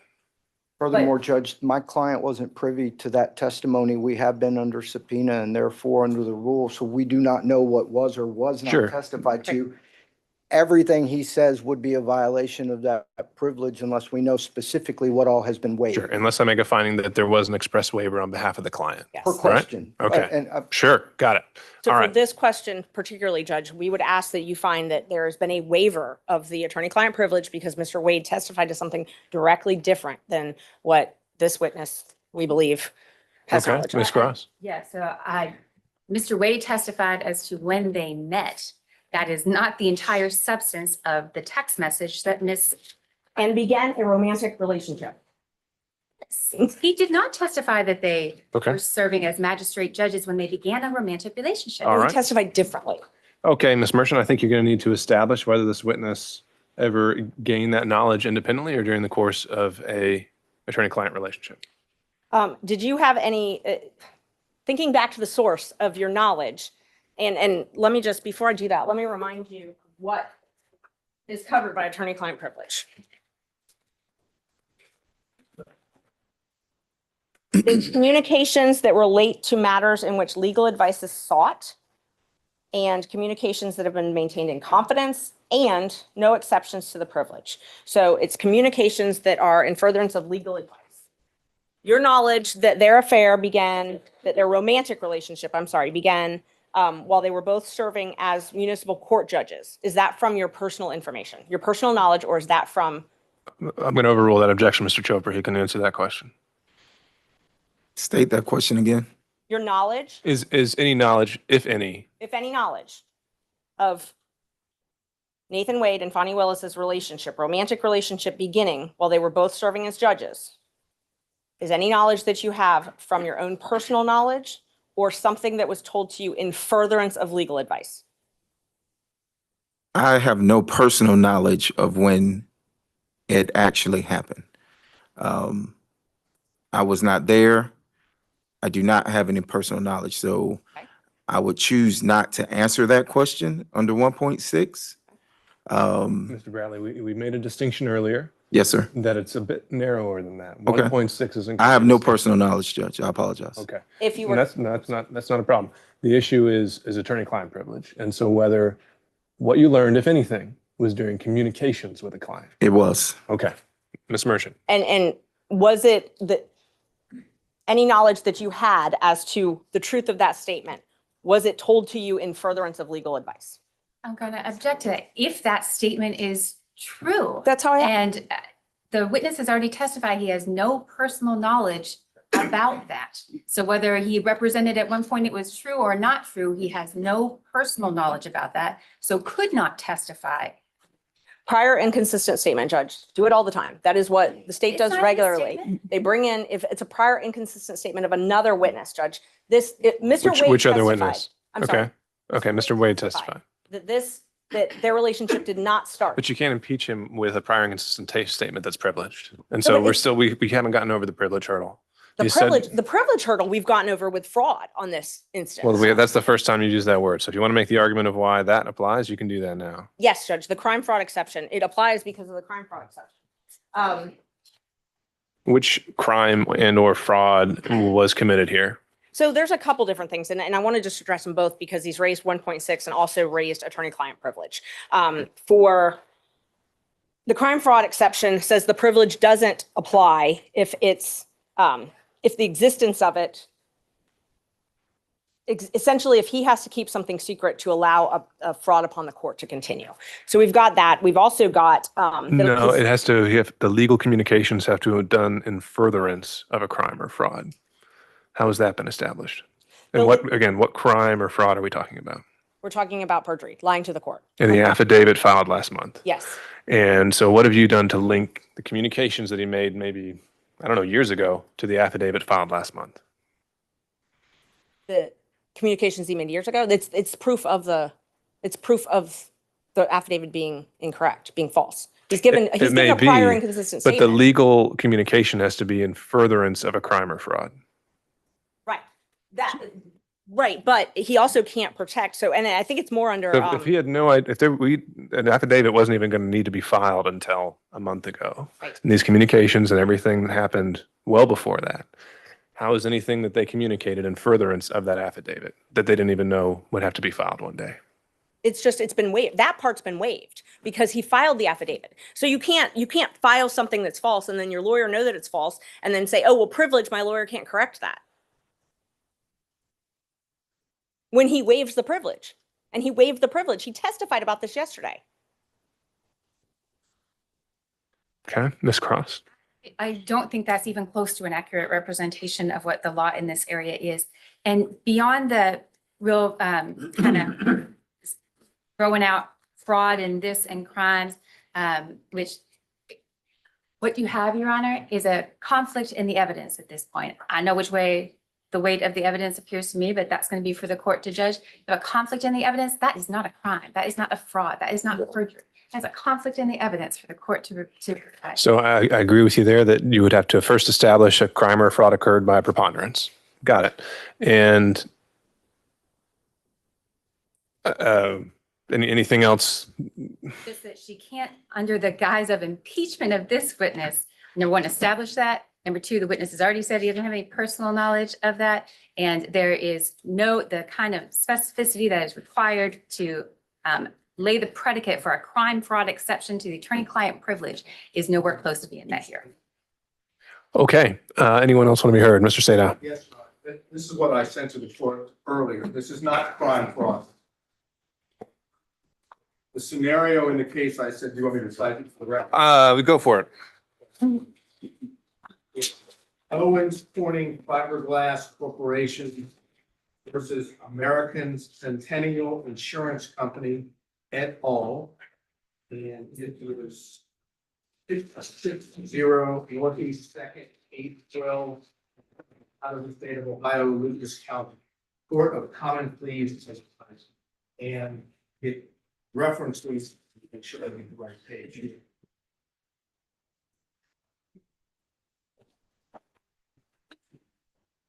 I think it's page 256. Point in the case for the holding of the statement. If be a party or a witness chooses to testify falsely, and our position is that Mr. Wade testified falsely when he claimed the relationship did not begin until 2022. That if there are attorney-client communications in which the same individual witness has told his attorney something contrary to that, inconsistent with that, here that the relationship, personal romantic relationship between Mr. Wade and Ms. Willis began prior to November 1st, of 2021, which would be the day that he was hired, that if that communication took place, that is the attorney communication, that the fraud upon the court is Mr. Wade lying under oath about the starting date, and the attorney-client privilege under those circumstances for that material fact is pierced, and the attorney may be forced to testify to the contrary or inconsistent statement so that the fraud on the court no longer holds. In our situation, that is precisely what we are trying to do. If this witness's testimony, again, and the court may have to hear some of this ex parte in camera to determine, but if this witness is able to testify that Mr. Wade told him, under whatever the circumstances may be, that the relationship with Fonnie Willis began before November 1st of 2021, then we know from what the witness has testified to Mr. Wade that he lied under oath to the court, and that's a fraud upon the court, and the attorney-client communication that specific matter is pierced and needs to go into the record. Now, how best to do that? The only way to do that, if it's not in writing, and apparently it's not, is for the court to hear in camera, ex parte, what the communications were that are sought to be kept privileged. If the court deems that it is not inconsistent or contrary to what's testified, then you wouldn't pierce the privilege. If, on the other hand, this witness honestly, that is, now we're talking about Mr. Bradley, actually testifies to what he has told in text messages to Ms. Merchant on behalf of Mr. Roman, that he absolutely knows that the relationship started before November 1st of 2021, then he's testifying that his client took the stand and lied under oath and therefore did a fraud upon the court. So my request in this regard, the court's going to have to hear from counsel and from counsel from Mr. Bradley and from Mr. Bradley to determine whether or not he actually said what he said to Ms. Merchant and whether or not it was based on communications, whenever it took place with Mr. Woody. All right, Mr. Sato, I understand. Thank you for clarifying your argument there. So I understand this fraud upon the cart theory. And what I'd been going back and forth with Ms. Merchant on earlier was that, as I understood, crime fraud applied in Georgia was that the communications had to have been in furtherance of a crime. And to me, that presupposes the existence of a crime at the time, or the forming of one at the time of the communications. The theory you're putting forward is one where we go back in time and can reopen that box because it's now become relevant for something completely potentially unconnected to the communications whatsoever. Is that fair? That falsity has occurred now by Right. the very person who is attempting to use the communications as a shield to Sure. protect his life. Okay. And when I say crime fraud, it's a fraud waiver that's what Milich calls it is essentially. Milich says that it doesn't offend the privilege to ask an attorney to testify to matters already freely discussed by the attorney and a client at another hearing or proceeding. Allowing a client to selectively waive and reassert the privilege as tactics suggests that the client is using the privilege as a sword and not merely a shield. Sure. So I think it was quite explicit that Mr. Wade never waived anything regarding to communications between him and Mr. Bradley. He was willing to discuss the subject matter, but he was never willing to get into communications that occurred between him and Mr. Bradley. So as to Mr. Sadow's point of this fraud upon the court theory, my question is going to be, has that ever been applied in Georgia? The answer to that is not appears to have been applied in Georgia. I cannot find a case in which it has been applied. The cases that I have, case that I gave you plus the cases cited in there are the only thing I've been able to locate. Although I think that the bar rules, if we want to go back to those, and I don't have them in front of me, that a lawyer should not allow his client to commit a fraud upon the court. Okay. And I think that, along with this, gives the court the discretion to do that.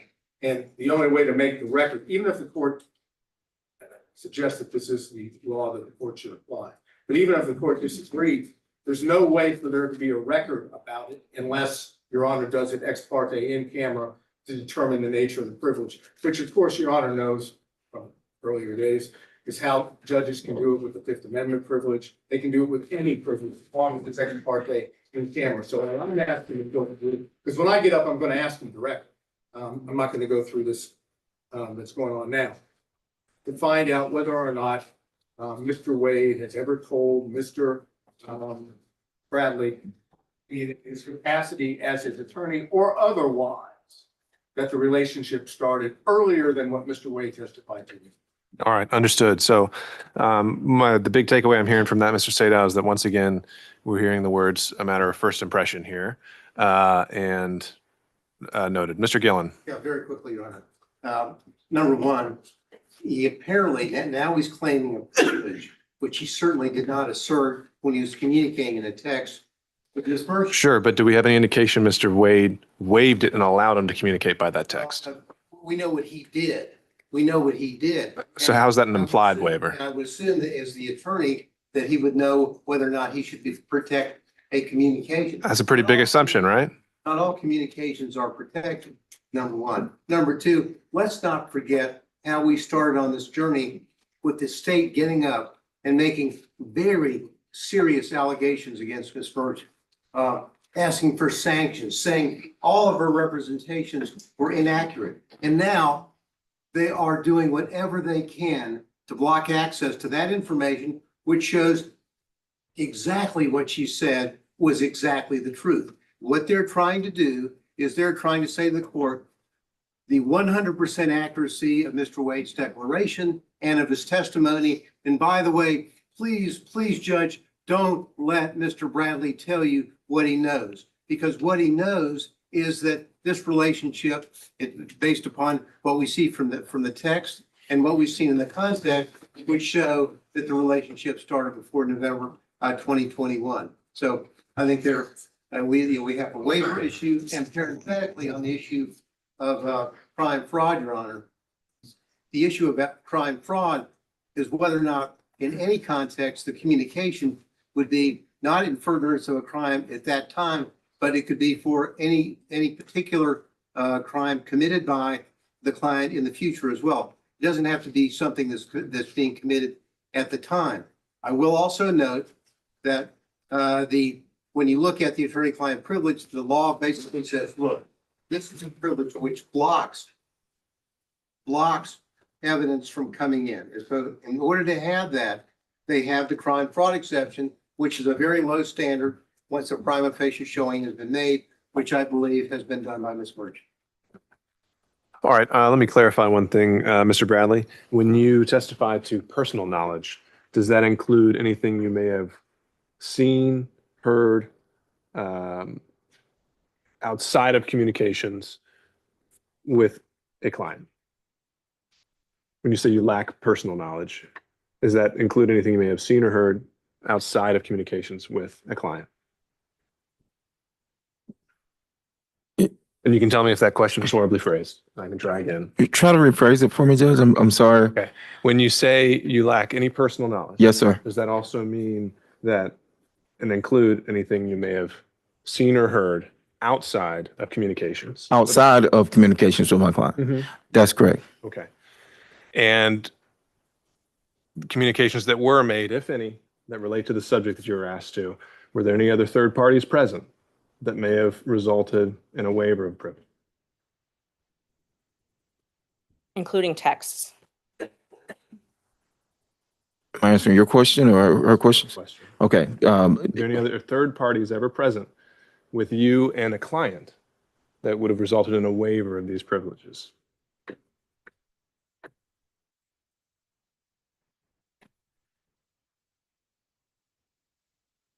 No, Judge. I can't recall anybody being present. I mean, we ran an office. We had people around our office, but no, I can't say that there were other people present. All right. And did you ever receive any kind of a waiver from your client at any point? I have not received a waiver. And anything that you learned regarding the subject matter at all, if anything, was it in the course of legal advice, of receiving or giving legal advice?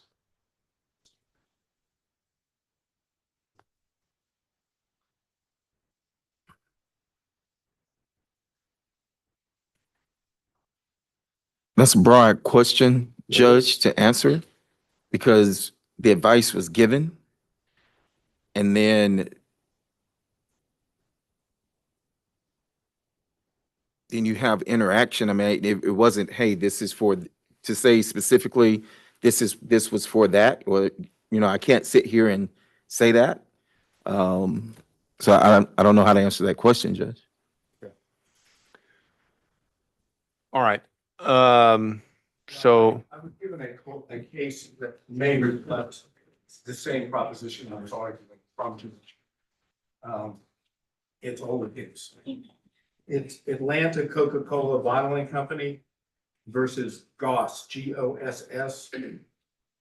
50 Georgia Appeals 637, appears to be a 1935 decision.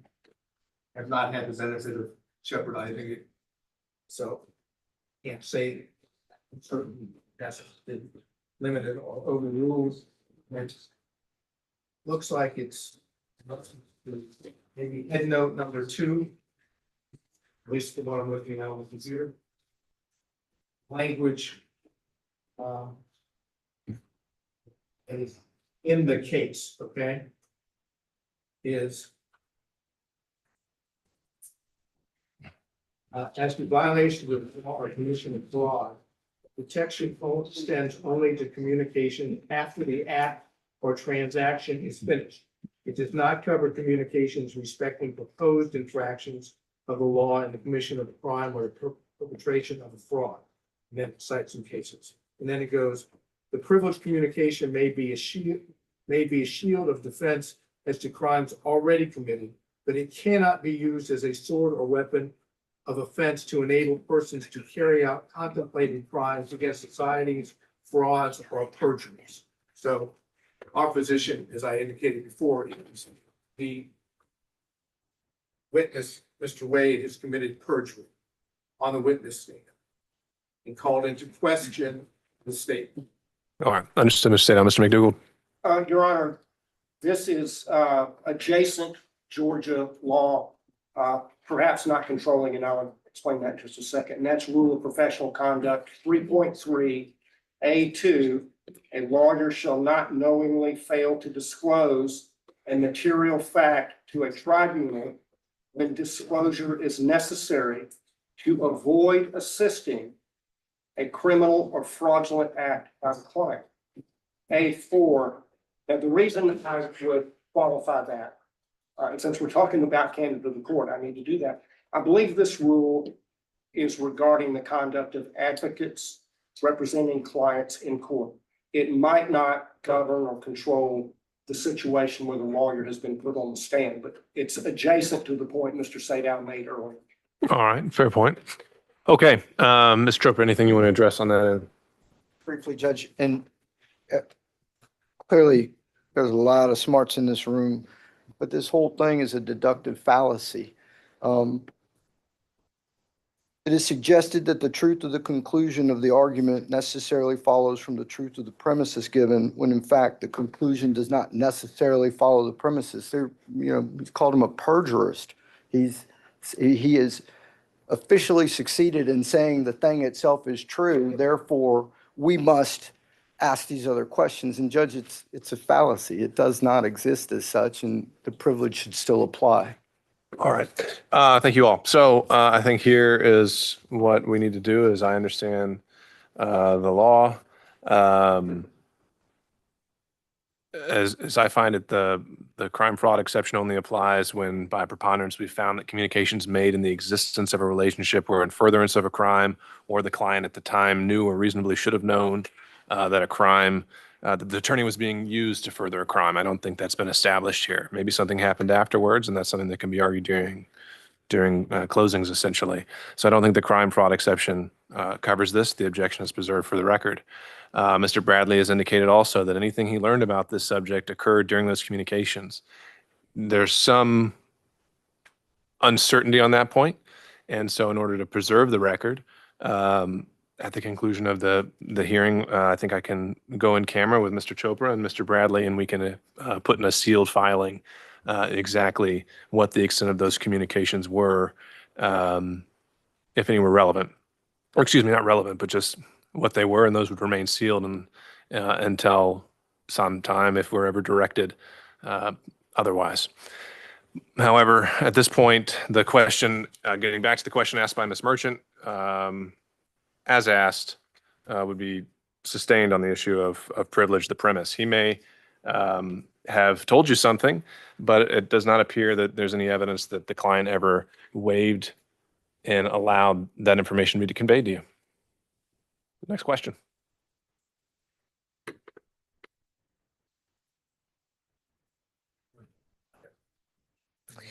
Thank you, Judge. All right, let's see. So we talked about Ms. Willis and Mr. Wade coming to and from your office and security details following them. Do you recall that? Do I need to look at my phone? No. Or can I? I'm just asking if you Oh, recall. do I recall? I think I did, yes. Do you recall security taking Ms. Willis to your office? I object to that. Does he recall Actually, I Ms. take that Willis back. No, taking I don't. security? You can answer the question, sir. I do recall security detail bringing Miss Willis to my office. Do you recall approximately when that was? I do not. And was that on more than one occasion?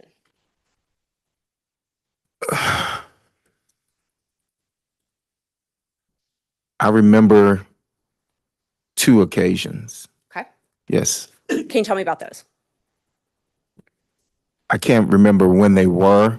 Were they before she became DA? So I don't know if she had security detail before she became DA. So, I mean, if she was sworn in, or I don't remember the dates, but I do remember.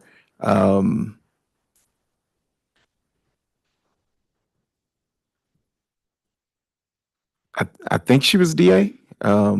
Maybe during her transition team period? Was that? No, it wasn't. Trying to remember.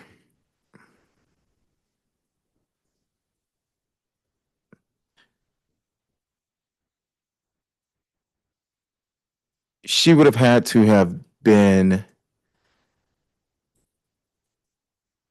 the DA, I think. And I don't want to go on, I think. But I do remember twice her coming to our office. Correct. And she had a security team both of those times. There was yes, she has a security team with her. And do you believe that it's a different security team than she has now? I don't know her security team now. Well, However, I'm sorry. I don't know her security team now. I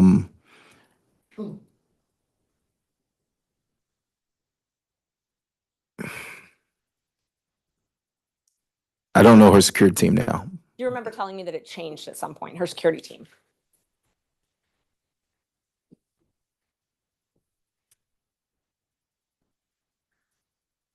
Yes, I think I recall saying that, yes. And that the most likely people that could testify or had seen things about them having a romantic relationship early on would be the original security team. I don't recall saying that, no, but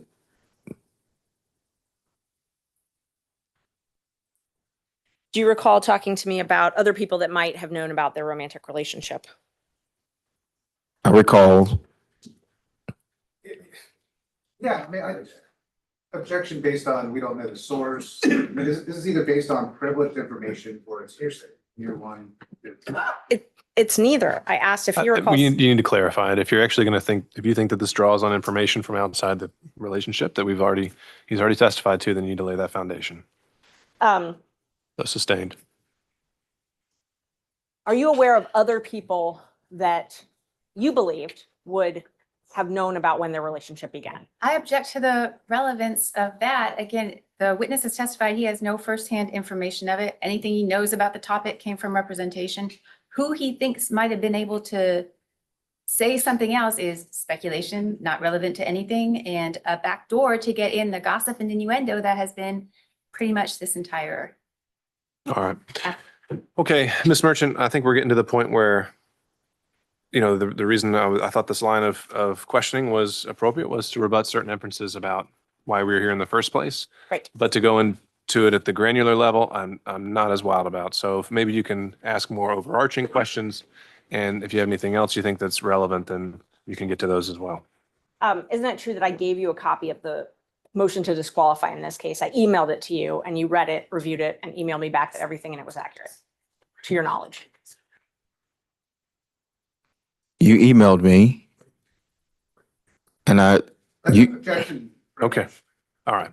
So there are things contained within that, Ms. Merchant, which he has now said fell within the privilege and that he did not have the ability to waive. Okay. So I think that's where we have to leave it there. And I believe I still have to ask the questions, and then if he wants to assert the privilege, I think. Well, to I preserve the think he's record. pretty much already established the privilege and the objection has been made, and I think it's a valid one at this point based on the record. So the answer was he did acknowledge that you sent him the motion, and I think we leave it at that.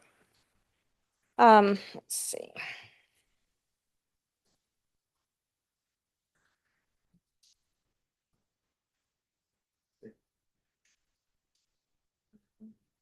And you had knowledge about an apartment, and I'm not asking what Mr. Wade told you in furtherance of legal advice, but you had knowledge about an apartment in East Point or a condo in East Point that was owned by someone and Miss Willis was staying there. Judge, privilege. I think in the way the question's phrased, she qualified that, so. I did not have knowledge. You did not have knowledge. I did not have personal knowledge at all. No, So no knowledge outside of what is privileged. that's correct. Did you have texts between yourself, Miss Willis, and Mr. Wade? Do I? Have you ever? I have. Maybe once or twice, but Did Mr. Wade ever ask to use your credit card to pay for trips? Objection On on privilege. I mean, just still same thing. just asking him to use a credit card, how's that in the nature of furthering a divorce proceeding? Do we draw the- All right. I had a business card and we would use my business card. The firm would use my business card. For travel?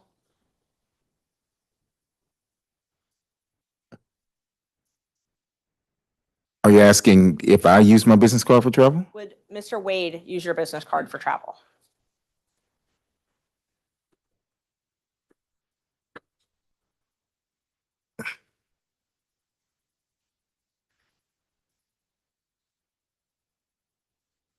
I recall,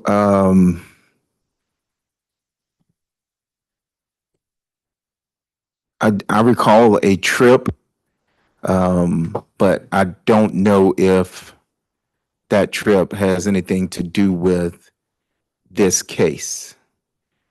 So I do recall him using my card once. When was that?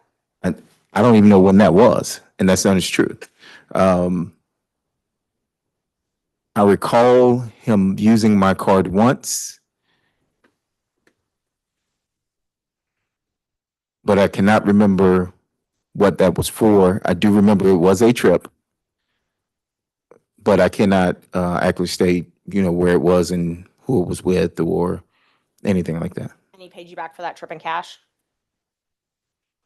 I can't remember how he paid. I think it was. I mean, I'm not certain if it was cash or a check. We routinely would use my card for filings, for paper, for whatever stuff with the office. And so, Oh, I'm sorry. I thought you were done. Sorry. and so he would, whether he paid me back in cash or whether he wrote a check, it was paid back to the business card. But this was the only time he had used it for travel.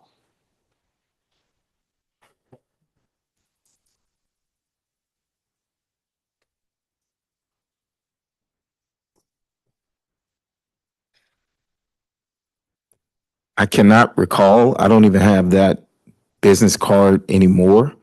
But I do recall at least once for travel. Yes. And that was when you were still law partners with him, though, correct? That is correct. Do you recall approximately when that was? I do not. You did not go on that travel with him though, correct? I did not. Okay. And so he asked you to use your card for the travel.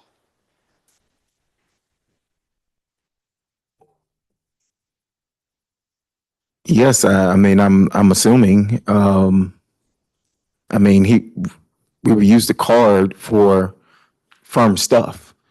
And so it was a business card. Your business card It though. was my business card, yes. Right. The law office of Terrence A. Bradley, correct. So it showed up on your accounts. That is correct. Okay. Wouldn't show up on his accounts though, correct? That would be accurate, yes. Do you know if this was before he became special DA in this case, special prosecutor? I cannot recall. Did you see he and Miss Willis together? You said you were in and out of the office, in and out of the DA's office. You saw them together, correct? In and out of my office or the DA's office? The DA's office. Correct. You saw them together in and out of the DA's office. Did I see them in and out? Yes. Well, if you preface it like that, no. I saw him in and out of the office when I would be there doing my filter work for the taint team. Okay. He would come by. I rarely saw Miss Willis and Mr. Wade together in the DA's office. So you brought up the taint team. Let's talk about that for a minute. Tell me about, you did work as, you had a contract as a taint lawyer, correct? That is correct. Okay. And that was in the anti-corruption unit? Yes, I think so. Yes, correct. And how did you get that contract? What do you mean? How did I get it? How did you get the contract?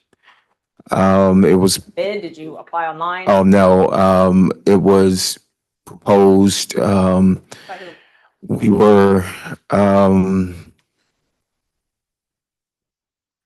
it was proposed by, I guess it came from the district attorney. I mean, I didn't speak directly with her. Okay. It was,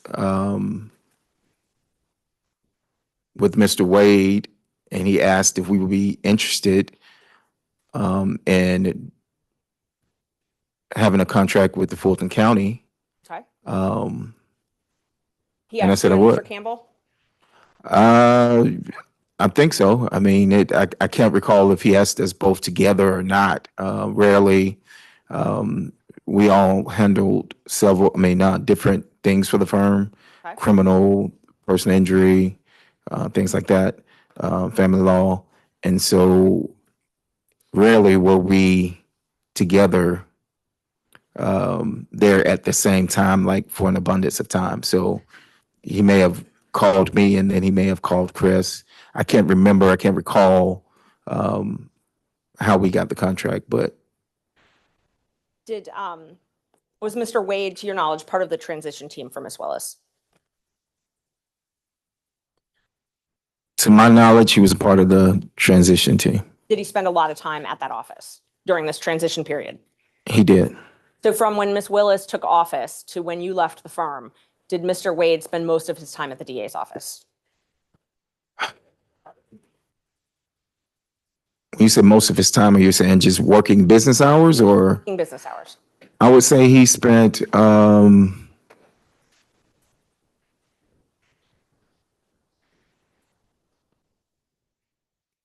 I would probably say he spent majority of time. If you say over 51%, I would say yes, he spent over 51% of his time. And that was the entire time from when she took office to when you left the firm? I can't say that that was the entire time, but yes, it was majority of, it was I can't pinpoint specifically when the time that he would spend. I think, if my memory serves correctly, getting to the majority of the time, it would have been, whenever he started with this, maybe. That was As a special prosecutor? when you say majority of the time. Right. Okay, so let's talk about the time before he became special prosecutor. Did he spend a lot of time at the DA's office then?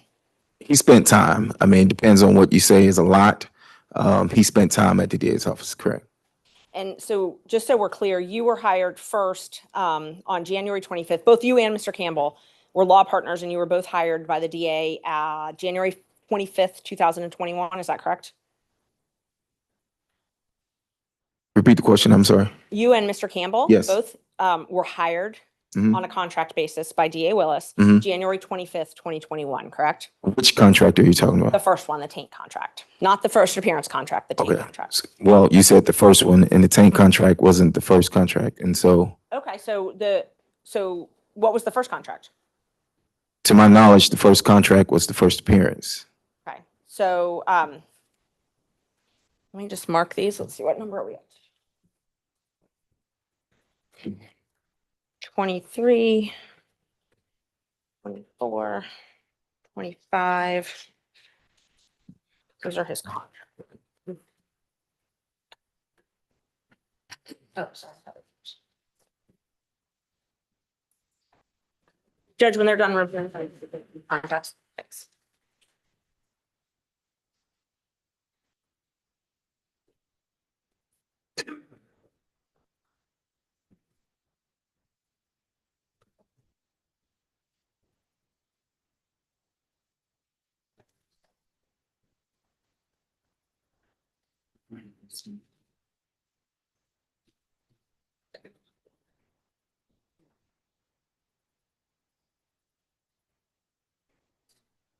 Thanks. Mr. Bradley, showing you what's been marked. Defense exhibit 23, 24, and 25. If you could just take a look at those.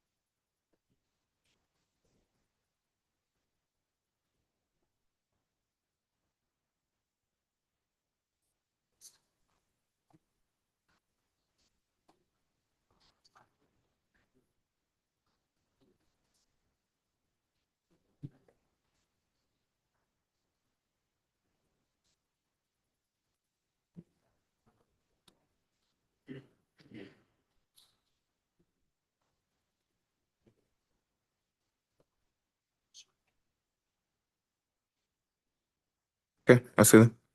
So on now that you've reviewed those, is it true that on January 25th, 2021, you got your first contract as a taint lawyer?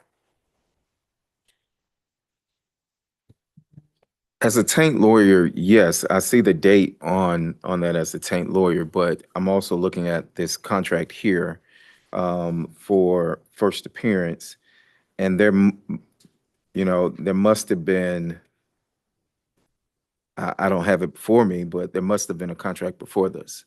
Okay, so you think there's a fourth contract?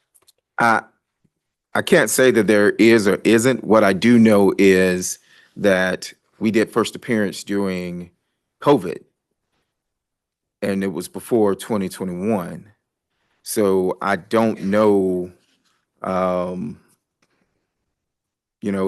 if I had a contract, a written contract at that particular time or anything, but I do know, I think that you could look at the recordings because everything was recorded at that time, as to when the first appearance contract started and the taint contract started.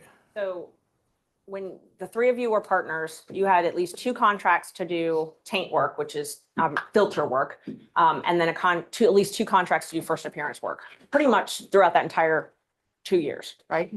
Well, it renewed. So, I mean, it just renewed. So yes, I mean, if it was the same contract, but it was a renewal of the contract. So how did you, and you said that you got these contracts through, Ms. Willis gave them to you, but it was through her knowing Mr. Wade, correct?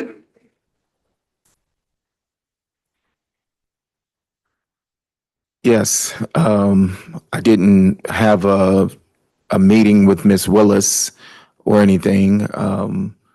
It was it was brought to the attention that a contract was going to be needed or awarded, and if I was interested, because this was off of mine, and I said yes, and so And so Mr. Wade brought that to your attention?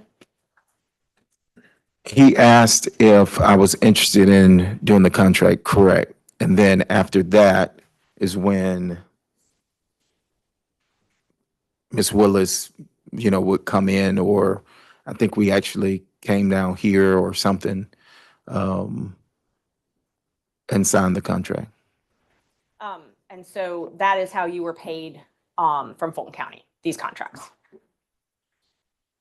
From Fulton County government? Yes, ma'am. And you shared your partnership, you shared a third of all your profits with Mr. Wade? At that time, yes. And so his contracts, he got a contract that same year, 2021, and he shared a third of all his profits with you, correct? Yes, that should be fairly accurate. Okay. So during 2021, 2022, you all had 2 filter taint contracts. You had 2 first appearance contracts, and you had Mr. Wade's special counsel contracts, correct? My firm had what I have here, Okay. correct? But Mr. Campbell and Mr. Wade were part of your firm, correct? So I don't think at this time we had established WBC. Okay. At this time, I think I had mine, Chris had his, Nathan had his, and we operated in the same building. But if you ask me, did we fee share or, without everything that came in, yes, that is correct. So you weren't actually partners, you just fee shared. At this time, well, yes, at this time, we were not. If we were at this time, I had Law Officer Terrence Bradley, Chris Campbell, PC, and whatever Nathan's was, if I'm not mistaken.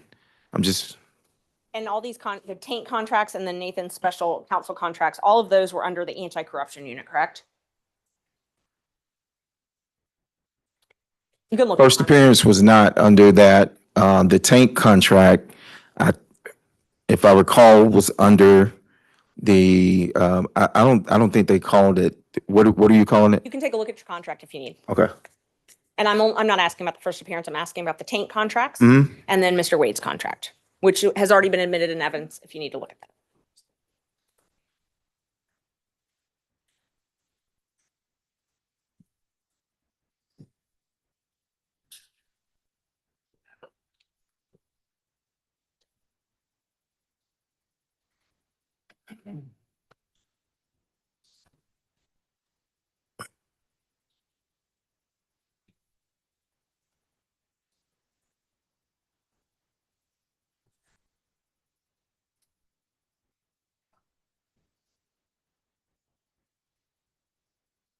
Let me know when you're done reviewing. Well, I see on the first page where it says taint attorney, and I'm trying to go through and I see where it continues says taint attorney, but it always says Fulton County District Attorney's Office. Your question was specific as to the anti-corruption unit, and I'm looking for the verbiage of anti-corruption unit, so I apologize. No, take your time.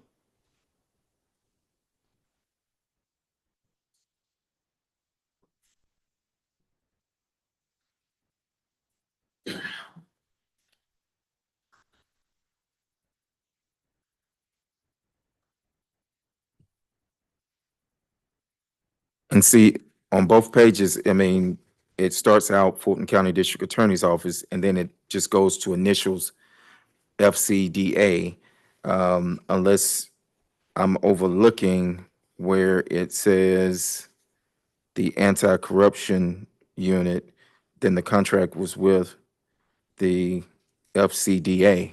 I mean, unless you want to show me something. I'm just asking you, and I didn't know if that would refresh your memory. Those contracts were for the anti-corruption unit, right? Well, they were for the district. I worked for the DA. Okay, I worked for the DA. okay, so just in general, the DA.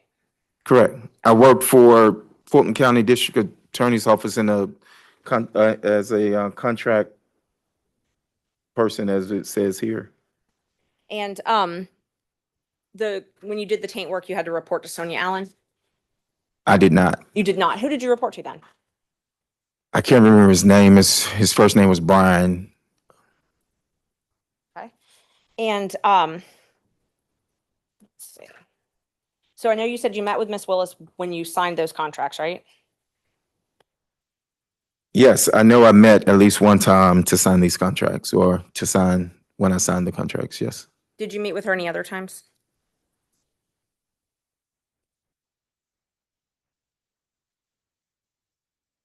I did not personally meet with Ms. Willis any other time. When you say meet with, what do you mean meet with? Talk with her, meet with her. I mean, I would see Ms. Willis in passing if I'm walking through the office and something like that. But no, I didn't have any meetings with Ms. Willis. Okay, so the only times you met with her were when you signed those contracts? Clarify meet with. I mean, Sat down and had a conversation with her. I signed these contracts. So when I signed these, I met with her.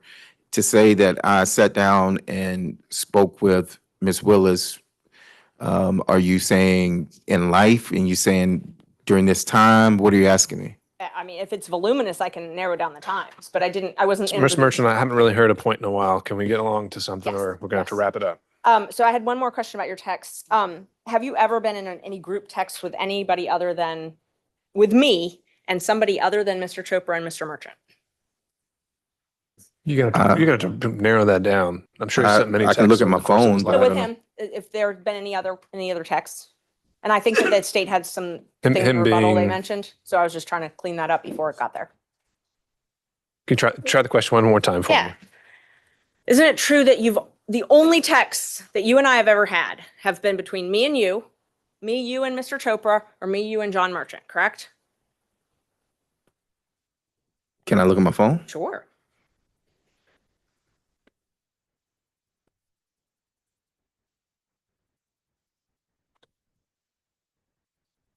And what's the relevance of that, Ms. Merchant? They've said multiple times that there's this third party that we've talked to, and I'm trying to establish there's no third party. And I don't know why it was relevant, but the state's argued it, so. Well, if Ms. Merchant doesn't know why it's relevant, then maybe it might Okay. become relevant later, but right now. Ms. Merchant, I think you've been able to show Okay. what maybe launched this and answer the state's initial claims. And so let's get back to the core of what we were here for this hearing. Do you have anything else relevant to ask this witness? Yes, just a few more questions. After it became known that you were placed under subpoena, did you get a call from Gabe Banks? I did. And was he trying to determine if you were going to be giving information in this case? I don't know what he was trying to determine. He stated that it was an odd, I had not spoken to Gabe in a while. We are colleagues, we are friends, we are in the same fraternity, Gabe and I. And when he called, it was out of the blue. But he did call, yes, ma'am. Okay. And you relayed that to me as well, correct? I did. And then you also got a call from your best friend who was relaying a message to you from Mr. Wade, correct? No, I got a call saying that he got a call, not that a message that was supposed to be relayed to me. The call was, I'm going to check if there's a hearsay. If the response will call for hearsay, thus far it hasn't. Sure. So here's the objection as to the contents of the call, Ms. Merchant.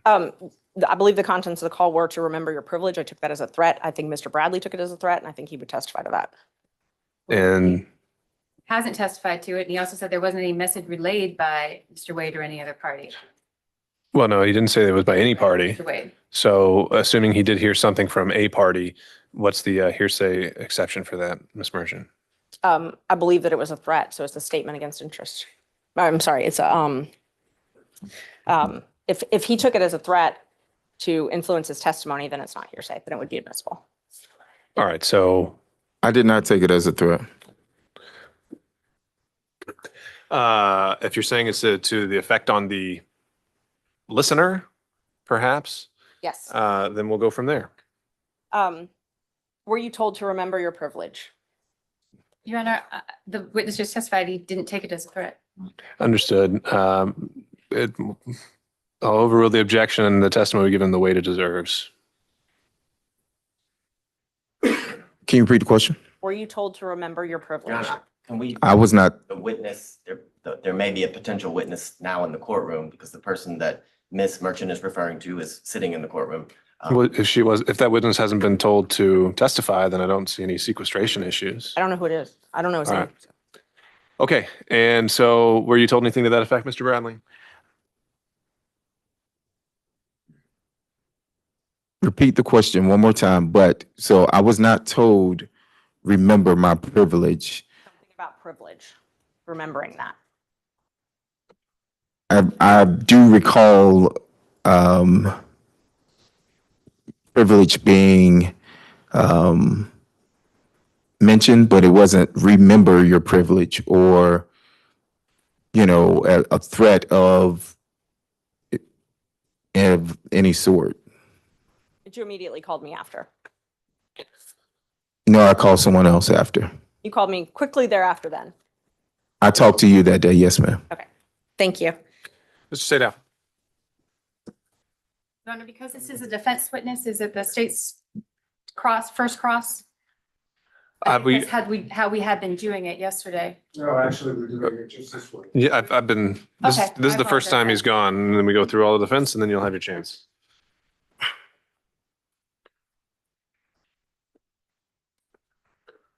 Some foundation questions to begin with, please. Your testimony as you began representing Mr. Wade as his attorney on what date or what approximate date? I didn't have an approximate date.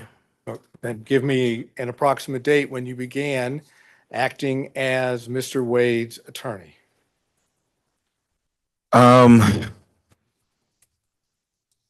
I would say it was, if I'm speculating. I really don't want you to speculate. I mean, you're the one that was the attorney and Mr. Wade was the client. Correct. So give us the ballpark figure of when it was that you began acting as his attorney.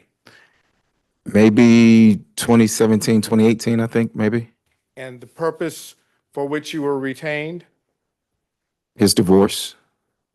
So, according to you, from that time period, your communications with Mr. Wade with regard to the divorce or any matters related to the divorce, it's your position are confidential, are privileged, correct?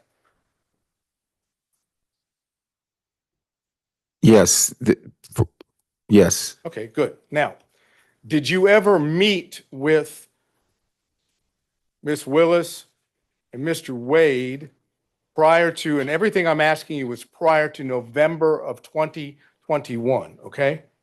Okay. Keep that in mind. That's. Why are you yelling? I don't think he's yelling, Mr. Bradley. He's just speaking up. All right, Mr. Sadow, let's go. Thank you.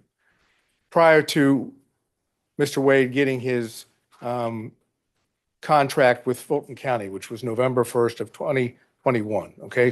Please keep that in mind. November 1st of 2021. Right.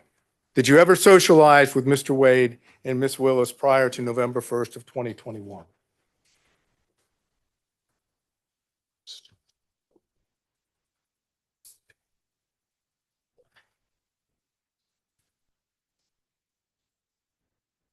I've never socialized with Mr. Wade or Ms. Willis in any setting. If you're asking, have I ever met with them, then I would say yes, but when you say socialize, what do you mean socialize? Have you ever gone out to eat with both of them?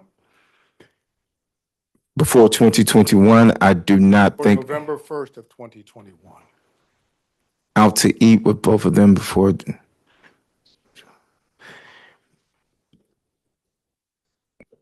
When was she sworn in? I'm sorry. When was she sworn in? There was a dinner. There was a dinner before. When she was sworn in that I attended. Shaquille O'Neal was there, so it was like her inauguration dinner. So I'm thinking that's before 2021. So I would say yes. Assume for purposes of my question that Yes, sir. that's in early January of 2021. Oh, that is early January 2021. So yes, it would be before November. So if it was January, yes, that dinner would have been I'm assuming January. Okay. And any other time that you socialized, went out to eat, went to anyone's home, you know what socialized is? Exactly. So no, I did not socialize with Mr. Willis. With Miss Willis and Mr. Wade. So prior to November 1st of 2021, did Miss Willis come to your offices? Your offices, the offices that you shared with Mr. Wade. I think she came once or twice to our office, correct? And the purpose for which she came? I don't know. We had separate offices. I do recall,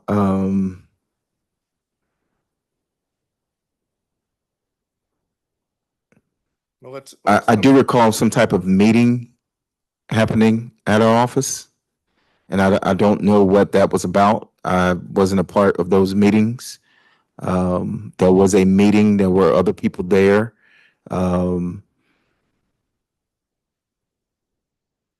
There were other people from I want to say DA's office there, maybe. Okay. Let's go back to the basics. Miss Willis came to your offices, together offices, on a couple different occasions. I recall Miss Willis coming to my office at least twice. And on at least one of those occasions, or you tell us, did Miss Willis meet privately with Mr. Wade in his office that you observed or heard? I can't recall. You can't recall. No. Did she ever meet with you in your office? Miss Willis now. Privately in my office? No. I've never met privately in any office with her outside of signing this contract. Did Mr. Wade, prior to November 1st of 2021, ever talk to you about socializing with Miss Willis? I can't recall. You can't recall? You're asking me if he ever mentioned to me that he socialized. With Miss Willis, correct. And I'm saying I cannot recall if he socialized with Miss Will, if he ever mentioned to me that he socialized. Did he ever mention to you that he ate or went out to dinner with Miss Willis? Again, time period before November 1st of 2021.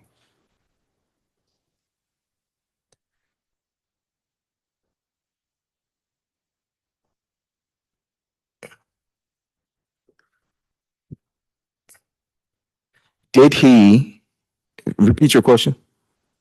Did Mr. Wade ever tell you prior to November 1st of 2021 that he had socialized, gone out to eat, visited Miss Willis in anything other than a professional setting? I'm sure he did, maybe. I don't recall any specifics of any dinners, any specific places. It's been 3 years ago, the time frame, but I do not recall at this time whether or not he ever mentioned any dinners or socializing. Did Mr. Wade mention to you that he visited Miss Willis at Miss Willis's then current abode, which would have been a place, not her original house, but a place she was staying in the period of 2021 before November 1 of 2021. That is, the question is, did Mr. Wade ever tell you that he visited Miss Willis at her house? I don't think I can answer that. Yeah, privilege, based on communication by client. All right. Mr. Sado, if you want to try and rephrase the question, you can, but otherwise that would be sustained. On both grounds or just on the privilege ground? Just, I didn't hear a second ground. It was a hearsay ground. Oh, that would be on privilege alone. Did you talk to Mr. Wade at all about his relationship with Miss Willis prior to November 1st of 2021? I think he's just laying a record, Mr. Wade. It's okay. And so on those same grounds, Mr. Sado, on all subsequent grounds, apparently the relationship with Miss Willis in any way is covered by privilege according to this witness. Well, I think the key words, respectfully, Your Honor, are according to this witness. So I'm trying to drill down to see if there are communications that are not within the privilege. Sure. I can. So then we need to acknowledge the privilege in the form of your question, right? You're asking me to ask it as in a way saying, are there any non-privileged? Essentially. Okay. Did you ever communicate with Mr. Wade prior to November 1st of 2021 about Miss Willis that was not privileged?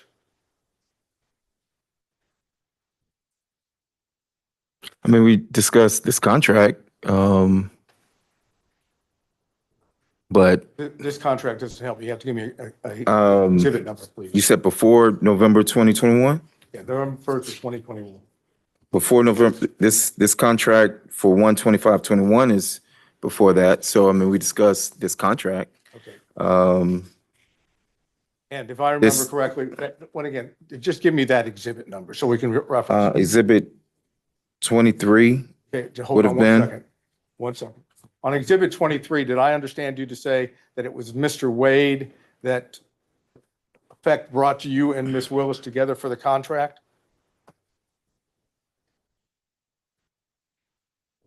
That would be accurate, yes. Okay. And what did you understand was the relationship at that point between Miss Willis and Mr. Wade for Mr. Wade to be able to bring you to Miss Willis for the contract?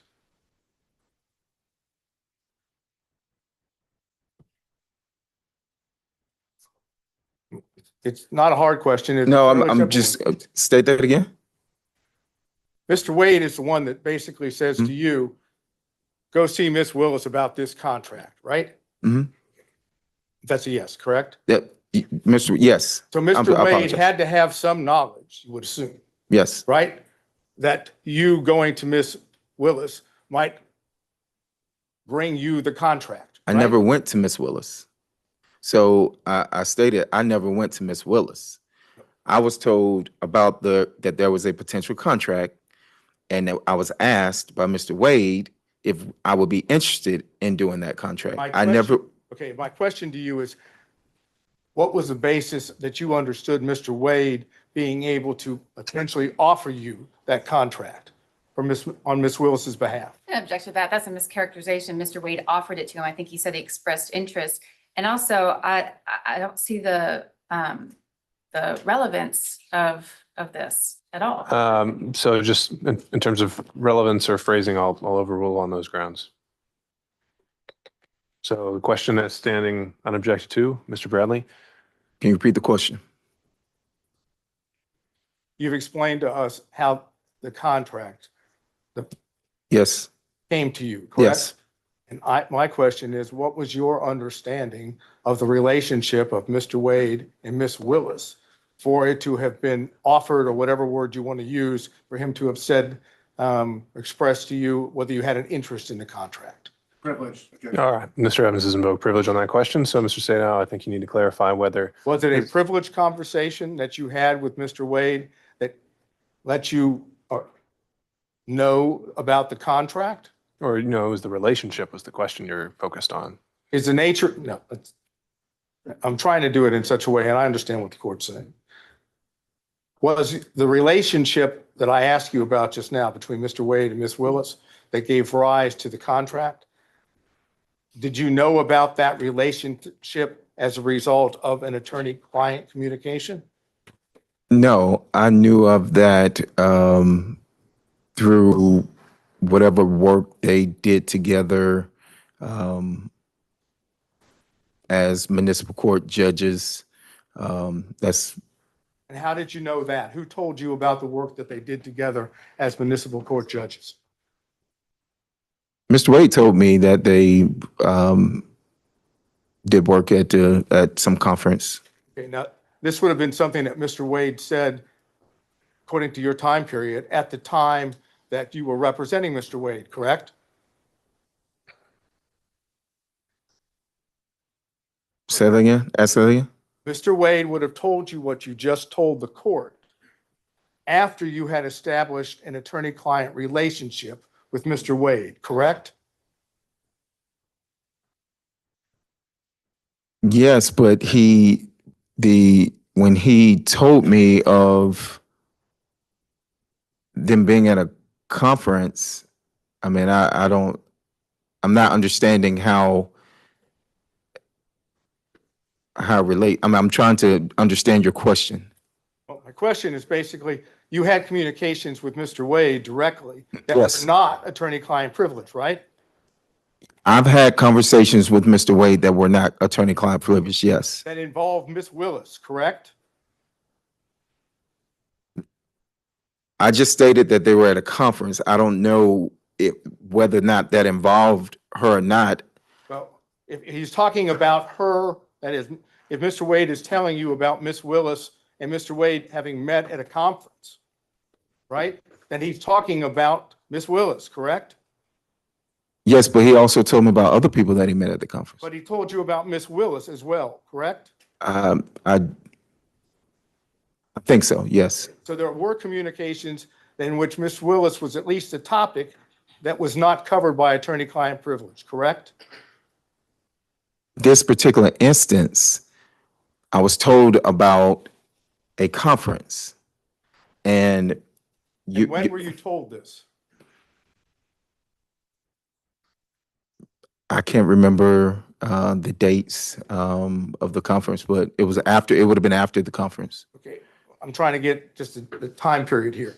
After the conference, I want you to understand from the record, I believe we've shown that the conference was sometime in October of 2019. Okay. So could you give us an idea, that being a fact, when you would have had this communication about meeting with Miss Willis at that is, Mr. Wade meeting Miss Willis at the conference? If that's the conference that they were at, yes, then, I don't know how many municipal court conferences there are. I do know that at the time that I was in the firm, Mr. Wade was, he had some position with the municipal court. Yeah, right now, my only question is time-wise, assuming it's October of 2019, when do you tend to remember? What's your best recollection of when Mr. Wade told you about? I can't remember because I didn't even remember that it was October 2019 until you said that. So you don't have a present recollection? I do not remember that, no. Had to be before the contract, though, in January of 2021, correct? That they met? No, that you were told about Mr. Wade and Miss Willis meeting at the conference had to be before. Oh, yeah, yes, it would have been before that, yes. So what other communications did you have with Mr. Wade about Miss Willis that are not privileged? We know of one, about the meeting at the conference. Are you suggesting that that's the only one you ever had about Miss Willis that isn't? I cannot recall any. I cannot recall. You cannot recall whether there were any other communications that weren't privileged?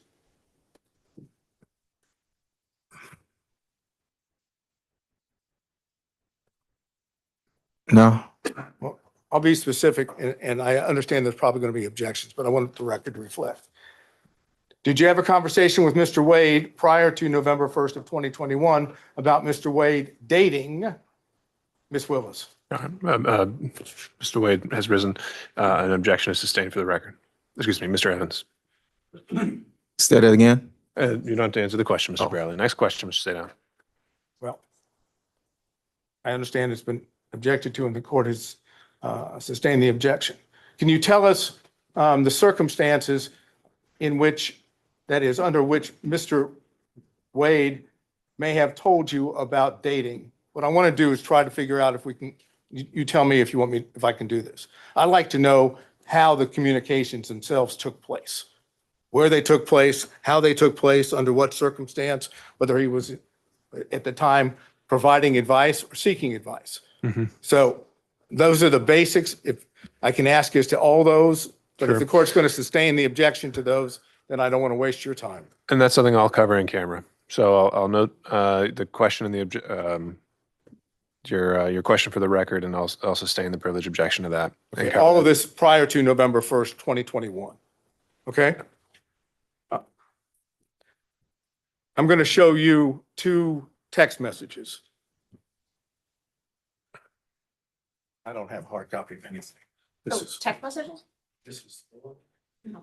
this is, you can see the date. Where, yeah, what is the date of that one? Yeah, this one. Just a minute. This is the first one. That date is. What do you think?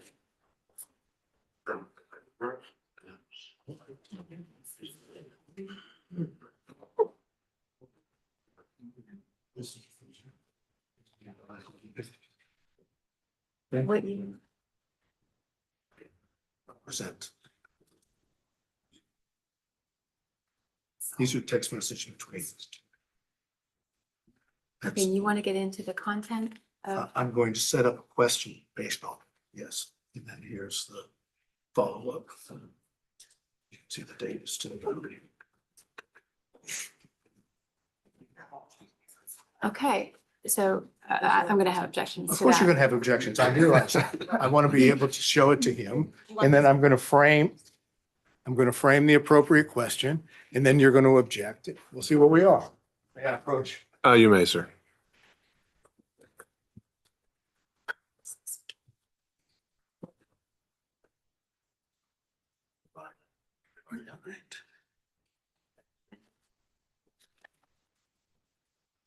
You'll look at this text message.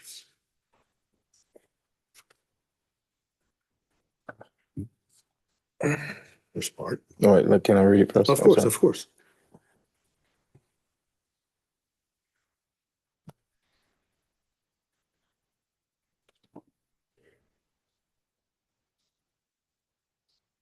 Okay. Good? Mhm. Okay. And then this is the second one. It follows right behind it.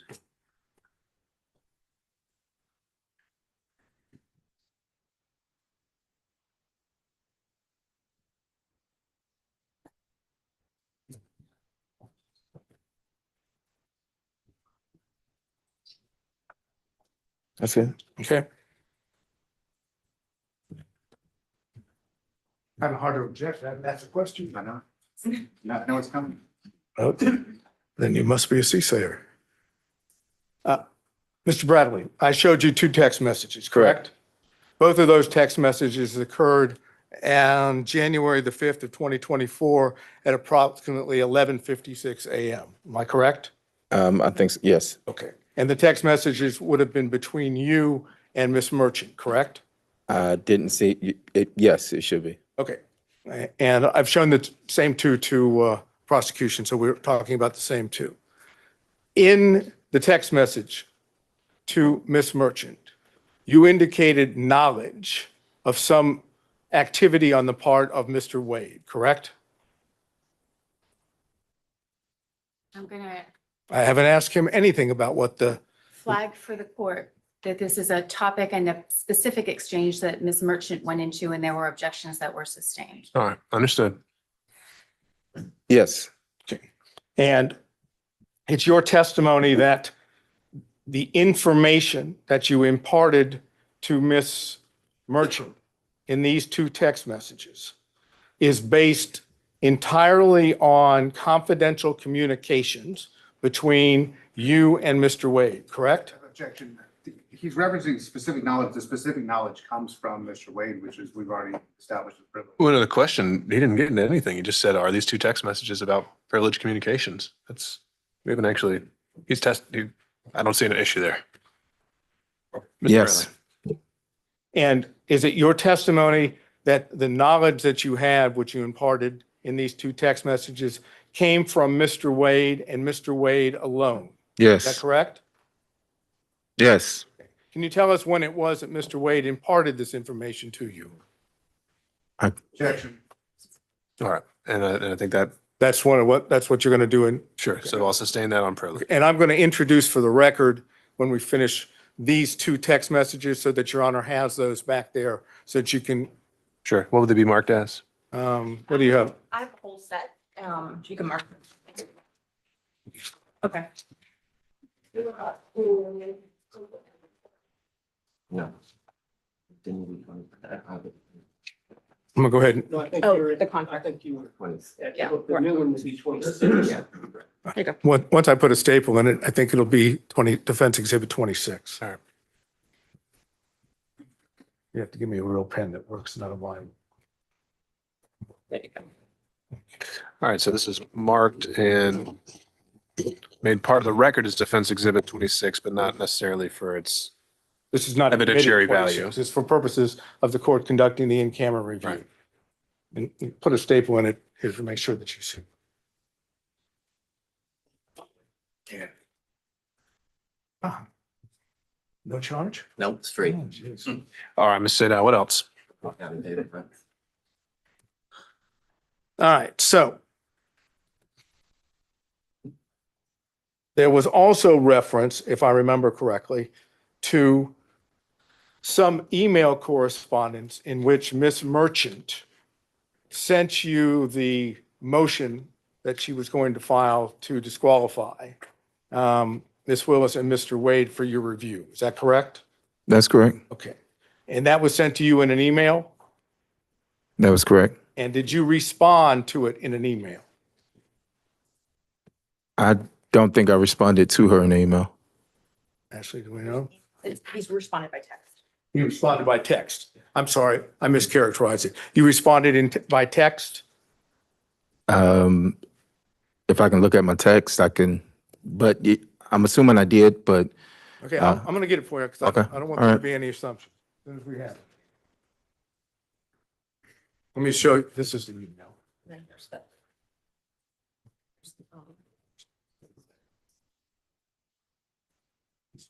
Here's, The date. I don't have anything besides what I just handed you. You know, I will attempt to do it for this witness. Listen, I always love your tone. So you didn't have any hard copies of it? If you want it to come out, they should do it. Okay. Which is like, obviously, stop me here. So Anything else? is that what you're? I'm going to ask you about. Okay. I'm going to show you if I might approach. I made reference to an email that Ms. Merchant would have sent you about the motion she was going to file. If you look at this, does this appear to be the email that you received? It's dated January the 6th, 2024 at 10:20, I can't make it as 5 or 6, 10:25 a.m. yeah, I see it, the email, yes. So that's the email that you received. Along with, obviously, the attachment, which is referenced. Yes, Okay. And then, did you respond to that email within the text message that I've just placed before you?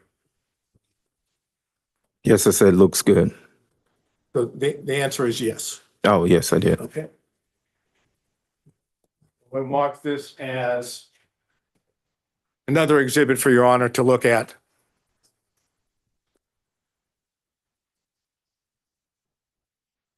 Since you love my tone, can I have a slip one? Realize I didn't read some of my nerves. Oh, I'm sorry, I didn't catch that point. Someday you ought to do it. Okay, I'm going to have these marked as 27. Okay? All right, so is it your position that what is reflected, let me hand it to you. Yeah. What's the course rule, to ask or not to ask? We'll take it case by case. I think he's doing all right, so no need to ask for this witness. Is it your position that your response, which is the second page of Defense Exhibit 27, is based on a confidential or confidential communications that you had with Mr. Wade?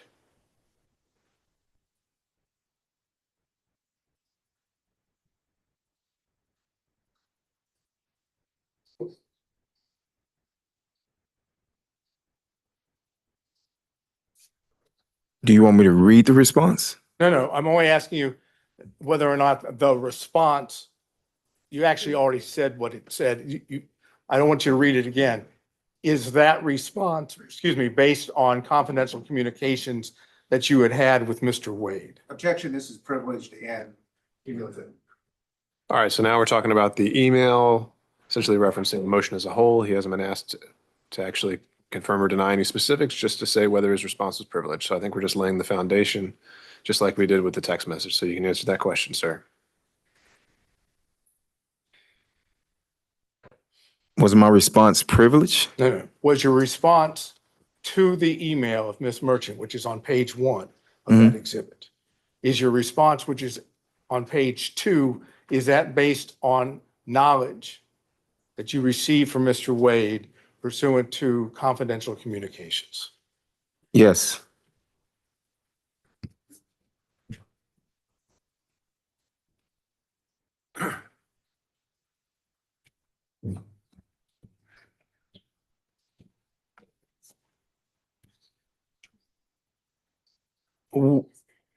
Have you discussed with the district attorney's office this case, your purported testimony?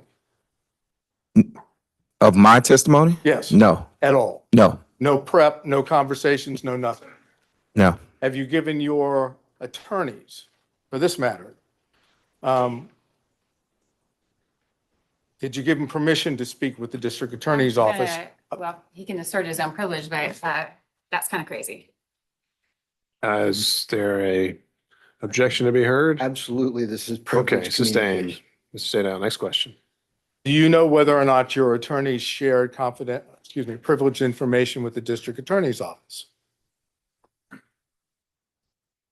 No, I don't know what my attorneys shared or didn't share. I don't know if they even met.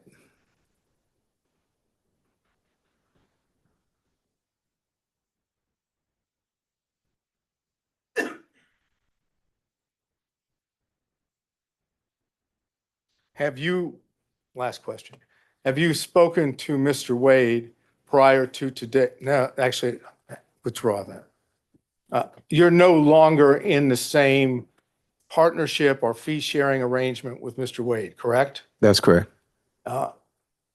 When did you leave that fee sharing partnership, pseudo partnership arrangement?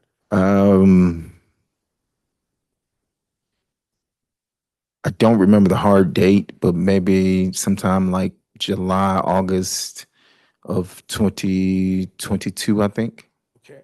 And what was the reason for the partnership or the fee sharing arrangements? What caused the separation? I wanted to leave and go out on my own. And that's the only reason? I want to leave and go out on my own, yes. I understand, but that was the only reason. There wasn't any suggestions or allegations of any form of misconduct on either part, either on your part or Mr. Wade's part, correct? Misconduct of what? Trying not to get into the specifics. Was there any allegations made of suspected misconduct on your part or on Mr. Wade's part? That's a fairly simple question.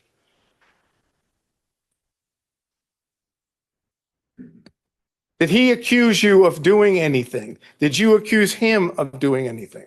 Without getting into what it is, were there any accusations made by you or him against each other? We had a disagreement, yes. Had that disagreement have anything to do with Miss Willis? Oh, no. Okay. Did it have anything to do with your conduct? No. Did it have anything to do with his conduct? Hold on, wait. So we had a disagreement. Whether the disagreement was,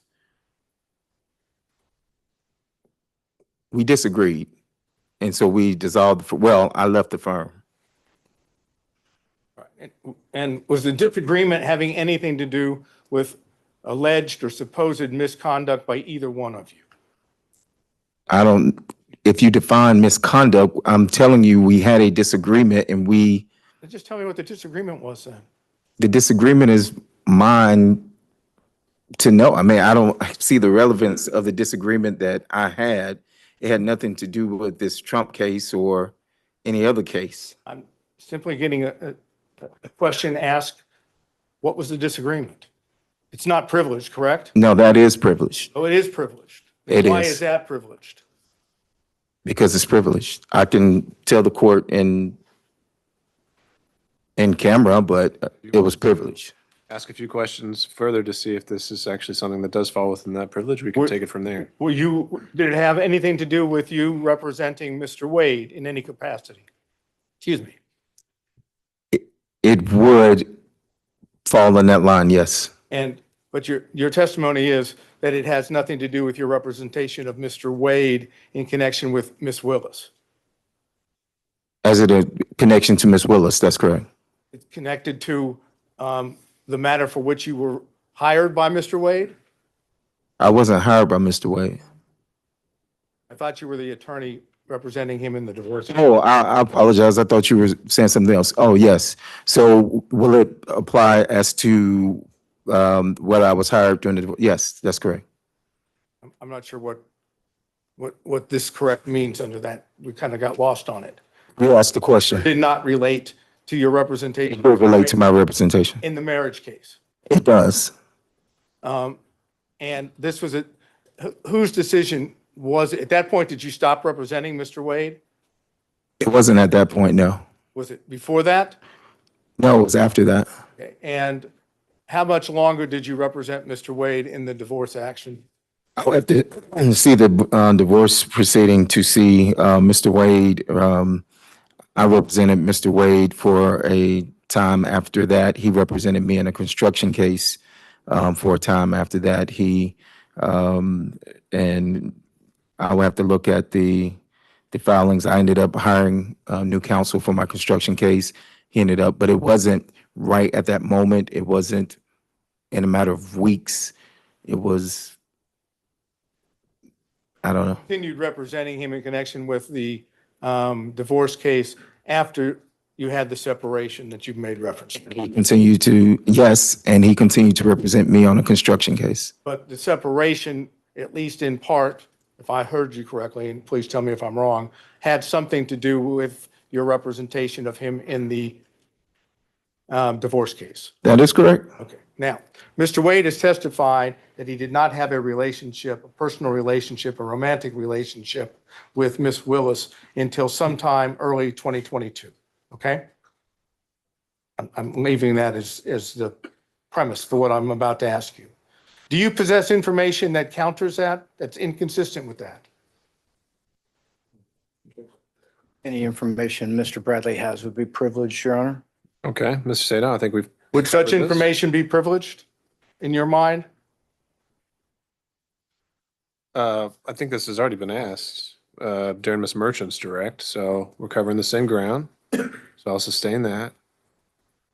So I can't get an answer to whether he possesses information which is inconsistent without getting into the information itself. I think the issue would be that we've already gotten an answer on that, and now we're asking the same question again. Ms. Merchant asked him a variation of that, and he already answered. I think the variation, Your Honor, is referencing whether or not he had what would be personal information, independent source information. Mine is not so limited. Mine is, I'm asking him point blank whether or not he has information from whatever source, including Mr. Wade, that is inconsistent with Mr. Wade's testimony. Because if it includes Mr. Wade, it is privileged communication. So therefore, the answer is it's privileged. If it excluded Mr. Wade, that would be a different appropriate question. Okay. And I just want to say, the answer is either it came from privileged information or it's hearsay. That's it. He's already testified that he has no personal knowledge. Unless it's for impeachment at this point, but Mr. Sato, I think that might be too fine a distinction for me to see the need for the question. I think I'm failing to see the difference. Well, I'm not asking respectfully, I'm not asking you to see the difference.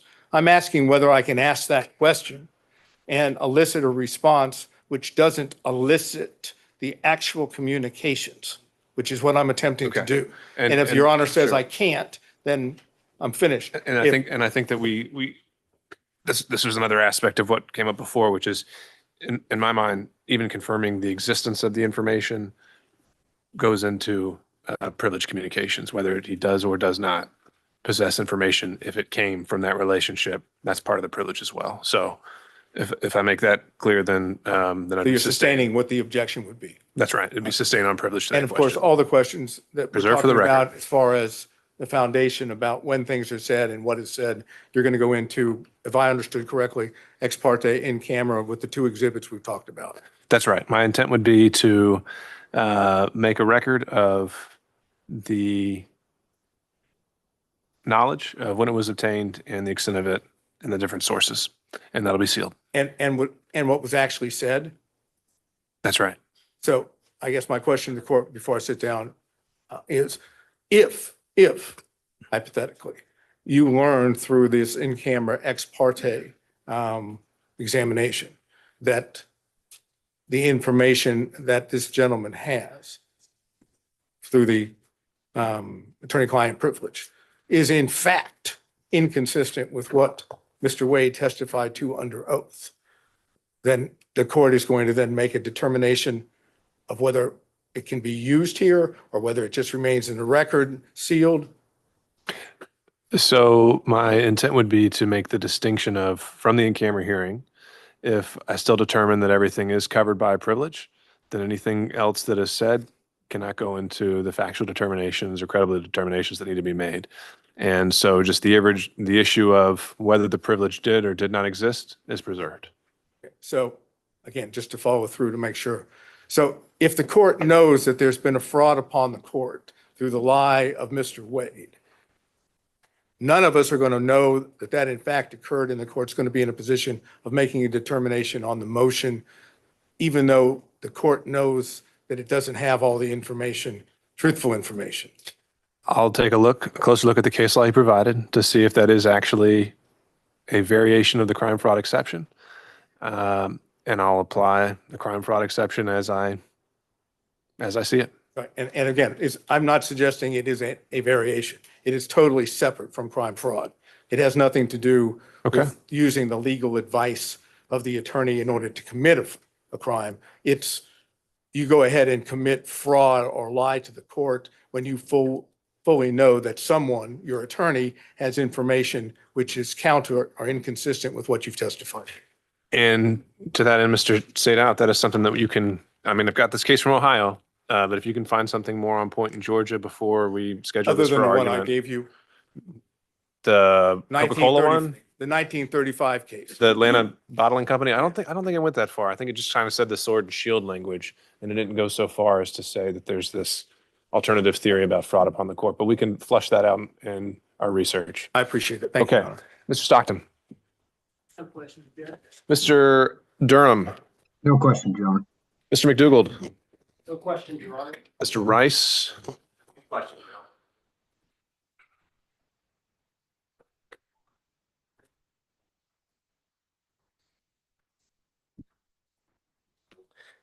Mr. Bradley, you were counsel for Mr. Wade in the divorce case when the interrogatories were initially served on opposing counsel on or about December 27th of 2021, correct?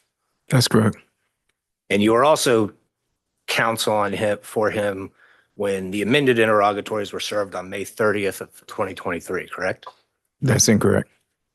So you ceased representing him sometime before May 30th of 2023. That's correct. At any point during the divorce proceedings, was a pleading filed with the court or a paper served on opposing counsel that purported to have your signature that you were not the one that signed or authorized your signature on it? Say that again? Did anyone sign your signature without your authorization on any pleading or any other paperwork served on opposing counsel in the divorce proceeding? I don't think so. If you have the documents, I can authenticate my signature. And you have testified that you also practice criminal law and divorce law and perhaps other types of law as well? That's correct. And are you aware that OCG 16-6-19 defines adultery as a misdemeanor crime in the state of Georgia? If you say so, yes, sir. Go ahead. Okay, Judge, I would ask the court to take judicial notice of that. For what relevance? Judge, I think it does go directly to the crime fraud exception. Because if,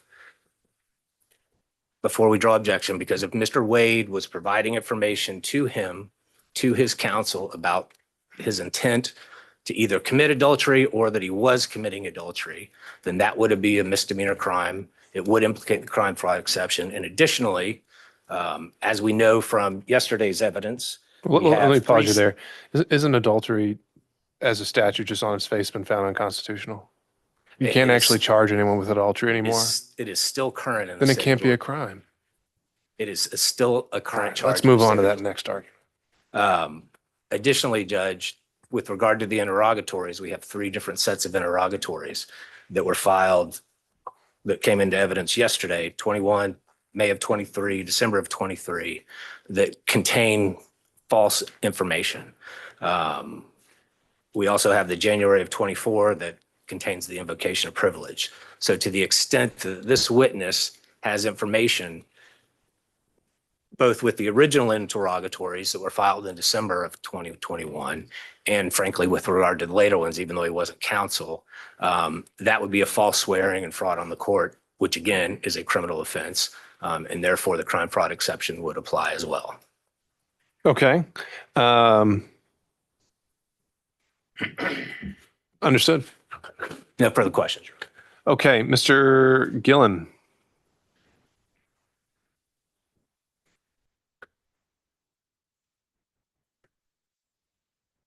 Good afternoon, Ms. Bradley. Good afternoon. Been a long day.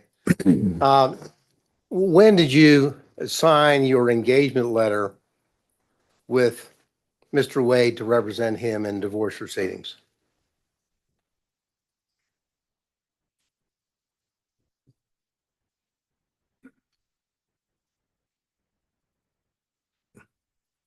It would have to be 2017, 2018.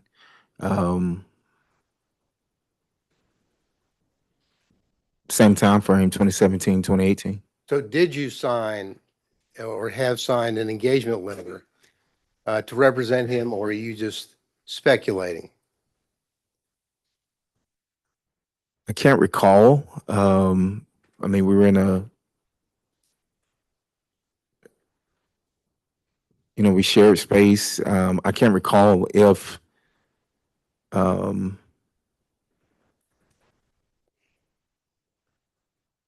there was a contract or if there is a contract. I think there is a contract, but right now it would be speculation. Right now, sitting here, Mhm. you do not know whether or not you had a signed engagement letter with Mr. Wade discussing the parameters of your legal representation of him. Isn't that correct? That's not correct. I mean, I can't say I don't have my files or anything with me. Well, sitting here, you do not have specific recollection or knowledge that you even had an engagement letter to represent him. Isn't that right? I think I had an engagement letter, but I do not know specifically if I had an engagement letter. Well, when did you open a file? Did you open, when you represent someone, you open a file in your office? And when did you open the file on Mr. Wade? I'm going to object to the relevance of this line of questioning. There has been no dispute from either the attorney or the client that there was an attorney-client relationship. And so I object to the relevance of the circumstances under which that engagement began, because as Mr. Gillen knows, that's not a factor in determining whether there was a true attorney-client relationship. Well, Your Honor, it's not just up to Mr. Wade and Mr. Bradley, it's up to the court. No, I agree with you there, Mr. Gillen, and so I'll give you a little bit of leeway, but I don't think we could spend too much time on this. But No, so okay. We'll see. Your Honor. Now, did you or did you not open a file in your law practice with Mr. Wade's name on it? Yes or no? Yes, I had a file with Mr. Wade's name on it. When did you open that file? I'm assuming 2017, 2018. I can't tell you the exact date. I've said that 3 or 4 times. Well, let's approach it from another angle. When is the first invoice that you sent to Mr. Wade for your legal representation?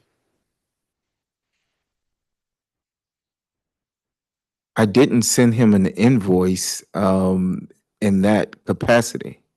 So what we have here is you're not knowing whether you even have an engagement letter. You don't know whether you actually even billed him, correct? I represented Mr. Wade.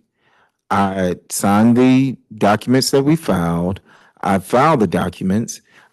There's depositions that I had with the divorce attorney that was representing his wife. I'm sorry, sir, that's not my question. Okay. My question is, did you bill him in your capacity as the lawyer that you're telling him? I don't recall.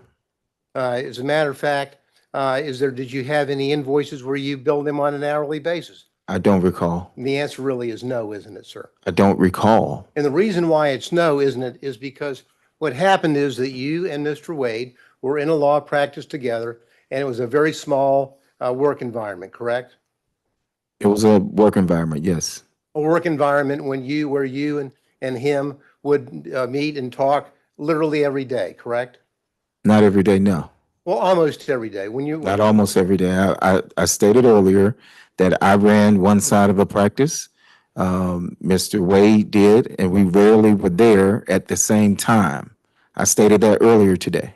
So just give us totally how much money you got for representing Mr. Wade in this since 2017 or whenever you told us up until you dropped off the case in 2023. I don't recall. Would the answer be zero? I do not recall. Well, you would know whether you got paid or not, wouldn't you, sir? I do not recall. So you don't recall whether you as an attorney got a single dollar to represent Mr. Wade, correct? That's correct. Because you really did it as a friend, didn't you? No, I did it as an attorney. Well, an attorney that wasn't being paid. You were doing it pro bono for a friend, weren't you? I'm going to object to ask and answer. All right. So I'm going to sustain that, Mr. Gillen. I think the law is clear that money doesn't even have to change hands for that relationship. And I'm making a finding based on the evidence that's already been presented, namely the fact that he signed pleadings, attended depositions on Mr. Wade's behalf, that attorney-client relationship did exist at some Okay, point. Your Honor, I was just laying the foundation to the circumstances in terms of the non-billing from the 2017 period and whether there was really an attorney-client privilege there. That's what I was trying to do. Okay. If the dispute is just when it occurred, you can try to hone in on that. But the questions I've heard so far are more from you were never paid ever. It was from a overall angle. Well, from 2017 until November of 2021, you didn't receive a dollar from Mr. Wade for your supposed or your representation of him, correct? I don't have the file in front of me and I do not recall. Okay. And the reality of it is, as I mentioned or asked you a few minutes ago, is that it was a small firm and you were doing him as essentially a favor as a friend and as a law partner, correct? No, I was representing him as an attorney. Were we in the practice together? Yes. And were we or are we friends? I mean, we were friends at the time. Yes. Well, you were friends and law partners, correct? Yes. And in a small firm, and I know because I'm in a small firm, people will sit around the office and talk about their social life and what they're doing, correct? Correct? If that happens in your small firm, yes, yes. Well, does it happen or did it happen in your small firm?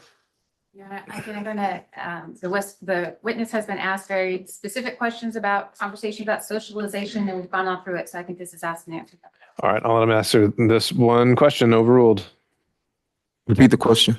Oh, did you in your small firm have occasion to where people would sit around and socialize and talk about what was going on in their lives as opposed to merely talking about the law?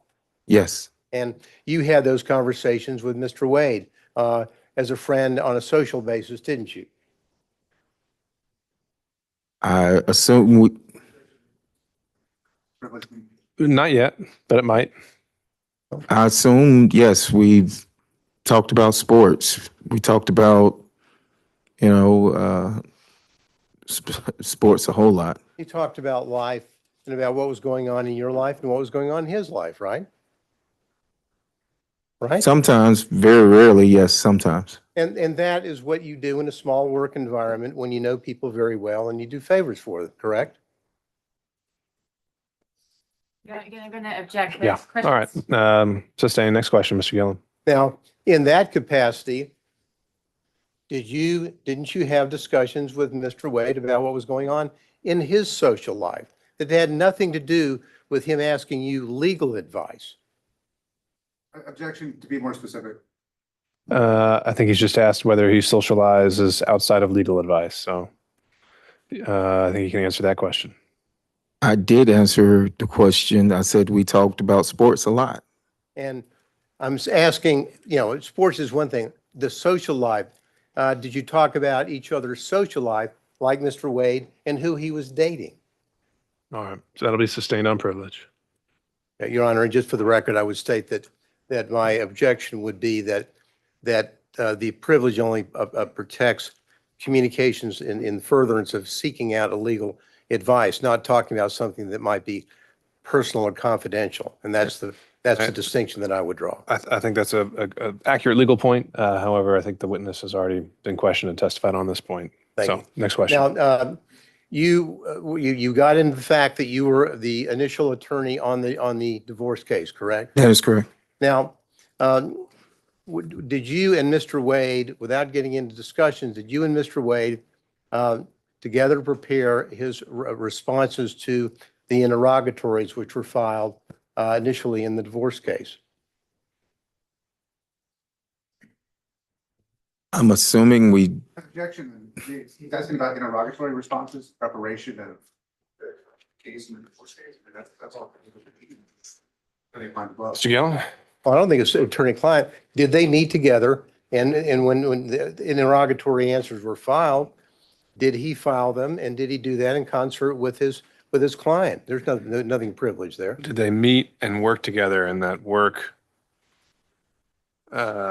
taking the form of them talking back and forth to each other on the right responses? I'll change it a little bit. Did you review yourself the interrogatory responses given in the divorce case? I did. And whatever knowledge that you had when you were involved in the interrogatory responses, you had the knowledge of all that material or information that you had without getting into the content. You But had he all of hasn't that finished the knowledge and question. information. I'm sorry, let me get my question out That's what I before was trying to he say. objects. And when you filed those interrogatories, you had all the knowledge and information that you had obtained from Mr. Wade from 2017 up until the date the interrogatories were filed, didn't you, sir? Okay, so that's the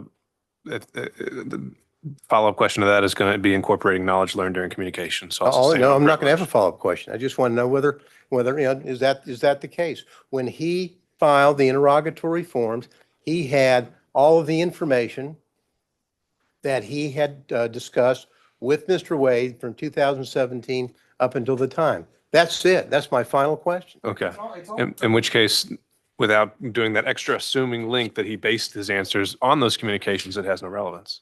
Well, it does in the sense that it shows what knowledge he may have had when he, the attorney, is filing interrogatory responses. That's what it shows.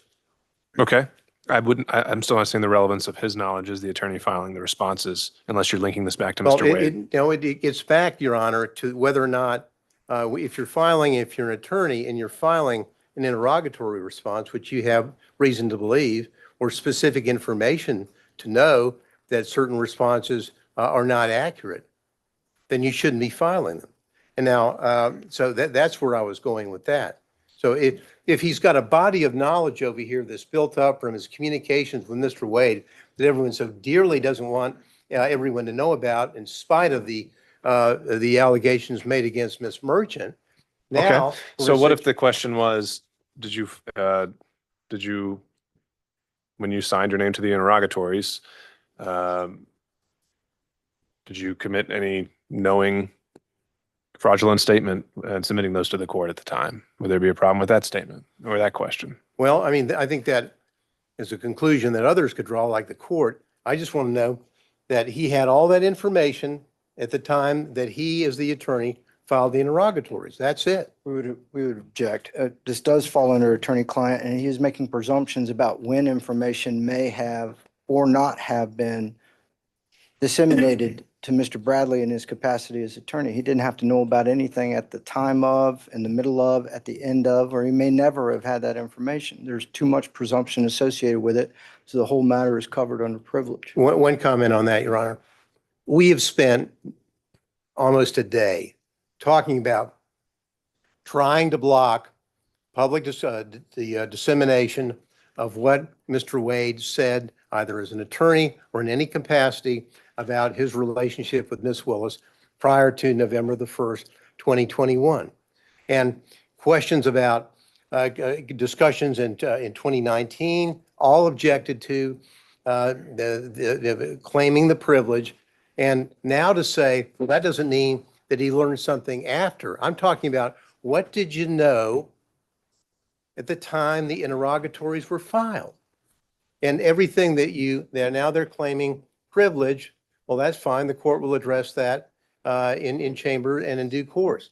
What Okay. did you know? I'm sorry, Mr. Gillen, I really don't see the distinction. So your question's noted for the record and your objection as well. All right, and I'll follow up with this.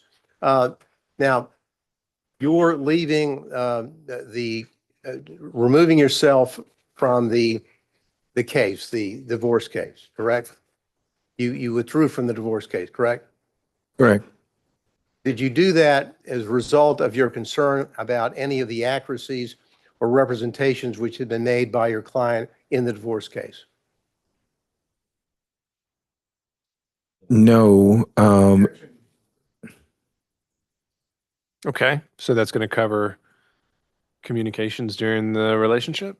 Well, Your Honor, hypothetically, not saying this is the case, hypothetically, if Mr. Bradley, knowing, let's say hypothetically, that he speaking with Mr. Wade, was aware that the intimate or personal relationship, romantic relationship, existed prior to November the 1st, 2021, and started in 2019 or 2020, if he's armed with that information that he's obtained from Mr. Wade, but Mr. Wade would want to insist on responding to interrogatories which were contrary to the information that Mr. Bradley would have, then I'm asking him whether he took steps as an attorney to say, I cannot be a part of that or countenance that, therefore I'm withdrawing from the case. Sure.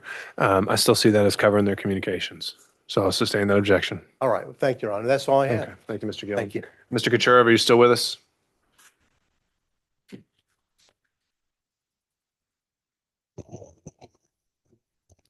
Anyone on behalf of Mr. Floyd still joining us? All right, moving on. Mr. Cromwell. Questions, Your Honor. I think everybody's exhausted with this line of question. We're going, Mr. Bradley. When did you withdraw from Mr. Wade's divorce case? I don't have it in front of me. I don't have the file. Was it sometime in 2023? No, it would have probably been, well, 2023. See, I left in 2022. It could have been anywhere between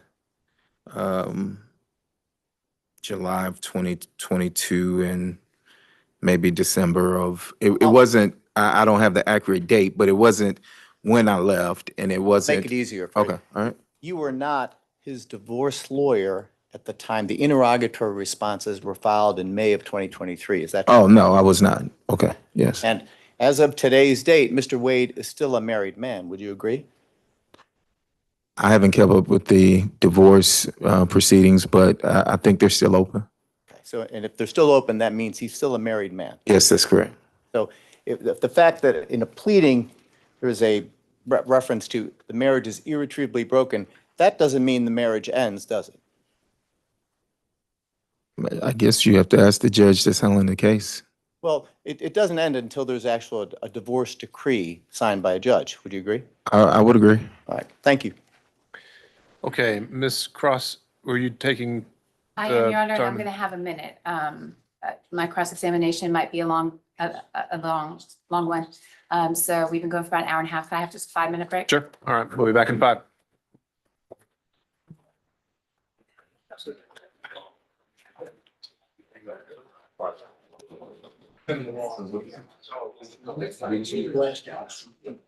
Are you going to take that room? You want him to go to back there? No, not with me, for you and your client to go back into the jury room. Yes.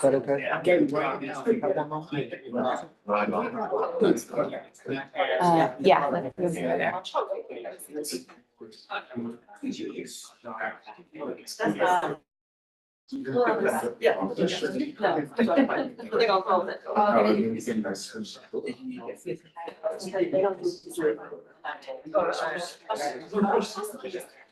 Yeah, they're gonna close the back door.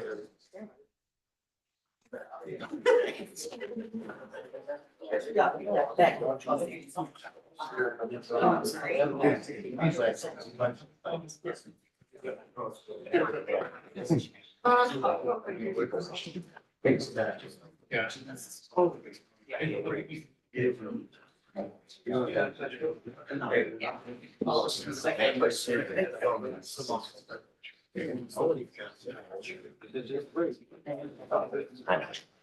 Okay, you want to go in that one?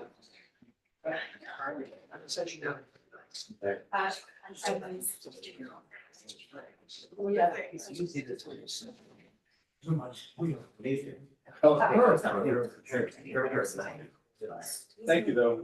Appreciate the help.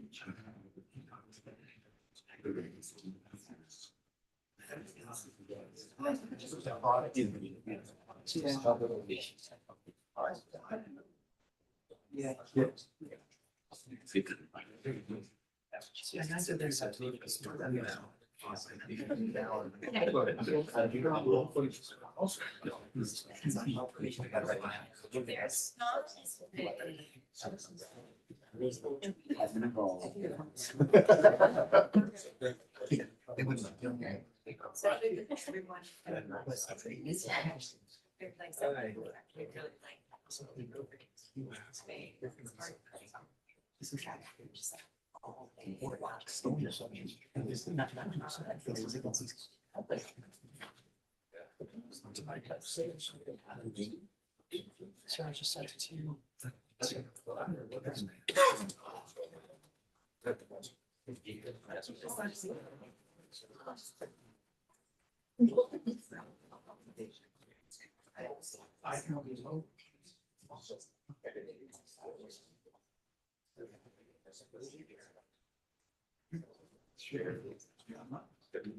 I had the change.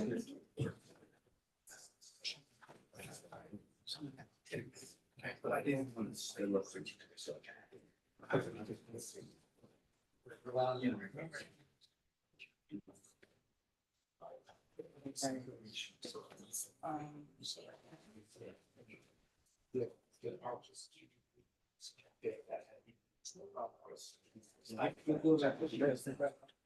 Oh, that's right. I was gonna down. Oh, I wouldn't if it was looking. Oh, I don't even.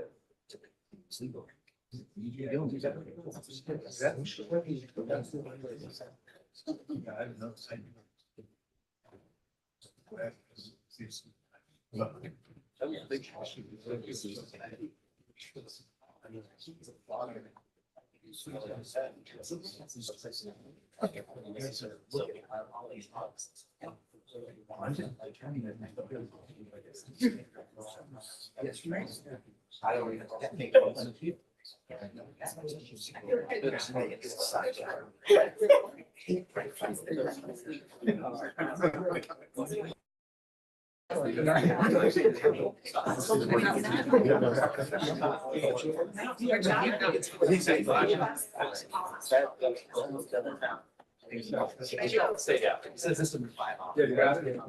never did it wrong. What's the mix? I'm gonna my.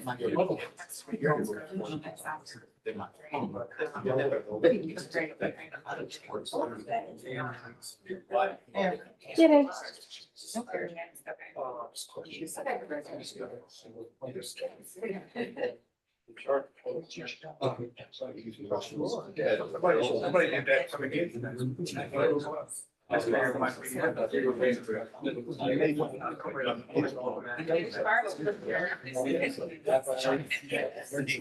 Okay.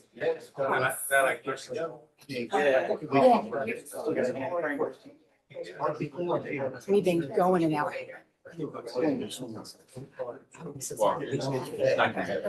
Yeah, no, we've been going. Sorry. It's really tight here.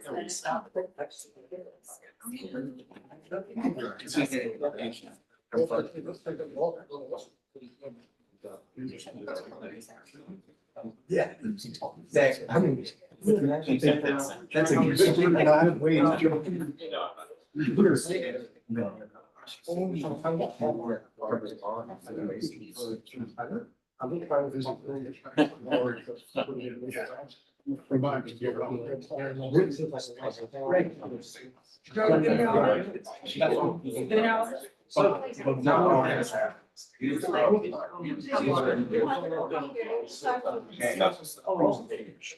Started at 9:09. And then we did a recess until 11. Okay. Yeah, gotta have word everybody wants. That wasn't your shit.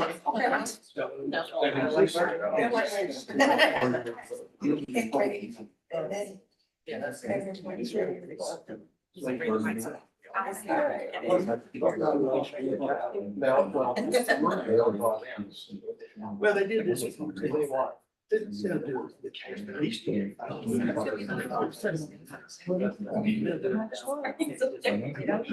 Sometimes. I mean, it's not a problem.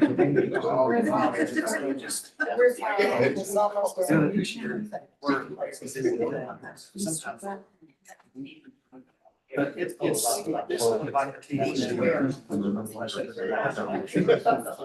yeah, it's primarily directly in how. That's what. Get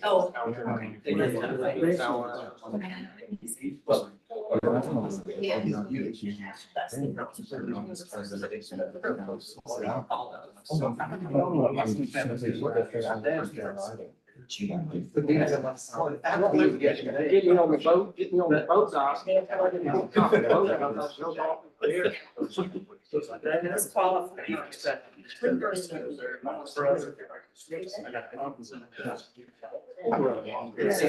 At least what we got.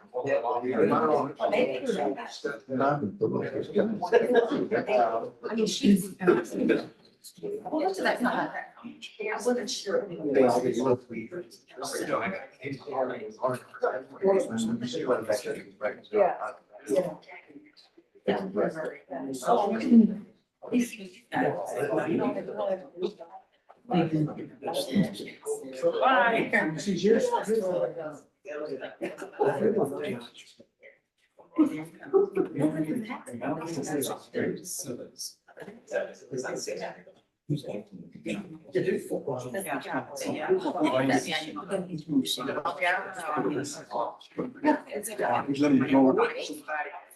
Only about a decade. I'm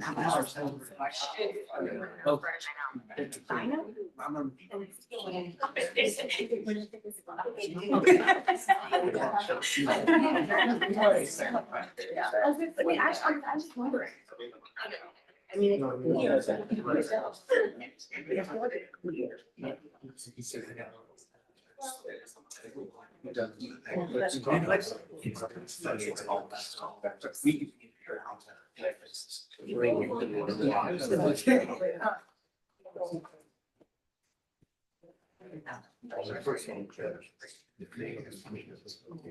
Oh,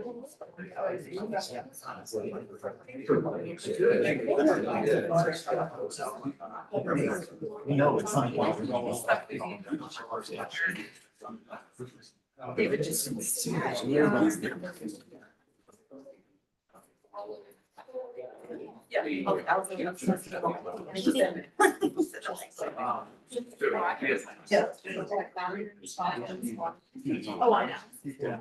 Will come to order.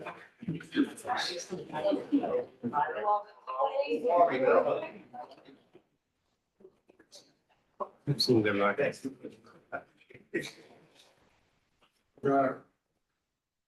What do we do? We're on the record, yeah. Do we need to be on the record? I just want to make sure what we do these huge record. I believe just give those, we're gonna have all of them.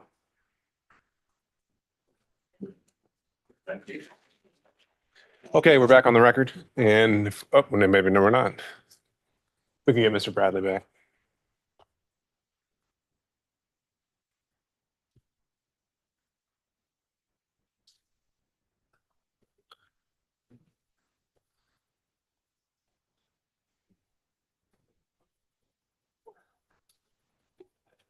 While he's coming out, Ms. Merchant, for planning purposes, based on how Mr. Bradley's testimony was presented, do you anticipate calling any further witnesses?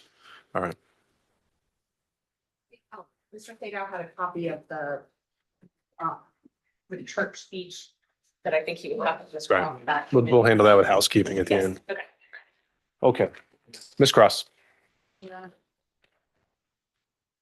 Mr. Bradley, have you still got the exhibits 23, 24, 25 there in front of you? I do. And 23, that's one of the contracts for, that was your personal LLC, your PC, your personal legal entity, right? For the That is correct. attorney's office?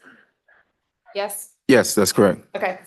And I understood your testimony to be that any income that came into the partnership, when I say partnership, let me be more specific. You had an individual legal entity. Mr. Campbell had an individual legal entity. Mr. Wade had an individual legal entity, but y'all had a partnership agreement, right? Yes, but we didn't have that the entire time. There was Yes. a period of time that we've been talking, or that we had talked about in 2022, prior to you leaving the firm, that there was an actual entity for the three of you, correct? That is correct. And that was roughly during the time period where y'all bought a building together. Yes, correct. And it made things simpler. For whatever reason, you decided at that time that a joint entity made sense to own that building, right? Correct. Okay. All right. But those contracts there, they're not with the joint entity, correct? No, they're not. Those are all with you individually. Is that right? Can you take a look at 23, 24, and 25? Yes. They're all with you individually? Yes. Okay. 23. What's the hourly rate that you were being compensated? That was 23 is the, I don't think, no, 23 is not the first appearance. 23 is the taint, it says. What's the hourly rate on that contract? 150 an hour. 150 an hour? All right. So the 150 an hour, the way I understand you all shared profits was you'd get 50, Mr. Campbell get 50, Mr. Wade get 50, and then y'all pay expenses jointly as well, correct? Correct. All right. What about exhibit number 24?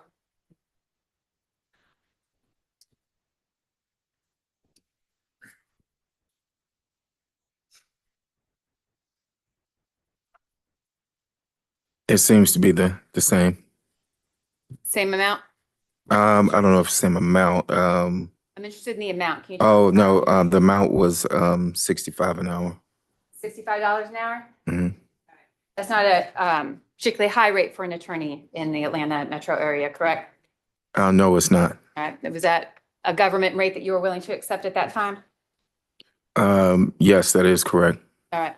And so the $60 you're getting for that contract, again, that's split three ways, you, Mr. Wade, and Mr. Campbell, correct? That is correct. So when you were. Minus asked- expenses and stuff like that, but yes. Exactly. that was the income and then expenses come from that and then profits, whatever's at the end, correct? Correct. All right. So questions about Mr. Wade, I think the phrasing, and I object to it, but I think you might recall the question. Mr. Wade brought you this contract, or Mr. Wade got you this contract. Do you remember those questions? Yes, I do. All right. So we're talking then about a split among the three of you of about $20 a piece, right? For that particular contract? For this one, yes, All right. What about 24? Have you got 24 there? I'm sorry, 25. Have you got that in front of you? I do. What's the hourly rate on that one? It's 150. 150 on that one too? All right. And this same sharing went through the business, the way you handled that contract as well, right? That's correct. All right. Who is Austin Dabney? He was a probation officer that passed the bar, and we hired him and another individual. The other person didn't stay long. And did Mr. Dabney and the other legal associate that you all had working for you at that time, did they do some work on these first appearance contracts? Yes, And that was a pretty good position for a younger lawyer to be sent to get some courtroom experience, correct? that is correct.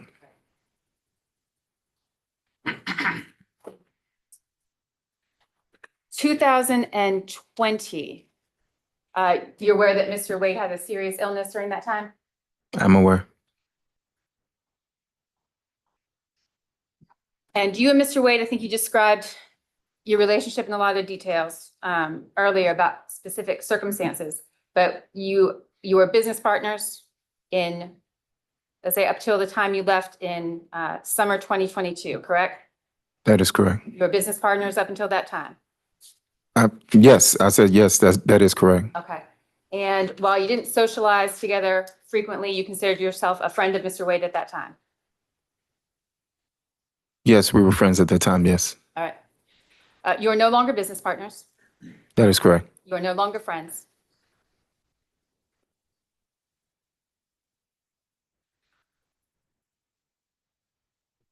I mean, if he's saying that we're not friends, then I yeah, want to know what you think, Mr. Bradley. Do you consider yourself a friend of Mr. Wade?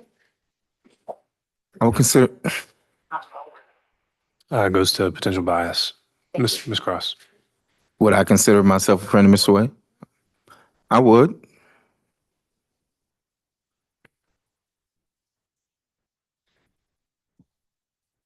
You were asked questions, Mr. Bradley, about the circumstances under which you left the firm. Do you recall those questions? I do. All right. And you left the firm. The firm remained the same as far as other employees, Mr. Wade, Mr. Campbell, as the named partners of the firm. You were the one who left, correct? That is correct. And you termed it as a disagreement. Do you recall answering questions as though you left due to a disagreement? Yes? Yes, And that disagreement was that there was an allegation of sexual made against you, correct? that is incorrect. There was not an allegation that you assaulted us, that you sexually assaulted one of the employees in the firm.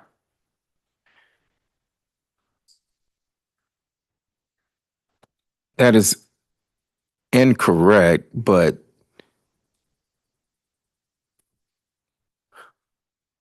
yes, yes, Yes, there was an allegation that you sexually assaulted a member of the firm, correct? yes, that was an allegation. Yes, And as a result of that allegation, you left. I did. You were no longer business partners with Mr. Wade. That is correct. The firm remained intact, and in fact, the employee involved remained with the firm, correct? I'm not certain of that. They did leave the building, of course, and I don't know.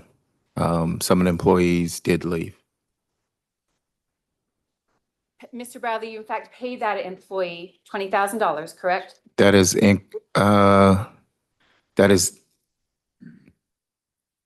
that is incorrect as far as what was.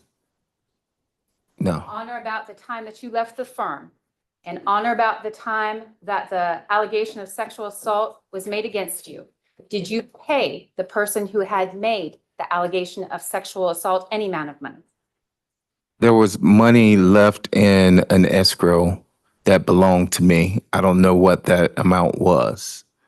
And did that money that was left in the escrow that belonged to you, was that paid to the employee who said that you I signed? never and any, I never gave any money. I left the money in the escrow account. What happened to that money? I can't, I don't know what happened to it. For what purpose did you leave the money in the escrow account when you left the firm? I left the money in the escrow account. For what purpose, sir? There was no purpose. You just left the money in the escrow account? Yes, If there's no connection to the money you left in the escrow account and the allegations of sexual assault that an employee of your firm made against you, why was it that you brought to my attention, or why'd you respond the way you did about money in an escrow account when my question was, did you pay this employee any money? I didn't hand any money. It was money from an escrow account, to my knowledge. To your knowledge, where did the money in the escrow account go? To the employee. To that employee.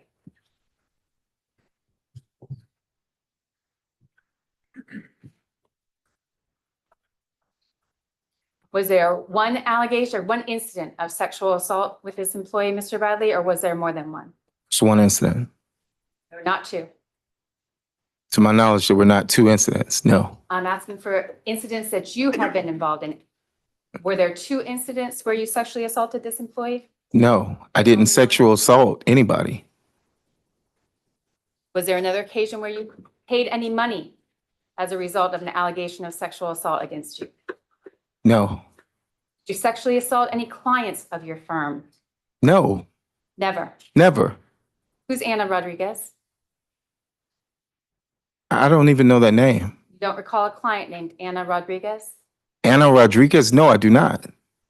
Never met her. I do not recall the name Anna Rodriguez. From Your Honor, I would object to this. I'm not sure what we're trying to do here. So I would object to this line of. All right, Ms. Cross. Your Honor, this clearly goes to the bias that the witness has towards Mr. Wade and other individuals, his motive in his Okay. involvement. And I believe it's an appropriate avenue to pursue based on exploring his credibility. All right. At some point, though. I'm not And well- planning to go much further. Okay. Judge, if this is allowed to continue in this way, and it does appear a little bit harassing, then is Mr. Bradley going to be excused from his privilege because this is not? That's what I was gonna do. Don't do that yet. Mr. Chilbur. Sit on it. I think she's already done that. Your Honor, I'm asking in all seriousness, that privilege, although. Based on the answer right now, I think now we've opened up a whole area. What he has just responded to, he previously said was privilege. That doesn't sound like privilege to me. We'll have to address that when we go back through the rundown. So, Ms. Cross. I'm finished. Okay. Mr. Sadow.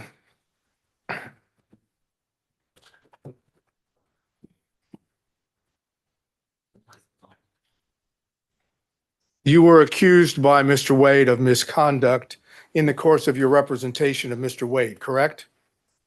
I was not accused by Mr. Wade, no.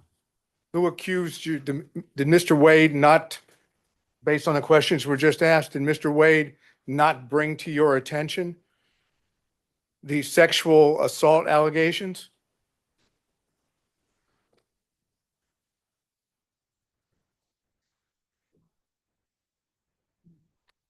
Ask that again, please. Mr. Wade brought to your attention the sexual assault allegations that you've been asked about by the prosecutor, correct? Correct. And at that time that Mr. Wade brought those allegations to your attention, you were still the attorney for Mr. Wade, correct? Correct. And therefore, your conduct as an attorney and the attorney at that time for Mr. Wade was called into question by Mr. Wade's passing along to you allegations of misconduct, correct? I object to that. I don't think that's factually true. I don't know that that's not, I know that that is not legally true. The attorney-client relationship is of a matter. It is not vitiated by other instances or anything outside that matter. I'm not sure that that's accurate. He was accused by Mr. Wade, his client. Do you mind if I speak? I allowed you to. Mr. Sadow. Mr. Wade accused this gentleman of misconduct in the performance of activity while he's an attorney working with Mr. Wade and representing Mr. Wade. Those allegations of misconduct open up the question of whether or not he can defend himself by now discussing his confidential communications with Mr. Wade in connection with the representation as well as the allegations. That's the position of the defense. Understood. So what is the question you're putting? My question I'm going to ask him now is, tell us what Mr. Wade told you about when he began his relationship with Ms. Okay. Willis. All right. So where I think we are with this is that Mr. Bradley previously testified that the reason he left the firm was totally and completely covered by privilege. When asked by the state, he went into a factual scenario that, to my mind, I don't see how it relates to privilege at all. And so now I'm left wondering if Mr. Bradley has been properly interpreting privilege this entire time. And I think the only way I can cure that is by having that in-camera conversation with him. May I suspend my redirect for you to have that conversation? I think that makes sense. But is there anything else, though, that you were going to cover other than this issue? No. Okay. Ms. Cross, any reactions? Only to, Your Honor, the premise of Mr. Sadow's question was that Mr. Wade accused Mr. Bradley of the sexual assault. That was not my question, and I don't believe that's factual. Though there was an employee who accused Mr. Bradley of sexual assault. Okay. But regardless, though, the point is that the circumstances of his departure from the firm, from what I've now heard, had nothing whatsoever to do with his representation of a divorce. Is that fair? My question, I believe the testimony has been that the circumstances of Mr. Bradley leaving the firm were related, I can't say how much, but certainly in a large part, based on the allegation of sexual assault that was made against him by an employer. Sure. And his previous testimony was that that was totally covered by privilege. Yes, he lied. Okay. All right. Other than this issue, which I think we've covered at length, was there any other questions based on Ms. Cross's examination from other defense counsel? Okay. All right. With that understanding, can this witness be excused, Ms. Merchant? All right. So, Mr. Bradley, I would ask, I don't know if we may be able to do it today. If we could. Sorry, Judge, I don't think I can excuse him. Sadow, Mr. Sadow had reserved the rest of his cross for after you determine the privileges. Right. What I'm about to say just logistically is what I'm trying to do is if we can conclude this hearing with the exception of that in-camera hearing, we end for today. And if as a result of that in-camera hearing that I learned that we need to reopen the evidence, then that's what I'll do. So to that end, I can give Mr. Bradley instructions that he's to report back if upon order of the court, but otherwise, is there anything further the parties need from him today? Yeah, but I wanted to get those certified. I know there's other housekeeping things and things we need to do. And based on the testimony, you do have another witness, Your Honor. It doesn't involve Mr. Bradley Right. requiring to be here. Okay, so now the state does have another witness. I do. Okay. All right. In that instance, okay, Mr. Bradley, you can step down, sir. However, I'm giving you the order to stay in touch with your attorney, and then we're going to have to find a time to meet again and go into an in-camera session. Do you understand, sir? I do. Okay. All right. Thank you, sir. You can step down. Ms. Chopra, do you have a card for me? I do, Your Honor. Okay. At least I hope I do.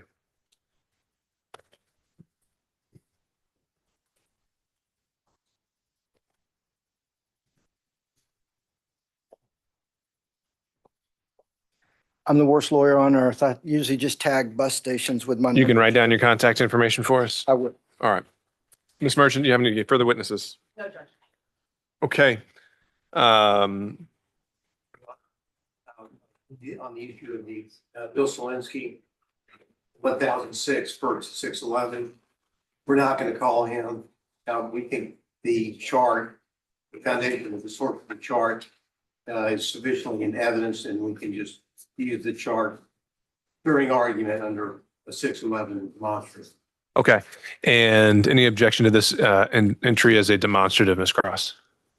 No, Your Honor, given the parameters we discussed earlier. Okay. Can we go ahead and mark that an exhibit and make it part of the record in advance of argument, since I don't know when we're going to be able to have that scheduled. I think this would be Defense Exhibit 28. But let me go down the order just so we're staying organized. Ms. Merchant does not have any further witness. Excuse me. Ms. Merchant, on behalf of Mr. Roman, has no further evidence. Mr. Sadow. Your Honor, we are in the process, if the court will allow us, to obtain certain phone records. And we would like the records kept open for the introduction of those phone records. We have them in draft. I say draft, we have them informally. We do not have certification yet. And they would deal with, you'll remember I asked Mr. Wade about certain activity down in Hayfield during the time period, and it deals with that specific time period. So we're talking about February to March of 2021 through November 1st. And is it your intention that you would want to introduce these solely as an exhibit, or you think that this should reopen and bring us back for an entirely new evidentiary day with witnesses? We would want to, if what we believe is there, based on our preliminary research, is there, we'd like to reopen and be able to introduce the records and someone to explain what they need. But that's it. The state certainly, I'm sorry, were you finished, Mr. Sadow? I believe so. All right. The state would certainly have an objection to that. This hearing has been set. We haven't seen the records, so I don't know if I have any objection to what they are. But the day has been set for quite a while, and we object to leaving the evidence open for any purpose. Okay. And Mr. Sadow, when did you first go about trying to obtain these records? I know it's also the Delta records. As soon as we got a hearing date and the state's response. So what happened was when the state responded, I think it was February 9th, and admitted to the relationship, but put parameters on the timing. I sent subpoenas out in response to that. So that was February 9th. Problem is Delta, AT&T, all these folks aren't super fast about that. And so I know Delta, we're also waiting. I wanted to remind the court, waiting for those records to be submitted in camera. Yes. And AT&T actually emailed me these phone records yesterday morning on the way to court. Okay. All right. Any further exhibits that are self-authenticating? If counsel are able to provide those, obviously serve those on opposing counsel, and then before sending them over to us, let us know whether they would be tendered with or without objection, just purely on authentication or hearsay issues or relevance. We can make those part of the record, and I'll reserve whether this reopens a full hearing format. But the exhibits themselves, I'm willing to have come into the part of the record, but there will be a cutoff point very soon, as soon as we schedule argument. All right. Any other evidence, Mr. Sadow, then? So that would be cell records. Mr. Stockton, any evidence? All right. Mr. Durham, if you're still with us. No, Your Honor. All right. Mr. McDougald. Copies I mentioned to Your Honor yesterday, Your Honor. Okay. And why don't you lay those out for the record?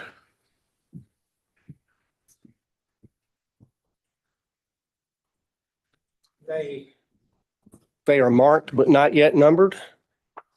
I believe our next exhibit would be 29. 28, I just said, was Mr. Gillen's demonstrative, just so I'm keeping it straight. And so I previously provided these to the prosecution. 29 would be a certified copy of County Code Section 2-68. Okay. 30 is a certified copy of County Code Section 2-69. 31 is a certified copy of County Code Section 2-79. 32 is certified copy of County Code Section 10-114. 33 is a certified copy of County Code Section 10-115. 34 is a certified copy of County Code Section 102-464.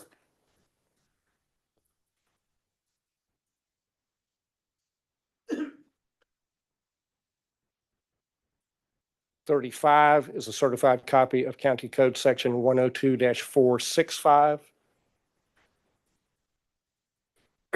36 is a certified copy of County Code Section 102-466.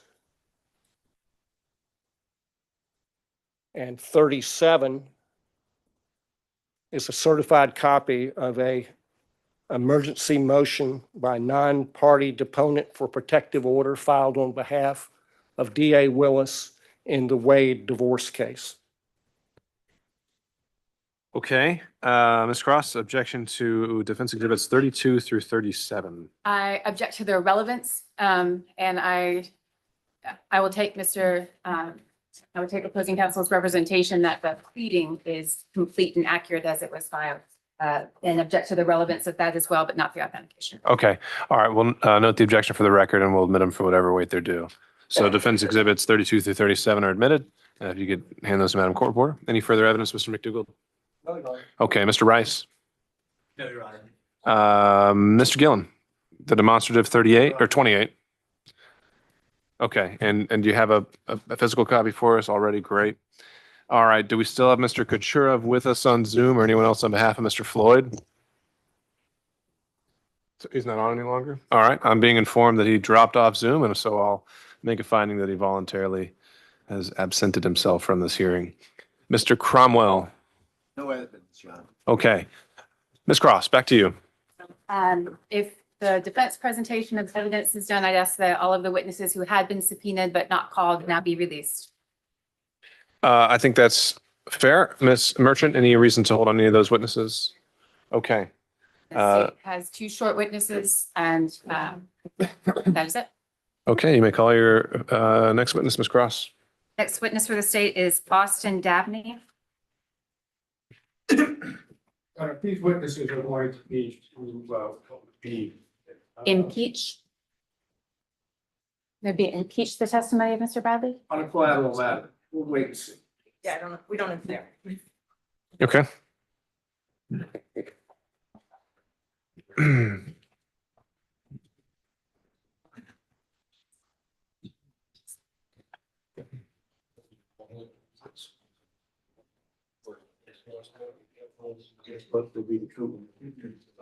I do. Yes, my name is Austin Dabney. That's AUSTINDABNEY. Good afternoon, Mr. Dabney. Good afternoon. I want to direct your attention, well, first of all, how are you employed? I am employed right now. I have my own firm. You're a lawyer and you've got your own law firm? That's correct. All right. I want to direct your attention to 2021, 2022. What was your employment at that time? Yes, I was employed with the Wade Bradley Campbell firm. And that's Nathan Wade, Terrence Bradley, and Chris Campbell? That's correct. All right. And what did you do in that firm? I was an associate attorney. All right. And don't need a whole lot of detail, but generally speaking, who in the firm did you work for? What kind of matters did you handle? Well, I believe I worked for all of them equally. They would all give me tasks to do, which court dates to go to, what cases to work on.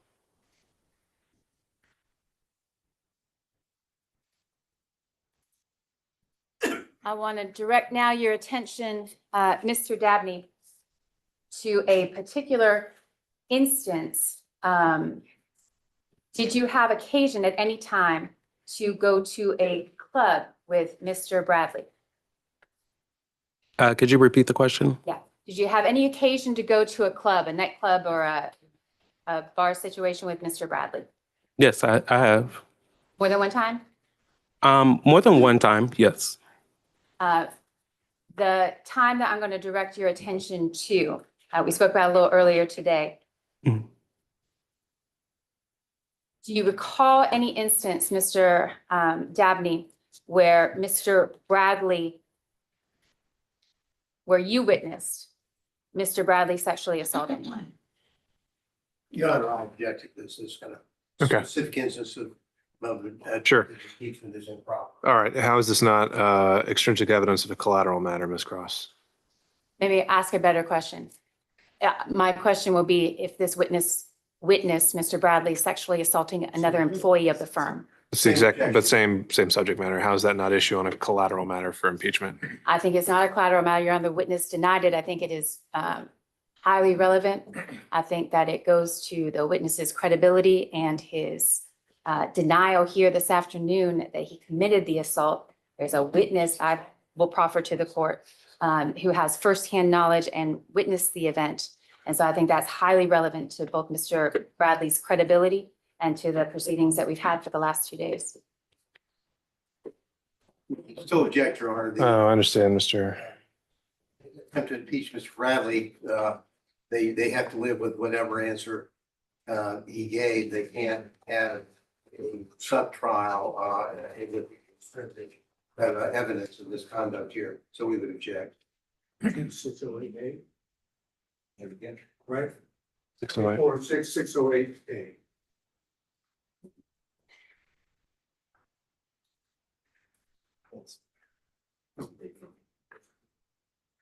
Yeah.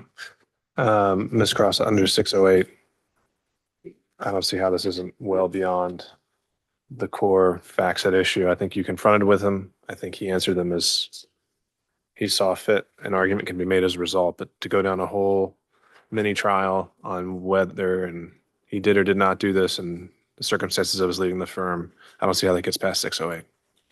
I understand the ruling, Your Honor. Disagree, and just for my objection, may I put a proffer on the record, not a detailed one, but that I think you already have.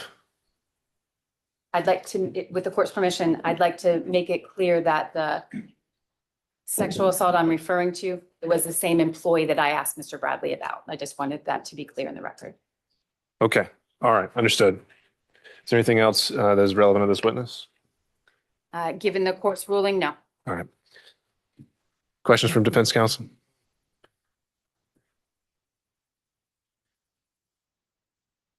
Good afternoon, sir. Good afternoon. When did you start working at the law firm? I believe I started working, to my recollection, March 2021. Okay. And at that time, do I understand that there was what I would call a three-way partnership or sharing arrangement at the law firm? I'm not aware of any sharing arrangements that they had, but it was the Wade, Bradley, and Campbell law firm. And did you work in the law firm office on a daily basis? I did. And during the time period, you were there for the remainder of 2001? That is, you worked from March of 2001, at least to the end of 2001, correct? I didn't even have a bar license in 2001. I'm sorry, 2021. It's a little late. From March of 2021 to the end of 2021, correct? That's correct. Okay. During the time period that you were working at the law firm, did you see Fonnie Willis?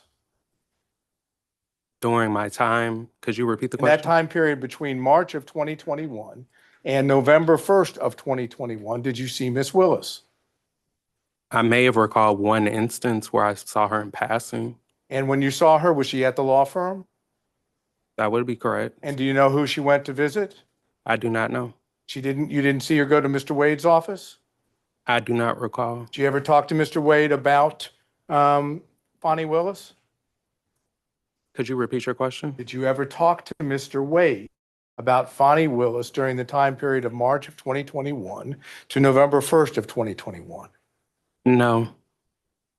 Did you know they were dating? No, I did not. Did you see anything did you ever socialize with Mr. Wade? As far as being an employee, yes. Well, I don't know what that means exactly, but did you ever go out to eat with Mr. Wade?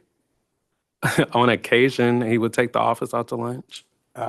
Beyond that, did you ever go to a nightclub or drinking or any of that with him? No, I did not. Okay, so whatever relationship Mr. Wade had with Miss Willis during this time period, you don't have personal knowledge, correct? I do not have any personal knowledge. Thank you very much for being here. Thank you. Any other questions from defense counsel? Mr. Stockton?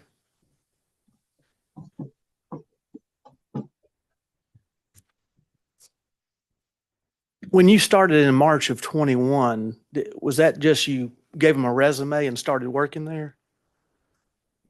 I don't understand your question. When you started working there, is it a situation where your first day on the job was the first day you may have met him or shortly before you met him? Again, I don't understand what you're asking. Let me, did you know Mr. Wade or any of his partners prior to March of 21? Yes, I did. How did you know them? In a professional capacity. I used to be a community supervision officer with the Georgia Department of Community Supervision. And where would that have been out of Fulton County? Cobb County. How long did you know Mr. Wade prior to that? I didn't see Mr. Wade in my professional capacity. I thought you were asking about all partners, but if you're only asking about Mr. Wade, if you could please clarify. Okay, so you went to work for Mr. Wade in March of 21, correct? I went to work for the Wade Bradley Campbell firm. Okay. Prior to that, how long did you know Mr. Wade? I did not know Mr. Wade prior to that. At all? At all. No further questions. Any other counsel? All right, seeing and hearing none. Any redirect, Ms. Cross? No, Your Honor, subject to the court's ruling. All right, can this witness be excused? Okay. All right, thank you, sir. Thank you, Your Honor. Next witness, Ms. Cross. I believe I know the court's ruling, so let me proffer that the next witness the state would call would be Anna Rodriguez. Question, Mr. Bradley, about a sexual assault of Ms. Rodriguez, a client of the firm. You denied knowing her or recognizing her name. I believe Ms. Rodriguez's testimony would be impeaching of Mr. Bradley.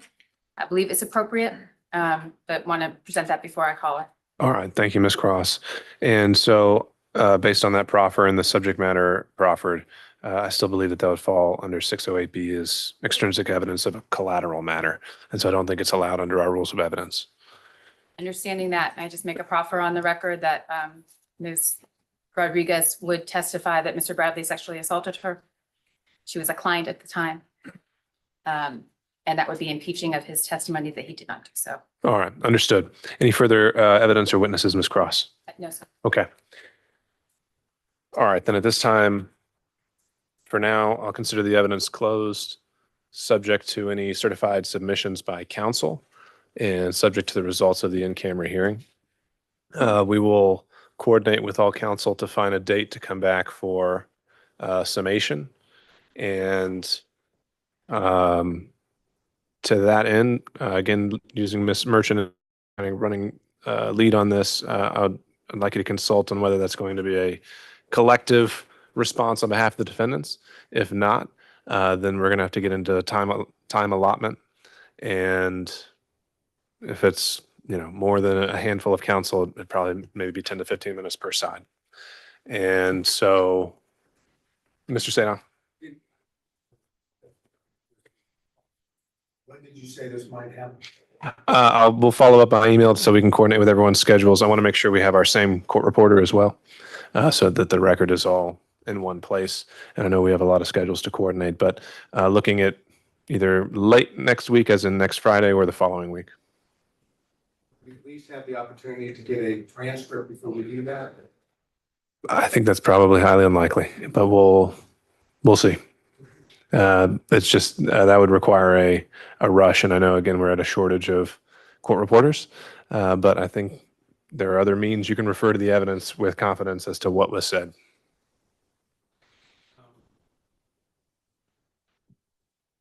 Ms. Merchant. Next week. Okay. You said next And like I said, we will. We're gonna follow up with scheduling.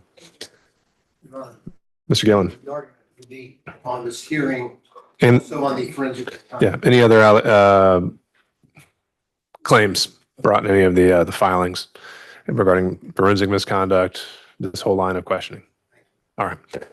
Any other questions from defense counsel? Anything from the state? Just ask that we be allowed to submit a brief as it relates to the rulings that you just made as relates to the objections by defense counsel under 607 and 6021, which would be impeachment by contradiction, which in the state's understanding would allow the use of extrinsic evidence to impeach the specific testimony here of Mr. Bradley. So we're just asking for leave to provide a brief and have the court to further consider your ruling. Well, if you still got your witnesses here and you think you've got a better legal argument, I'm willing to hear it. You said 607 and 608. 7 and 621.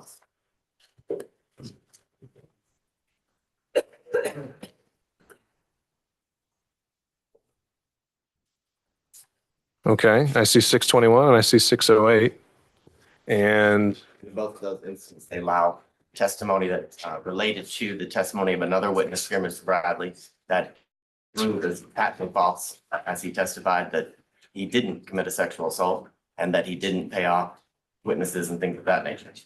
okay, and how do you get around 608B's prohibition on extrinsic evidence of collateral matters? Both 607 and 621 allow the use of extrinsic evidence to specifically impeach facts known to be false. But if that held true, respectfully, that would mean that any time a witness denied something, you'd be able to, of a matter testified to, you'd be able to impeach what evidence, and that's not. Well, here's what I'm fine with, Mr. Abadi. If you want to submit that brief on purely legal argument, you can, but I don't want to have this as a vehicle to essentially put forth an extended and long-winded proffer of what you expected the evidence to be. So if you think I've made a legal error on that point, feel free to brief it, and we can reopen the hearing if that's legally invalid. Okay? Sure. All right. Mr. Chopra, is your client still here? So, Your Honor, but I'm sorry, they went into the That's fine. hallway. If he is still here, let's relocate to the jury room. Certainly. Okay. We will be adjourned for today. Thank you all.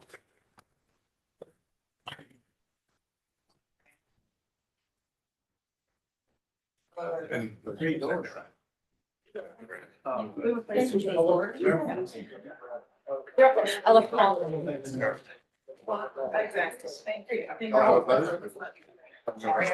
Miss Taylor, I don't, it logged out on me. Do you think it, do you think it lost battery or? I don't know. I don't need it now, but, where are you going to put the exhibits? I was gonna do that. I'm gonna do real quick. Just scan them to mine. That'd be great. Yeah, or I can just get the scan. Probably easier for me just to look through the PDFs. Yeah. I'm gonna do it. And then, are you in a rush to get out of here? If we still have, And it may not even be we hers. still have 30 minutes. It's not mine. Then we can get started and see where. So. Well, I was gonna say, here's a way you can do it. I wanted to take the relocate the machine. Let me see if it's still here.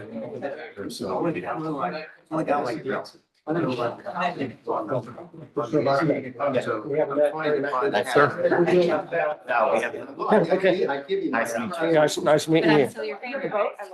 Now that you met Mr. Abate, I'm so that's messed up. I thought I was. Well, my first meeting, today was, I would sure hope so. Well, I don't know if she'd have enough jails to fill.